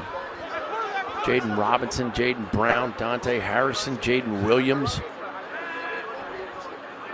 As they listen to you, they put Barber back in the shotgun. And back to throw deep down the left sideline is going to overthrow everybody. He can tell you what, like you said in the first half, he flicks his wrist, yes, and that ball goes. It might have been one of those scenarios where I'm trying to flick it down the field, hopefully get an interception, because if we punt it and we do another 4-yard punt, that's not good. You do have a memory. Memory of a 4.5-yard punt. Yes.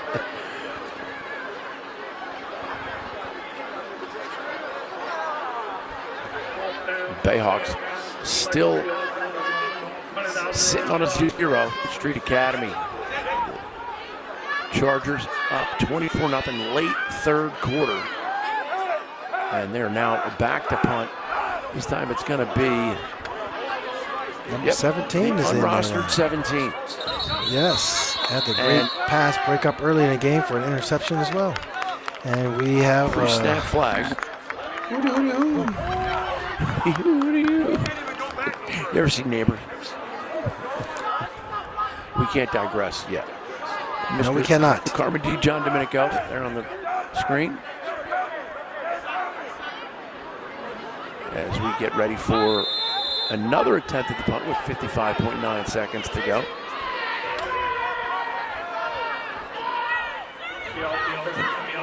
And the snap goes high up over his head, and it's going to be a safety.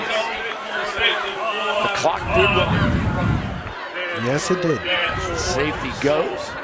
So that'll make it 26-0. Ben Franklin guilty of a high snap, and that's a tough one because he was only 7 or 8 yards back of the center, so the center's kind of guessing that depth.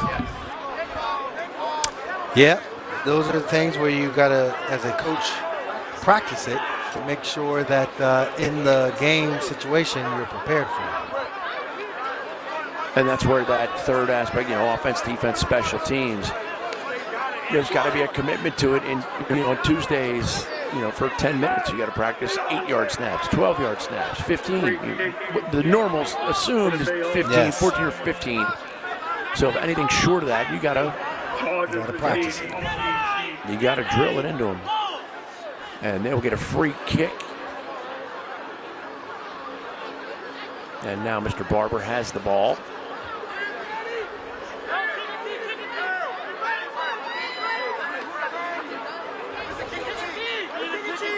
Green Street Academy Chargers in dark green. Benjamin Franklin Bayhawks in white, and they will be kicking. Booker Corrigan alongside Kadri Ishmael bringing it to you from Dick Cass Field. All part of the Baltimore Boys and Girls Club at Hilton Recreation Center. And we are now set for the Bayhawks from their own 20 after the safety. High snap on the attempted punt. And here goes Barber. Toe on leather. Pounds one to the opposing 35. And it's now in the return zone. And it's Watts. Scampers to the right side. And we have a player down at midfield. Flags are all over the field, too. On the logo and flags.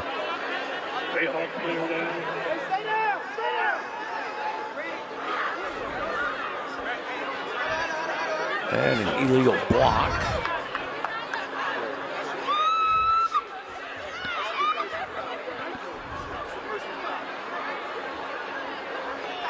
As you see the beautiful logo. It's almost like you're at M&T backstage. Yeah, very nice. That logo the is shield. Unbelievably authentic. Yep.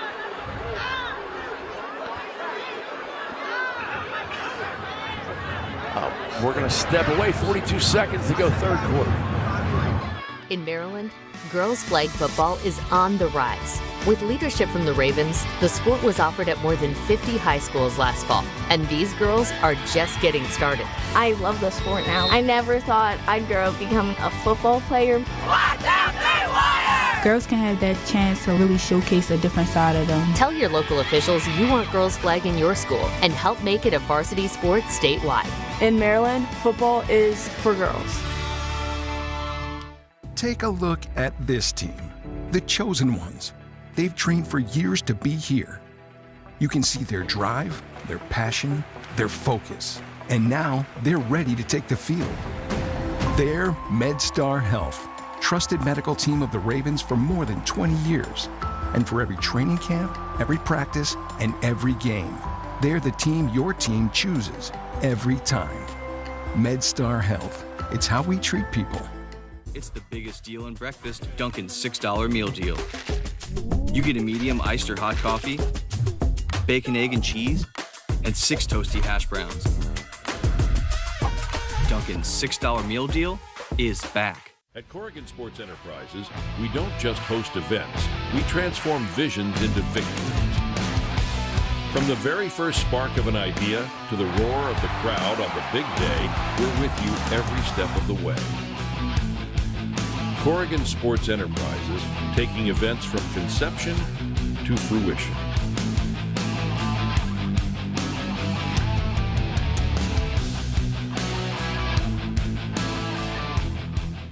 It began with the fans. And as we approach our 30th season, we're reminded of the moments we've enjoyed together. From the first draft to the last snap, from Festivus to Paradise, From MVP seasons to MVP seasons, darkness has fallen, purple has risen, and that's just the beginning. Join the flock at M&T Bank Stadium this season and be part of the stories yet untold. Single game tickets are on sale now. This letter is for you.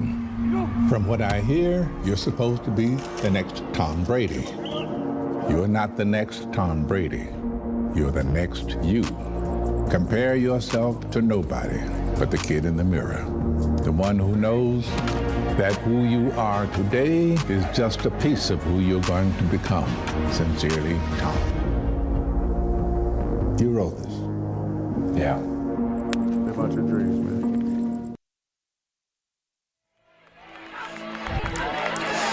Ravens rise high school football showdown.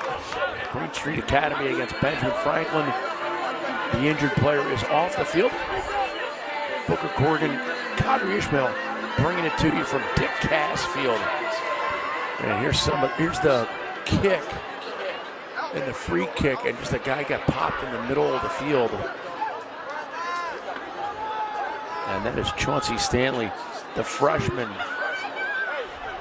And now we're going to re-kick.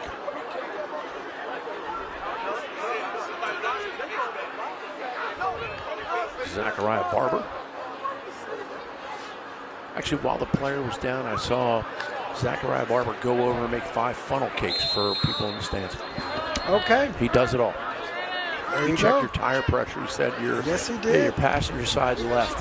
In the rear one is a little low. I can see Here it. we go with the return for the Chargers. This is Lee. Trayvon Lee tackled on the right sideline, right in front of his classmates.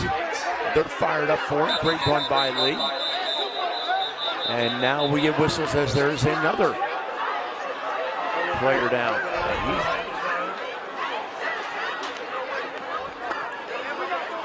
He's not comfortable.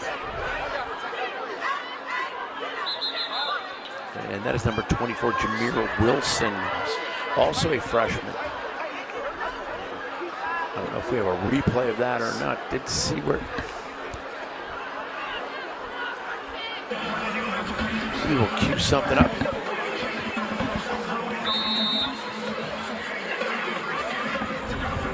We'll have a replay for you as we get to it. There you see the run and Trayvon Lee, and there's the hit in the middle of the field, and he just got pushed back, and then it looked like a lower leg strain, and he is still down. We're going to take a break with the injured player, wishing him nothing but the best. Benjamin Franklin trailing Green Street Academy here at Dick Cassfield. Ravens rise high school. In Maryland, girls flag football is on the rise. With leadership from the Ravens, the sport was offered at more than 50 high schools last fall, and these girls are just getting started. I love the sport now. I never thought I'd grow up becoming a football player. Girls can have that chance to really showcase a different side of them. Tell your local officials you want girls flag in your school and help make it a varsity sport statewide. In Maryland, football is for girls.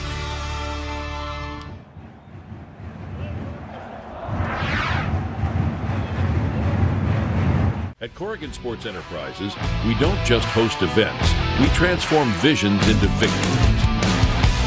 From the very first spark of an idea to the roar of the crowd on the big day, we're with you every step of the way.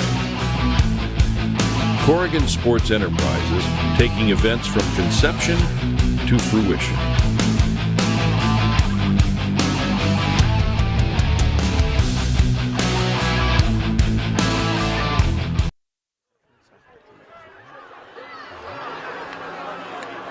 And we're once again back. Fourth quarter set to go. As the third quarter found a way to conclude here at Dick Cassfield. Dunkin' Donuts doing a great job keeping us up. Huge shout out and a thank you to head coach Frank Brown and Darryl Alt of their respective programs. So informative. Keeps it, goes to the left a little bit, gains about 2 before he is wrestled to the ground by Mr. Barber, Zachariah Barber, yes, to do everything player for the Bayhawks. There he is. Big fella. Bigger fella. I just love his game. I just think that he has done such a wonderful job of playing the position of quarterback, D lineman, punter. You know, brings a lot of physicality to what they are trying to do. Kickoffs, Jeff. Yep. He's a jack of all trades. Malachi Young, quarterback number 3. Chargers step up, 2nd and long. And quick pitch and pass by Jaden Parker falls incomplete. Let's take a look at our coaches of the week. Your boys' coach of the week this time. It flashes briefly on the screen. There he is, Joey Hall. Nice job by Joey this week. Everybody's proud of him. Joey is from Gleno. He's coming to you in stereo. He's so good. I felt like I was watching a Led Zeppelin video. And here we go as we look at that Bayhawks defense.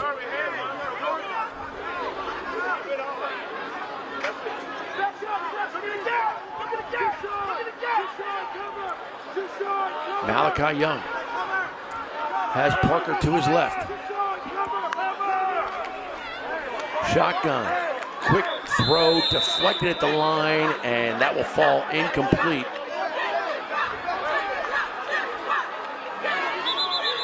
Let's take a look at the girls' coach of the week, and it is Rob Dixon. Great job by Rob out at Frederick High School. Once again, coming to you in stereo. Strobe lights working. I knew I'd make you laugh at some point, Q. I'm humored. I am humored. And now a flag comes. Procedural violation. And that'll get marched off.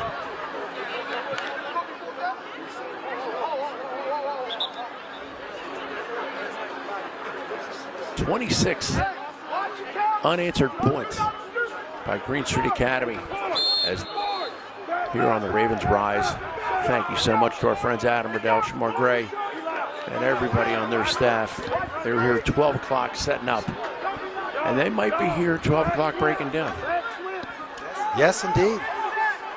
It could be. Jaden Parker could be here with them. in motion. Young throws left, pass high, incomplete. And that'll bring about a stoppage for the change of possession.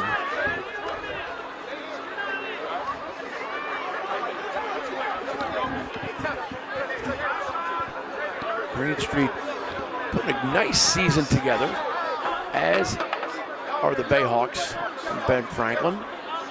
And again, it's about that culture that you talked about. When you look back at your high school football, the great memories are about, the guys you were with, the stories, the times.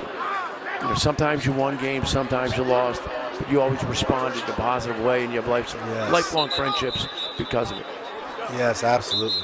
Yeah, I have a text thread with my fellow Myers Mohawks from the Wyoming Valley up in Wilkes-Barre, Pennsylvania. We regularly talk about what we've done back in the day. Nothing wrong with the Myers good High days. School.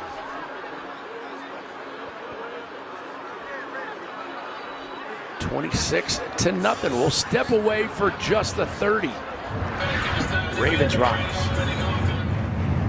In Maryland, girls flag football is on the rise. With leadership from the Ravens, the sport was offered at more than 50 high schools last fall, and these girls are just getting started. I love the sport now. I never thought I'd grow up becoming a football player. Girls can have that chance to really showcase a different side of them. Tell your local officials you want girls flag in your school and help make it a varsity sport statewide. In Maryland, football is for girls.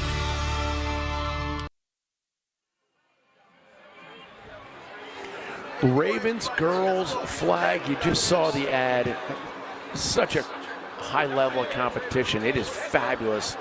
They do those semifinals and championship games down at M&T Bank Stadium. Last year it was just a treat. to see the level of competition. I think 2 of the 3 games went into overtime. Yes. Which is exactly what you want to see as the Bayhawks get set for offense. 1st and 10 from close to midfield. Quick pass falls incomplete. And that'll bring up 2nd and 10 for the Bayhawks.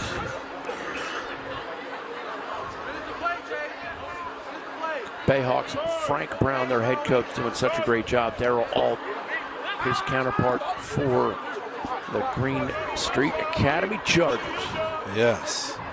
2 fine programs, 2 fine coaches. They do such an excellent job of helping out these young people.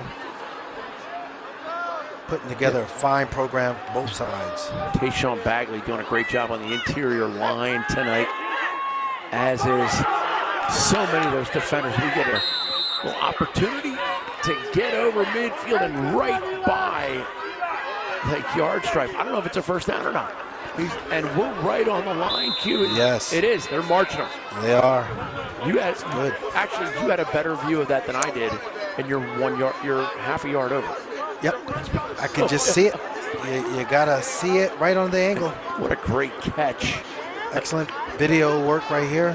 Yeah, and some nifty handwork by Elijah Lucas. And the Bayhawks get a first down. They sorely needed. As we now have, once again, unrostered Mr. Number 17. Could be Damian Bishop or Enoch Lucas.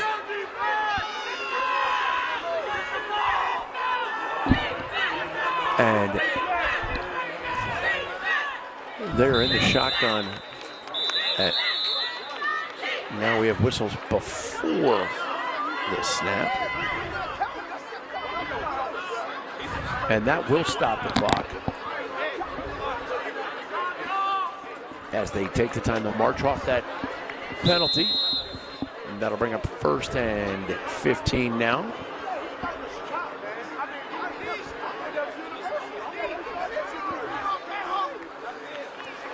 Dick Casfield, one of the greats, served as president of the Ravens for some of the best years they ever had. Everyone in the building knows from a Dick Cass aspect of things just how he led the non-football side of things, and then also was a great sounding board and consultant on the football side of things as well. Always just a very measured way of looking at things and having a great level of composure. Very stoic man. A fabulous, and the NFL, has every kind of franchise. You have the Patriots with Robert Kraft and his ownership and how he does that. Then you have Bisciotti, how he does it, which I think is miraculous. Then you have also the Rooneys with the Steelers, and they have done fabulous things. And then you have others that can be nameless, and the viewers can pick them out on their own. Where there's a little disarray in the ownership, or a little something else. All of a sudden, their franchise goes 4-14, or 4-16, 4 and over 20 games. Direct snap, and here is Barber, and flags fly as he gets tackled high up top. I don't want to go hit Zachariah Barber up high. Well, you're talking big guy versus big guy because, big number 79. Oh, was that my guy Bagley? Bagley with the big boy tackle. Mixing it up. Here's a great look at the replay. Oh, boom, Barber. Bagley. Big Bagley on Barber. BB, Bagley, Barber. Meeting the A-gap. All of a sudden, I got Clint Eastwood in the booth with me. What are you talking about? No, Clint. Do you? Oh, Bagley. Big Bagley. And they'll march off the foul because that was, I guess they call it a face mask. I mean, his hand was up there. Yep. But you got to give the guy some props. He went up high and tried to tackle Zachariah Barber. That is a challenge unto itself. He did it, though. I can run from that very easily. And here we go. With his size, though, I would accept the challenge of tackling Barber. And I think that's what he signed up for. And here go the Bayhawks from inside Charger territory. Zachariah Barber, the lone setback, step up pass, caught on the far side, and a great job keeping it. As you see the defense collapse on him, but give the catch to Nasir Harris, the senior. Harris did an excellent job with his route running and capability of getting open, presenting himself to the quarterback, and Barber yet again with the flick of the wrist. Nice accurate throw to the sideline. And now they have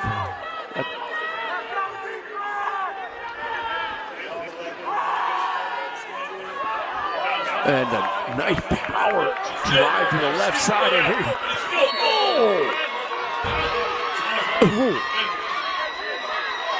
he is determined. And another flag goes.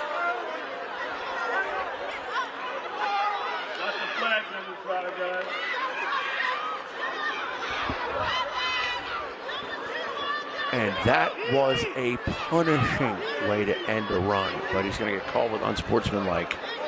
And that's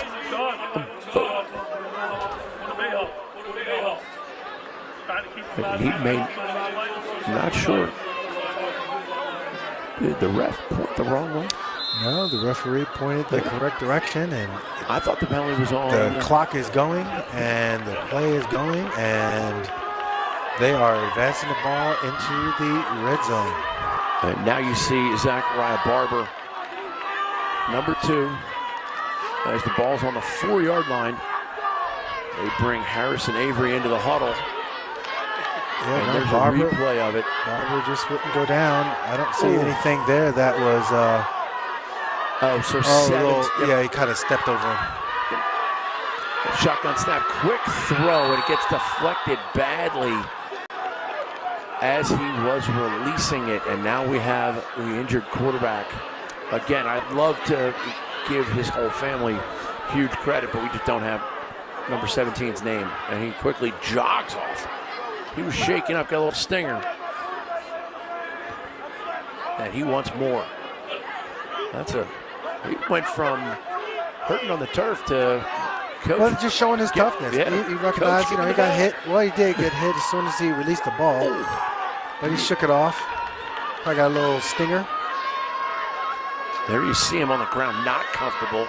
And 3 seconds later, he's jogging to the sideline. Coach, give me the play. Give me the ball. I mean, you got to admire that. He's got Matthews now run and thrown to the ground.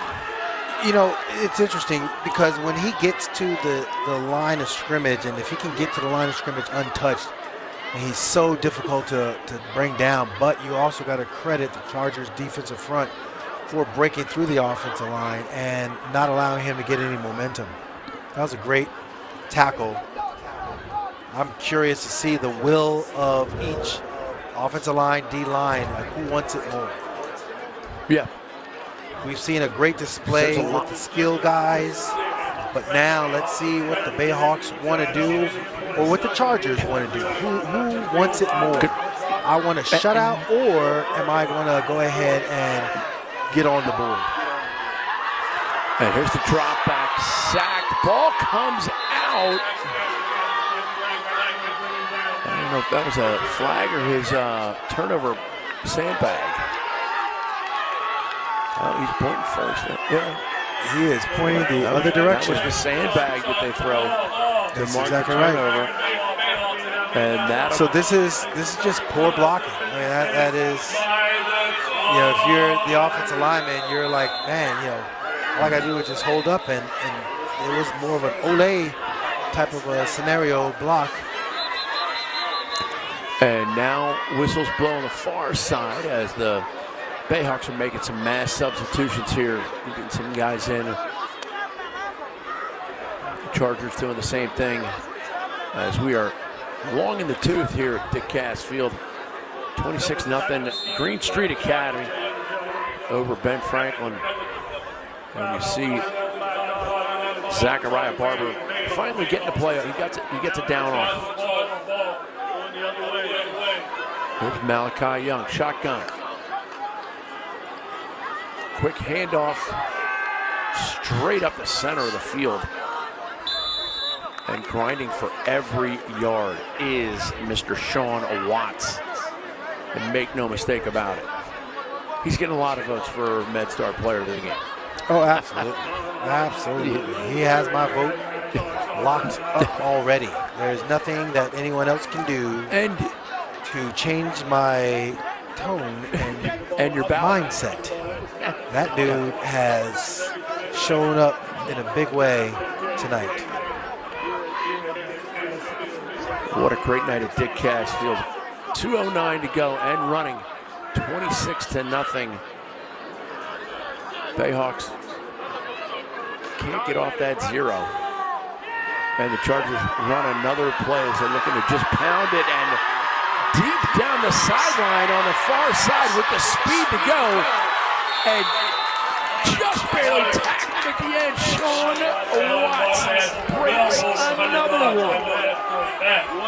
Yeah, he is Mr. Everything for this Chargers offense. He has done such a tremendous job of running the ball. I love the way he is able to just get into open field and show off his talents. We have a Bayhawk. Look at the way in which you're just seeing him. This is like up the A-gap, cut back, and now just put on the Jets. And that's just an awesome job. Excellent work by him. And there's a player down for the Bayhawks, number 24, Jameer Wilson, the freshman.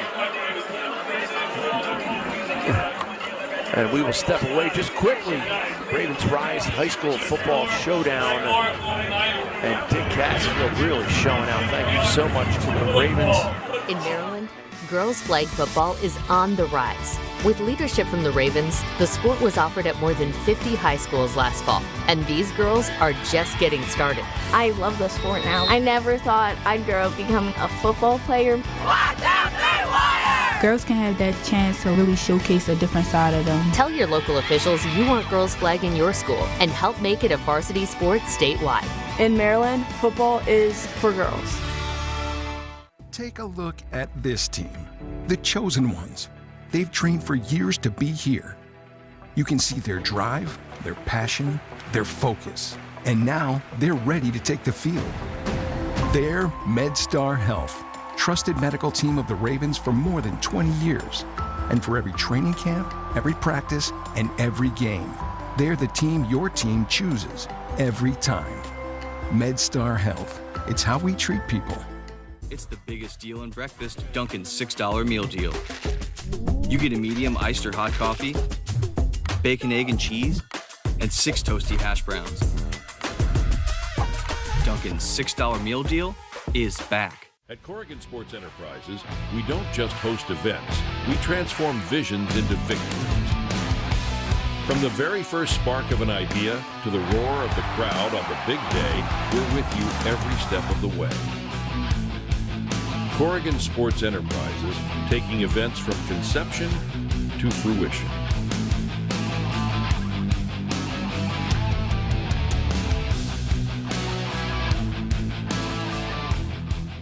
It began with the fans. And as we approach our 30th season, we're reminded of the moments we've enjoyed together. From the first draft to the last snap, from Festivus to Paradise, from MVP seasons to MVP seasons. Darkness has fallen, purple has risen, and that's just the beginning. Join the flock at M&T Bank Stadium this season and be part of the stories yet untold. Single game tickets are on sale now. This letter is for you. From what I hear, you're supposed to be the next Tom Brady. You're not the next Tom Brady. You're the next you. Compare yourself to nobody but the kid in the mirror. The one who knows that who you are today is just a piece of who you're going to become. Sincerely, Tom. You wrote this. Yeah. Live out your dreams, man.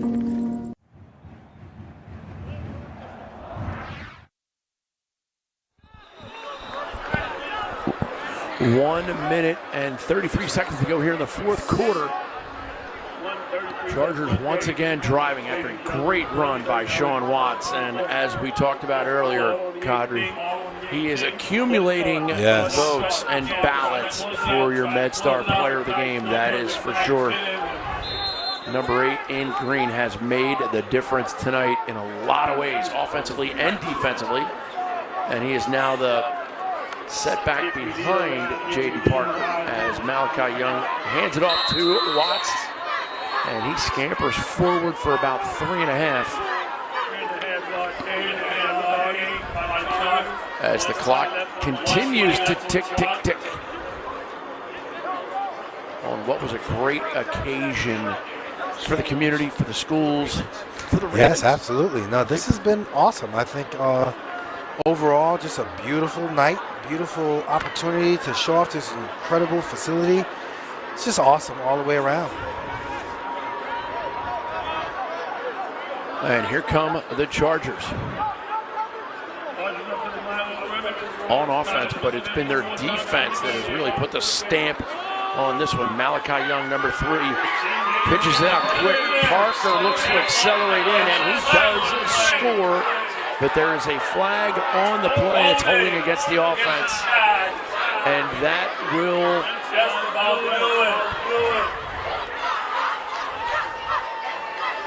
The holding will negate the touchdown. Sean Watts had 2 touchdowns called back tonight. And he also had scores, and he had conversions, and he had yes. 3 of them for loss. That kid was all over the field and just tremendous game.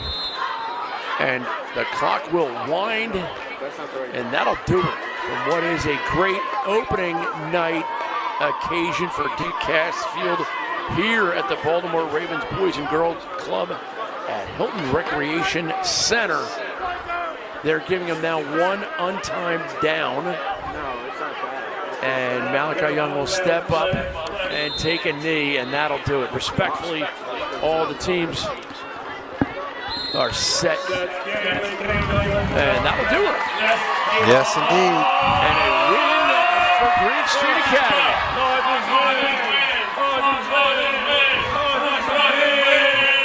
A big night for everybody at Green Street.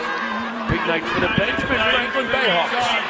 They represented themselves well, carried themselves well. Some highlights as we see Malachi Young. Let's do our MedStar Player of the Game. Number 8, Sean Watts. Just incredible effort by that young man. Outstanding job, outstanding play by him all night. Here is such an explosive athlete. You see how he can get the ball, in the passing attack.